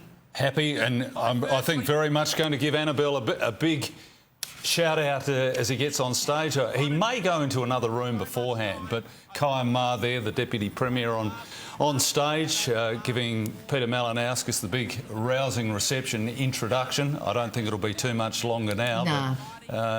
But the Premier is going to say the same thing over and over again. He is humble. He's humble. He's very happy. We've heard it a few times already, but no, you're right. I think I reckon Annabelle might be the first person he thanks tonight. Do you think he'll give her a kiss? I don't know. But I just reckon a thank pash. you would be nice. No, I think a pash. You got it. Well, they are married. You know, but make up for it. I'm not sure anyone has used that word since 1982, but good on you. Look, he's walking in. Let's focus on the kids. No, lovely family. And Annabelle is obviously delighted. Maybe she'll get to see her husband again for the next she in her own right is a brilliant person. She's a powerhouse. Just such a lawyer of distinction that she has a career of her own. They have 4 children and the work never stops. And she is the greatest supporter that a leader could have. She went back to work, I reckon, when little George was only months old. You know, I mean, I know a lot of us mums do it, but I just kind of think, hang on, but your husband's the Premier and you've got 4 kids now. Oh, no, full time. And she's just got it together. Well, maybe the Premier will thank her tonight, do you think? Oh, that would be nice. But what do they say? Behind every great man is a... What do they say, Riley? An even greater woman, But Rosanna. Riles, one thing you may not know, Annabelle comes from a very, and Christopher would back me up on this, a very liberal-leaning family and has been all their lives. How interesting. It was one of the greatest mismatches, I thought, because I'm friends with her auntie, and I went to a party and that's 2 degrees of separation. Did they school together, these two, Annabelle? No, I don't think so. All right. They may have. But anyway, well, he turned up at a function or at their wedding anniversary and I said, what the hell are you doing here? He said, Annabelle and I are dating. And that was... probably 20 years ago. So. Ain't love grand? It really is, Smitho, and blind and opposites attract. But in this man's mind now, though, is here he comes. A responsibility, right? He wants the family with him. With power comes responsibility. With winning comes the proper use of those numbers in the Parliament for the people. So they're chanting 4 more years. Well. He's got them. He's got 4 years. Use them wisely. Could be a long walk to the stage. Everyone wants to touch him, shake his hand.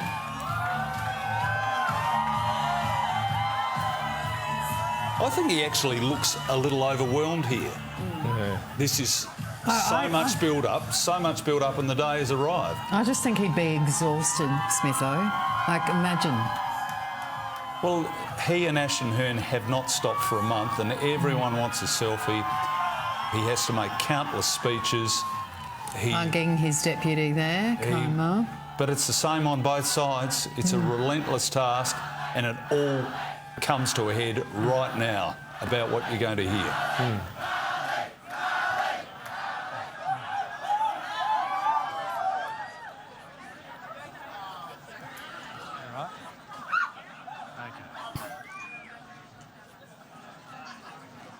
Friends, I am somewhat humbled to be standing here tonight on the lands of the Kaurna people, and I feel it's entirely appropriate to pay my respects as Premier of the state to the longest living culture that human history has ever known.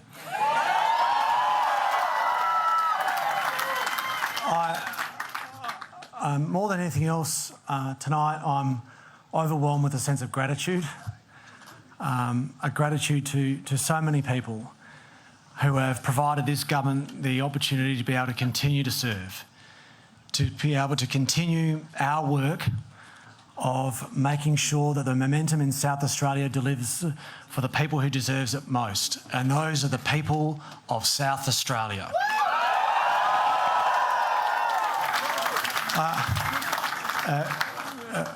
Earlier this evening, I received a couple of phone calls, and I do want to take this opportunity to first and foremost pass on my thanks to Ashton Hearn for the gracious way she conceded defeat. Ashton, I give Ashton great credit for her poise and commitment throughout the course of the campaign, and I wish her every success in whatever undertaking she takes into the future. Similarly, I also received a phone call from Corey Bernardi, and One Nation, Corey Bernardi and One Nation also deserve recognition, not just for the way they went about going out of their way to contact me this evening, but also for getting a very significant result at the ballot box, which does deserve recognition and credit. And I say to both Ashton and Corey Bernardi, along with leaders of other political parties elected to the Parliament tonight, that my government stands ready to work with each and every one of you for as long as it is in the interests of South Australians.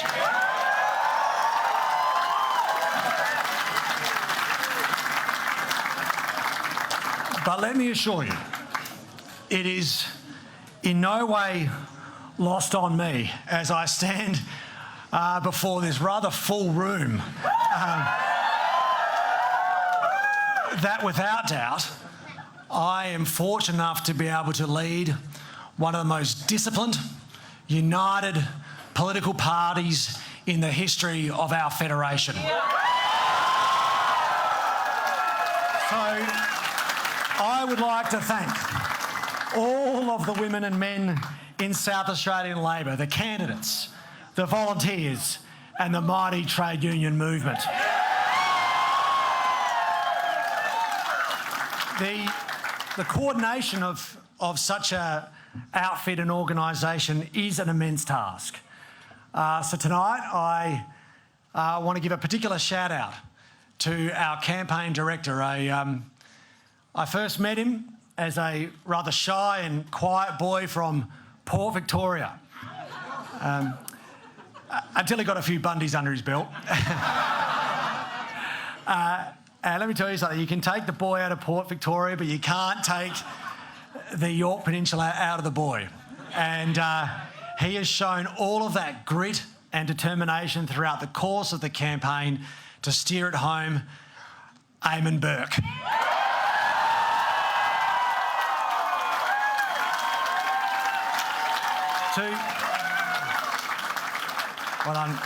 Well done, Burke Mo.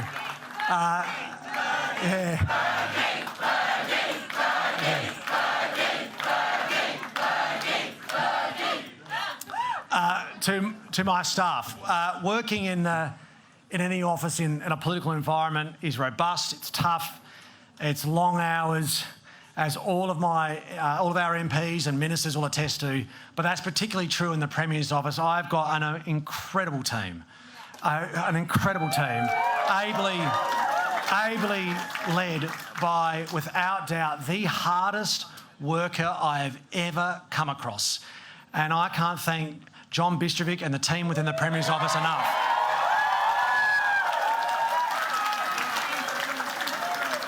For my parliamentary and cabinet colleagues who chose to put their faith in me almost 8 years ago to the day, when we were in opposition, that was a big decision, and it has never been lost on me how grateful I am for the enduring support, the absolute loyalty and dedication that you have provided my leadership so we can focus on the task at hand. To each and every one of you, I thank you, but particularly I want to take this opportunity to thank a great man, a man with a heart of gold, a man who is Labor to his core, a man whose work ethic is only matched by his carpentry skills. And I'm, of course, talking about our leader in the upper house, the Deputy Premier of South Australia, Kai Ma.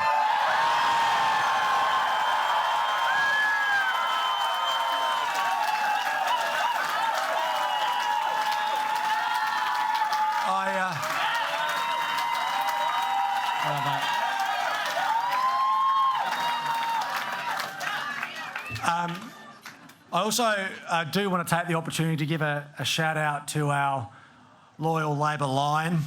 Our Labor line's loyalty is only outweighed by his wisdom.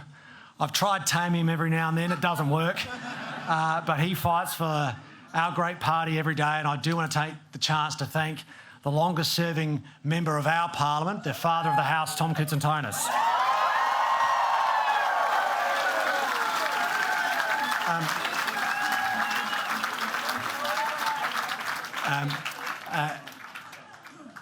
The other person who I do want to give quick acknowledgement to, I think is well deserved, is our campaign spokesperson, who has done an outstanding job stepping up throughout the course of the campaign, and Blair Boyer.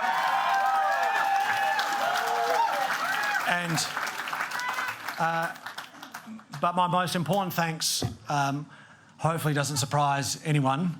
I do want to thank the people that mean more than anything to me in the entire world, and that is, of course, my beautiful, ever patient family.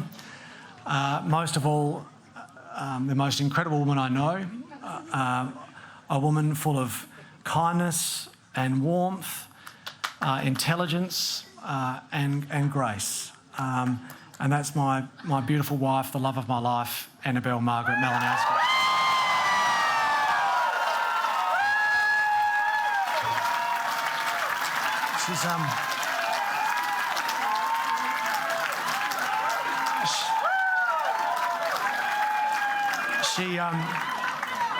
She's most importantly, she's the incredible mother to our 4 children. This time, 4 years ago, we had 3 kids. Now we've got 4. And I can promise you there are no more. But to Sophie, Jack, Eliza and little George, who's in his cot as we speak, I love you so much, guys. I'm so proud of all of you, so thank you so much.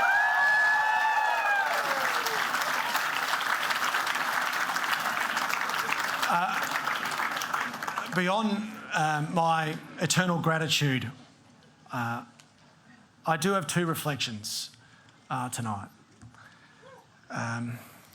One for my colleagues and another for the people of our state. To my colleagues, although this is a historic result, although it is the best result our party has ever achieved, it's very important that no one confuses tonight's result as adulation. Instead, we should see it as only being an invitation to continue to work our guts out for the next 4 years, to make sure that the next 4 years are as busy as the last 4 years. If you're looking for satisfaction in the parliamentary Labor team, it shouldn't come from tallying votes. It can only come from using the power invested in us to be used to advance the interests of our state and our people.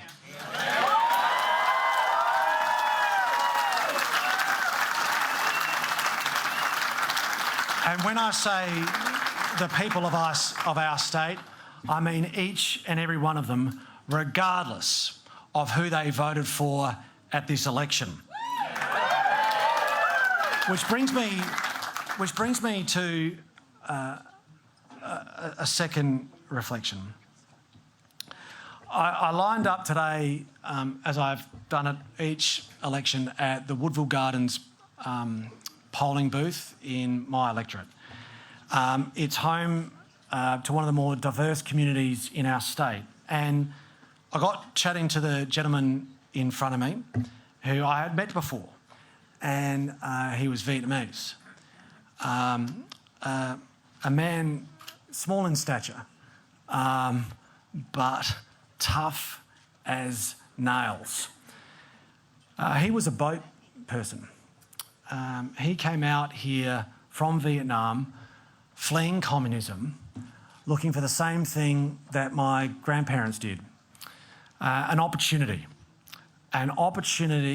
to live in a peaceful country where he knew he could work hard, provide for his family, put a roof over his head and then in turn give back. And as he was queuing up to vote today, he said to me, rather quietly, "I like elections." Thankfully, he had a Labor How to Vote card in his hand. But it sort of struck me as being a clear signal of what patriotism can look like. It reminded me that patriotism in our country comes in a number of forms, all of them good. And I, subsequently this afternoon when I was thinking about tonight, I couldn't help but go back to a poem that was written by one of Australia's greatest authors, if not greatest writer, in Henry Lawson, who of course appeared on our $10 note. And he wrote a piece titled "The Duty of Australians." He wrote it just post our nation's federation, well over 100 years ago. "'Tis the duty of Australians in the bush and in the town to forever praise their country, but to run no other down. When a man or nation visits in the heyday of its pride, 'tis the duty of Australians to be kind but dignified. 'Tis our duty to the stranger, landed may be, but an hour to give all the information and assistance in our power, to give audience to the new chum and to let the old chums wait, lest his memory be embittered by his first days in the state.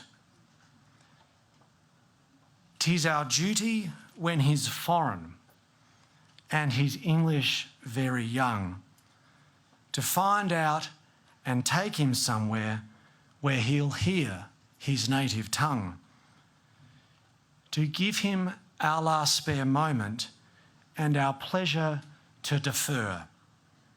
He'll be father of Australians as our foreign fathers were."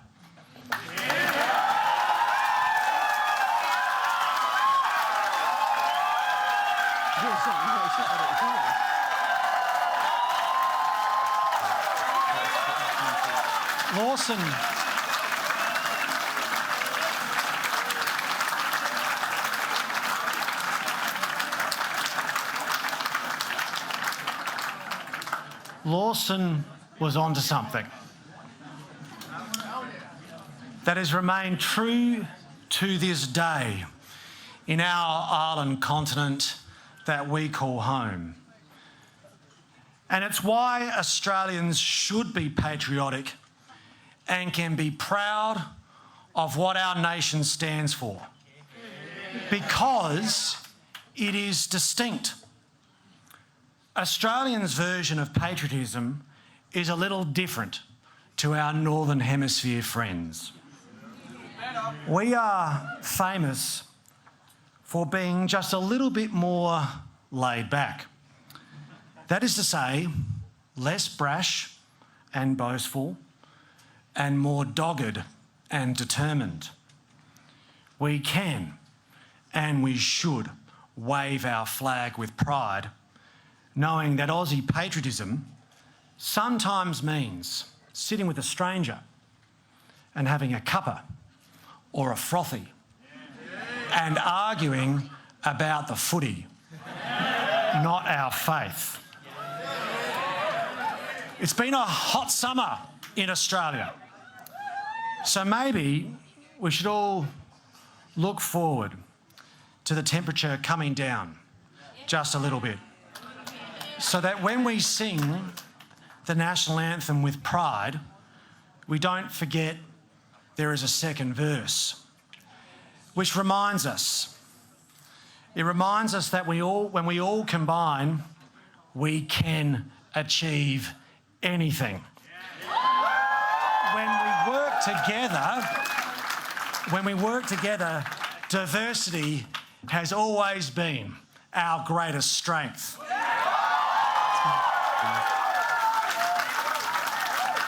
for South Australians, that matters. Because right now, in our state, it's all hands on deck. We've never had more opportunity in this state than what we have before us right now. And if we are going to unlock that opportunity to take a growing and expanding economy and turn it into improved living standards for everyone, then we've got to work together. If we're going to overcome the challenges that will be before us in order to seek and share that opportunity, we've got to work together. There is no way that this state comes to its full potential unless we work together. But if we get this right, if we focus on what unites us, a shared love of living in a peaceful, prosperous place, a state full of hard-working people that value care and compassion, then we can harness this moment with our newfound confidence as a state to look out rather than just in on ourselves, to create new wealth and prosperity by celebrating capital as well as labour, so that everyone has a seat at the table of opportunity, so that we set our state up for future generations who can choose to call this state home with pride as much as we do here tonight. This is a great state in the most magnificent of countries.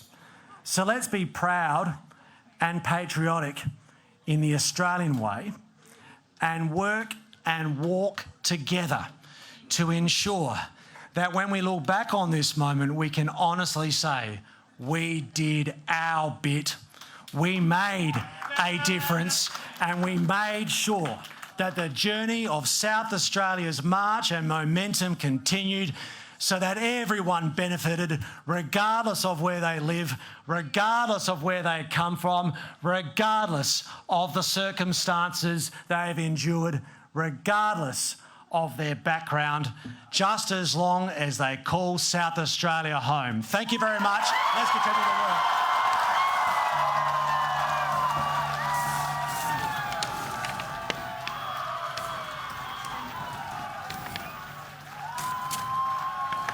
Well, rock star reception there, hey? Yeah, well, I don't know about you guys. I've just not seen or heard a Malinauskas like that. Is that a different Malinauskas we've just heard from, Raz? But a really important one, an interesting one, because that's a leader who has got the message.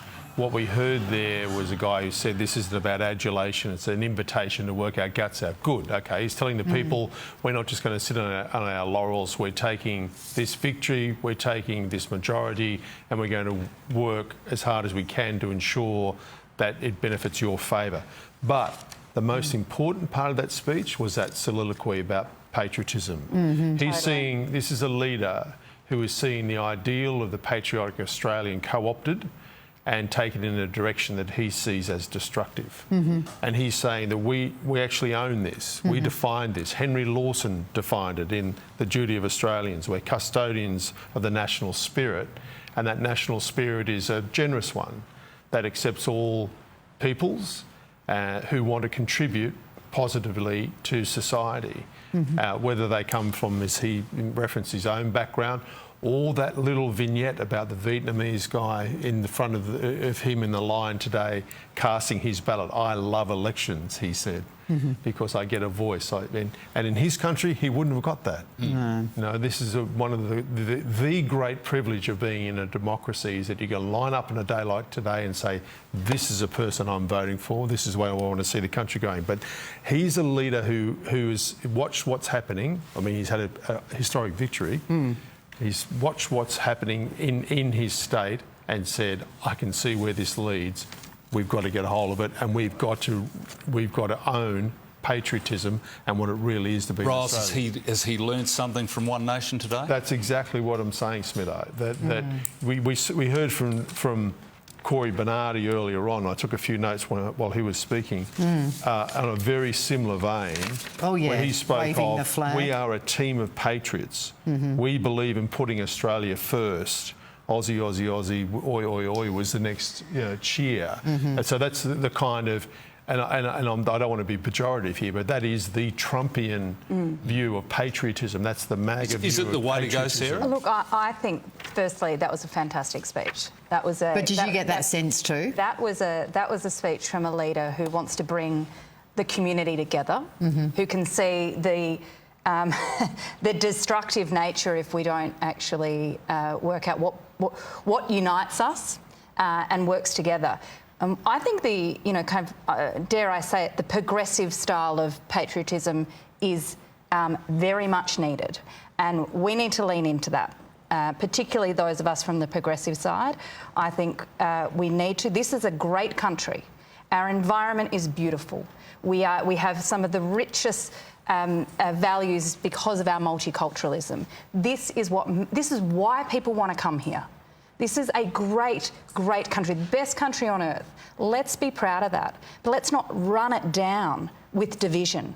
And I think that's what he sent. That's the message he's trying to send, is you can be patriotic and love this country and love your community and be part of it, or you can just get angry and blame everybody else. He's also saying patriotism's not a dirty word. It's not a dirty word, and it's not a dirty word. And I think that's really powerful. And to see a leader stand up tonight, given everything that's just happened, and own that as a positive thing for the community and for the progressive side of politics, that's good. Alex, do you see it that way?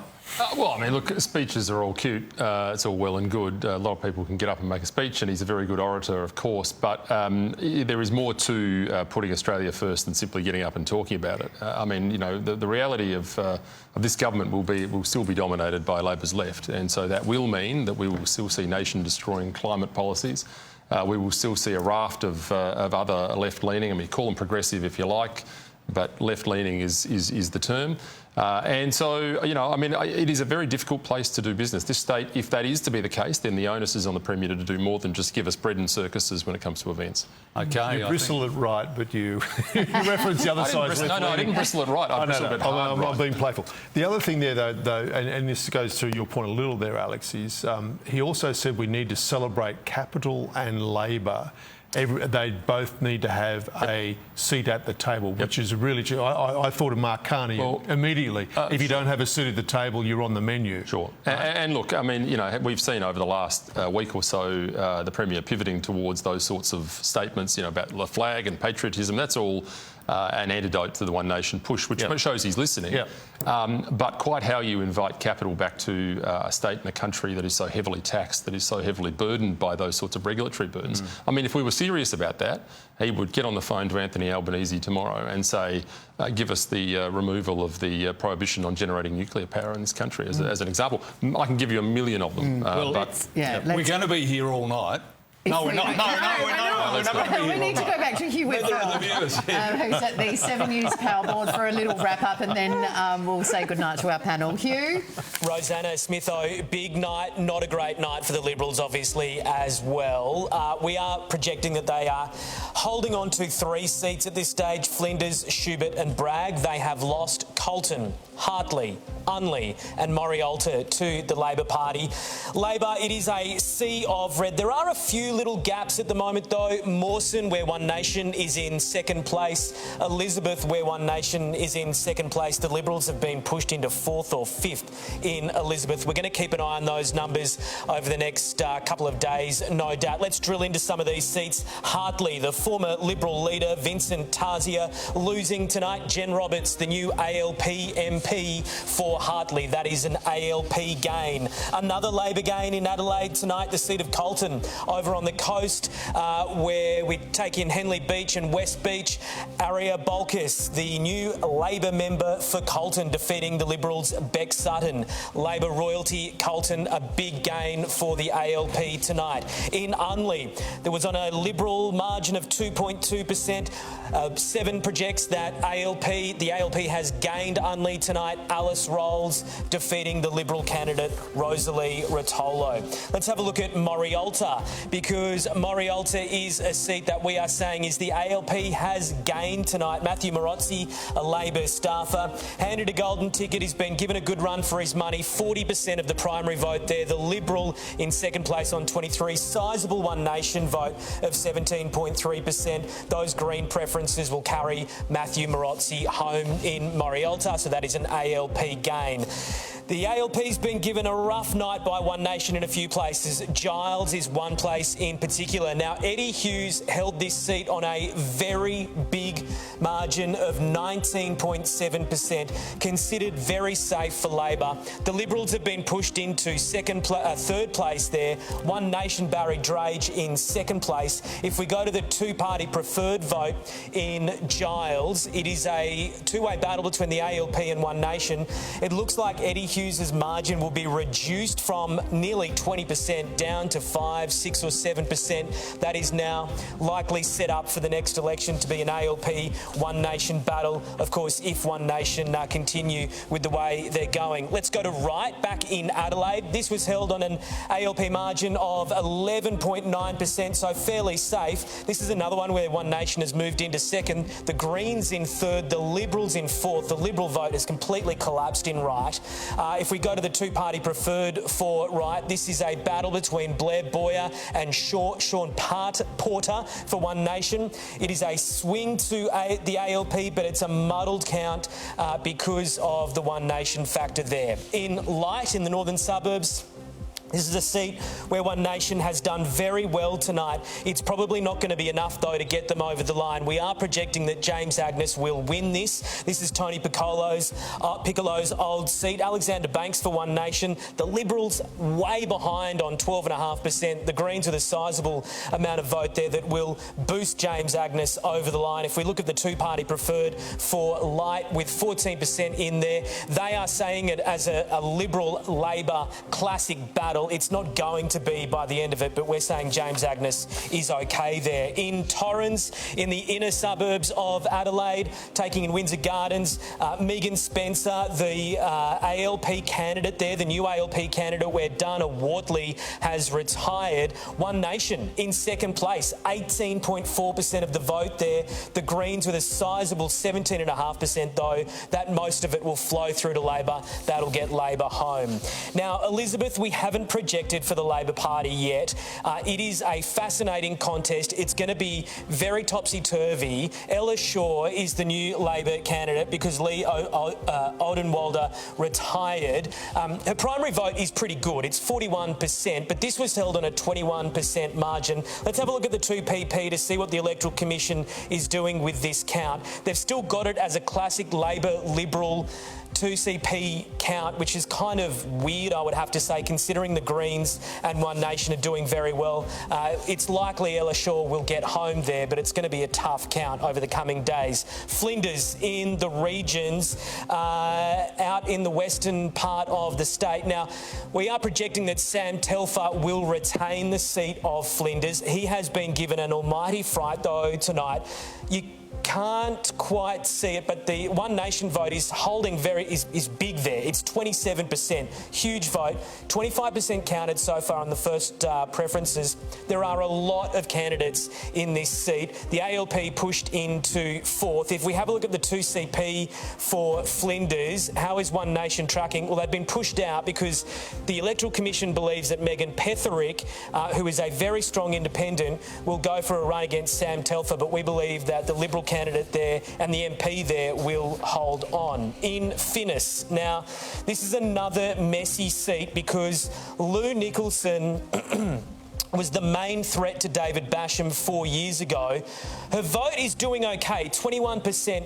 Greg Powell from One Nation is storming through with 22.9. David Basham's primary vote sitting on 24. It was 41% 4 years ago. If we have a look at what they're doing with the 2CP, again, it's going to be very messy because they have Lou Nicholson dragging all of these preferences from the huge number of candidates in the rest of the field, and they have Lou Nicholson Smithson going from third to win the seat, which is a fascinating count and one that you can't call at this stage or can't project at this stage.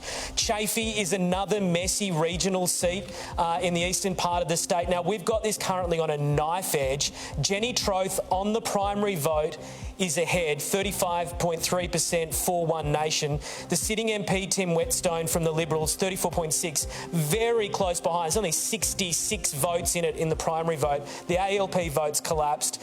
The Green vote is marginal. Let's have a look at the 2CP, because this is a seat where they are putting One Nation up against the Liberals, and the Liberals are likely to take a whole heap of preferences potentially. Tim Whetstone, it's a knife edge, but he might get home. He might get home. It's very, very tight. Nudgery, back over in the northern side of Adelaide. Now, this is where Tony Piccolo tried to run after departing his previous seat. Penny Pratt, the sitting MP.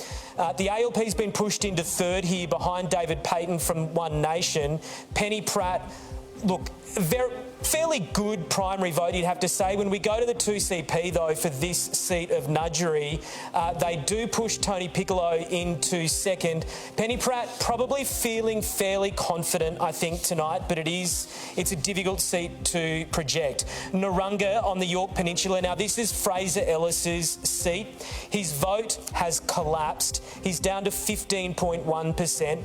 More than a third of the vote is in. Chantel Thomas from One Nation has, at the moment, the highest primary vote, 37.2%. Tanya Stock from the Liberals on 23.5%, 16% for Labor. If we look at the two-party preferred in Narunga, they have Fraser Ellis being pushed into the top two on preferences. Again, this is a weird count. It's not going to potentially end up like this in the days ahead. Let's go back into Adelaide, Morphett. Now, this is a seat that we are yet to project for the Liberal Party. This is Liberal held, and they are in big trouble. Toby Priest, he is the ALP candidate, a local teacher. He's ahead on the primary vote, 38%. The Liberals have been pushed back to 31%. 4 years ago, the Liberals won this on the primary vote. They got more than 50% on the primary vote, didn't have to worry about preferences. Those Green preferences there, nearly 13%, most of them will flow through to Toby Priest, and he will be feeling fairly confident. Let's have a look at the two-party preferred for Morphett, and that will show that this is very likely going to be a Labor gain, but we are just waiting because there's that big One Nation vote. We don't know where those preferences are going to go. Will they flow through to the Liberals? But at this stage, it is a big 9.5%, 10% swing to the Labor Party. In the edge of the Adelaide Hills, Hyson, it is a seat we've spoken a lot about tonight because it's basically a three-way battle. Josh Teague, the sitting MP, on 33% of the vote. Marissa Bell from the ALP on 24.4%. Now, considering that sizable Green vote, if the Greens stay in third here and don't leapfrog the Labor Party, most of those Green preferences will flow through to Labor, and it's going to be really, really tight. So let's look at the two-party preferred for Hyson, because it will tell part of that story. And that big Green vote pushes Marissa Bell ahead of Josh Teague. She's in pole position to flip this seat from the Liberals to the Labor Party with a swing of 4%. Back out in the regions, Hammond focused on Murray Bridge. This is one of those seats that we still have on a knife edge. One Nation is leading the primary vote, a third of it counted so far. The Liberal MP, Adrian Petterick, on the primary vote has been pushed into third place behind the ALP. We do have a two-party preferred for this seat, if we bring that up, but they're doing it as a classic vote, so Liberal versus Labor. That One Nation vote, though, where does it go? They may have to take a closer look at it in the coming days. And McKillop, now Nick McBride's seat, he's been campaigning, obviously wearing an ankle bracelet. His primary vote has collapsed, nearly 15% he's sitting on. He picked up 60% of the primary vote 4 years ago. One Nation doing very well, 36.5%. Rebecca Rosser for the Liberals on 22.2%. Again, this is a seat the Electoral Commission is struggling with in terms of the two-party preferred. Let's take a look at what they're telling us at this stage. They've got it as a Liberal versus Independent battle, which is what it was 4 years ago, and that has the Liberal ahead, but that One Nation vote skews the whole thing. They're going to be talking about it for days. Stewart, the biggest seat in the state, this is Jeff Brock's seat, the Independent. Now, his primary vote is doing okay, although it's pulled off about 13%. He's still in the lead. One Nation, Brandon Turton sitting on just over 28%. The Liberal vote has collapsed. It's shaved off 7%. If we go to the two-party preferred for Stewart, they do have it as a classic independent Liberal battle. But again, One Nation is there and it is a threat. So it may be a seat that we're going to be watching for the days ahead. So if we go back to the tally board, if we can, we've got the ALP on 31 seats tonight. The Liberals sitting on 3. That's Bragg, Schubert and Flinders. Chafee, more vote to come. Hammond, we don't know what's going to happen. Morfitt, a difficult one to call, but a potential Labor gain. Hyson, potential Labor gain with Green preferences. Nudgery, I think Penny Pratt's going to be okay, but you never know because this One Nation vote, more than 22% statewide, is making a big difference to this election, and it's going to make a big difference to the electoral system right across the country in the years ahead. Hugh, you have been absolutely amazing tonight. We appreciate all your work. I don't know, my head hurts just looking and listening to you, but that was absolutely brilliant. Of course, we've got a few days to work out how it's really going to look and who's got what seat and how many. But we appreciate your time. We know you've put in so much effort into that. Thank you very much. Hugh, you should be on stage. First one out of town. There is a stage everywhere, Smitho. There's a stage everywhere. With what the Premier's doing, enjoying a frothy, hope you do too tonight, Hugh. Thank you again for your time. And let's start to wrap the evening up. We might cross over to Gertie and see what the gurus have to say. Well, I have to say, I think the phone lines have sort of gone a little bit quiet here, which means everyone must be commiserating or celebrating. Christopher, let's start with you. The Liberals, we knew it wasn't going to be your night, obviously, but do you think you've kind of come through rather unscathed as such? You at least have 3, but you're thinking potentially 7 seats in the end? Yeah, well, just to wrap up, I mean, I think the reality is there's going to be some changes over the next week. The two-party preferred count will not be the same in many of those seats that we've just been through, which is no one's fault tonight. But the Electoral Commission will change that because, for example, there's no way that Fraser Ellis in Narungga with 14% of the vote will be the person who they do the last two-party preferred count with. And there's lots of examples like that.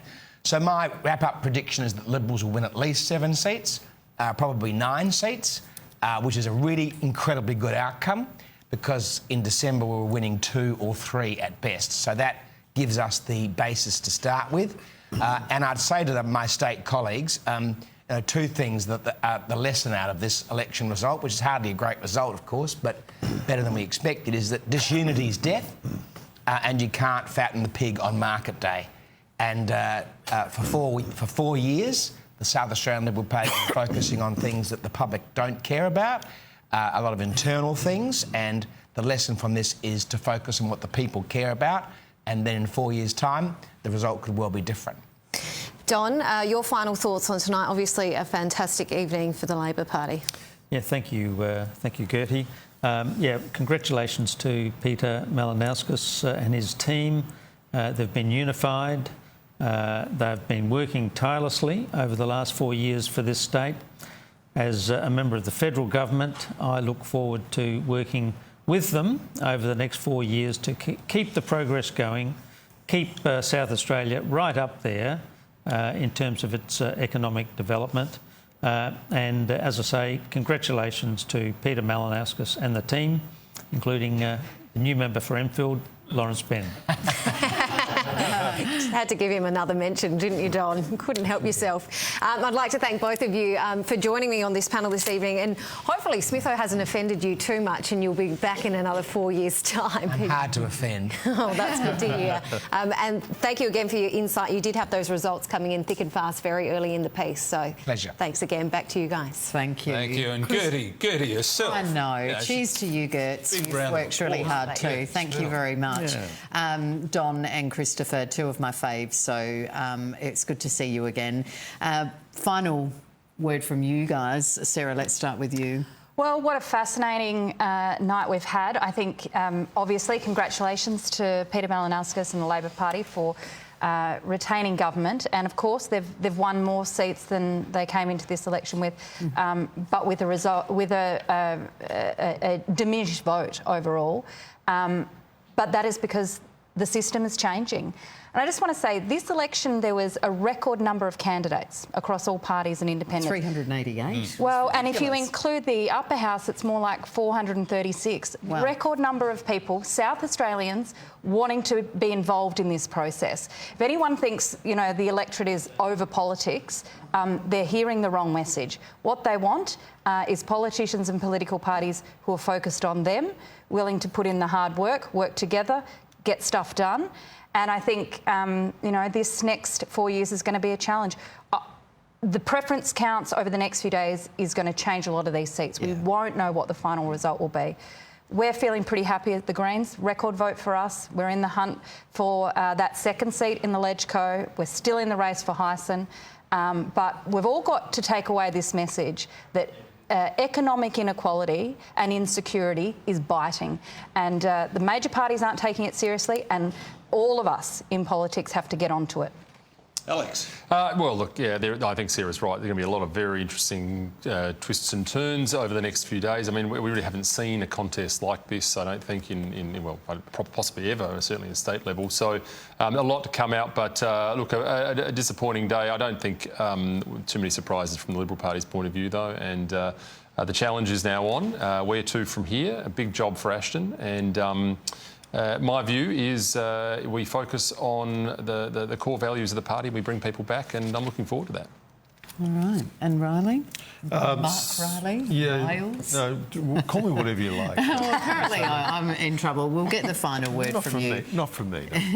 No. So many things. It is an extraordinary election. A historic win for Labor, the largest win ever.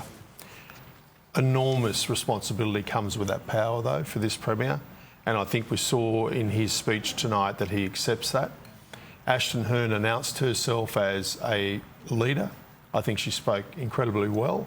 She now takes over the party at the low water mark, whatever it is. Christopher says 7 or 8. At the moment, there's only 3, and this is the story for the Liberal Party, one of the sub-stories of the Liberal Party, 1 urban seat, brag. I mean, they have 9 urban seats out of 88 federally, 1 urban seat in Adelaide at the moment. You know, that's a disaster. One Nation has also announced itself as a real force in politics. It is a disruptor. It has changed the landscape of politics tonight. It has both the major parties wondering about where they go to stop the flow of votes away from themselves. The 30-30-30, 33-33-33 split has now become maybe 55 shared between the majors and 45 third way. The Australian people are looking for a way that isn't the major party path. That now goes to Victoria, and we'll see what happens there. It goes to the by-election in Farrer in a few weeks' time. It then tips into New South Wales and federally. Can it be sustained? Can it be maintained? The other thing that I'll say is a major point from tonight. There is now a national battle to be the custodians of patriotism in Australia. What does it mean to be an Australian? Well, it's a very important point for us, isn't it? We need to define ourselves before someone else gets a chance to do it for us. And if we don't know who we are, and if you, as political leaders, you don't know who you are, why would people bother voting for you? But so Peter Malinauskas started today an operation within Labor in South Australia. I think you will hear Prime Minister Anthony Albanese talk about this more frequently now. What is it to be? It is not, a pejorative to talk about patriotism and nationalism and to be a good Australian and to define that. And I think that is a fascinating thing and an important thing for our country. This is a remarkable election. Yeah, it has been rather remarkable, hasn't it? Historic election. Seriously, Mark, it's been all jokes aside, it has been an absolute pleasure and honour to have you sitting on this panel with us. You are a genius, so thank you coming all the way from Canberra. The network's very lucky to have you. Sarah, to you as well, your insights are always so very valuable. Your time has meant a lot to us as well. Alex, I echo that. We really appreciate it, don't we, Smith? Rosie, we really had the most experienced team on tonight's election coverage that has ever been on South Australian TV. So we absolutely, it's been an honour and a pleasure to have you all here. I know we've had our differences and yeah, that's what it's all about. We're not here to be friends. But what I really wonder is over the next 4 years, it's all rah, rah, rah for One Nation tonight and for Labor, but Labor's used to it. Where will it be in 4 years' time? Will we look back and say, well, that was a flash in the pan, or it's here to stay? Yeah, I think that point was raised earlier. Do you know, anything can happen in those 4 years, and the worm turns very quickly. And we've worked together again. I know, isn't it been great? We might have to do it in another 4 years. If they have us back, okay? No, that was a gentle hint. No, it wasn't gentle. I think it's pretty obvious. To you at home, thank you so very much for being with us on this historic night. SA has decided clearly a Labor win. Congratulations to the ALP, to Peter Malinauskas and the team. They have all done a great job. And Ashton Hearn, my hat off to you. You've done an extraordinary job as well. And One Nation has really put up a fight too tonight. So thank you for being part of the 7 News team. And we look forward to seeing you back in another 4 years. Thanks, everyone. Good night.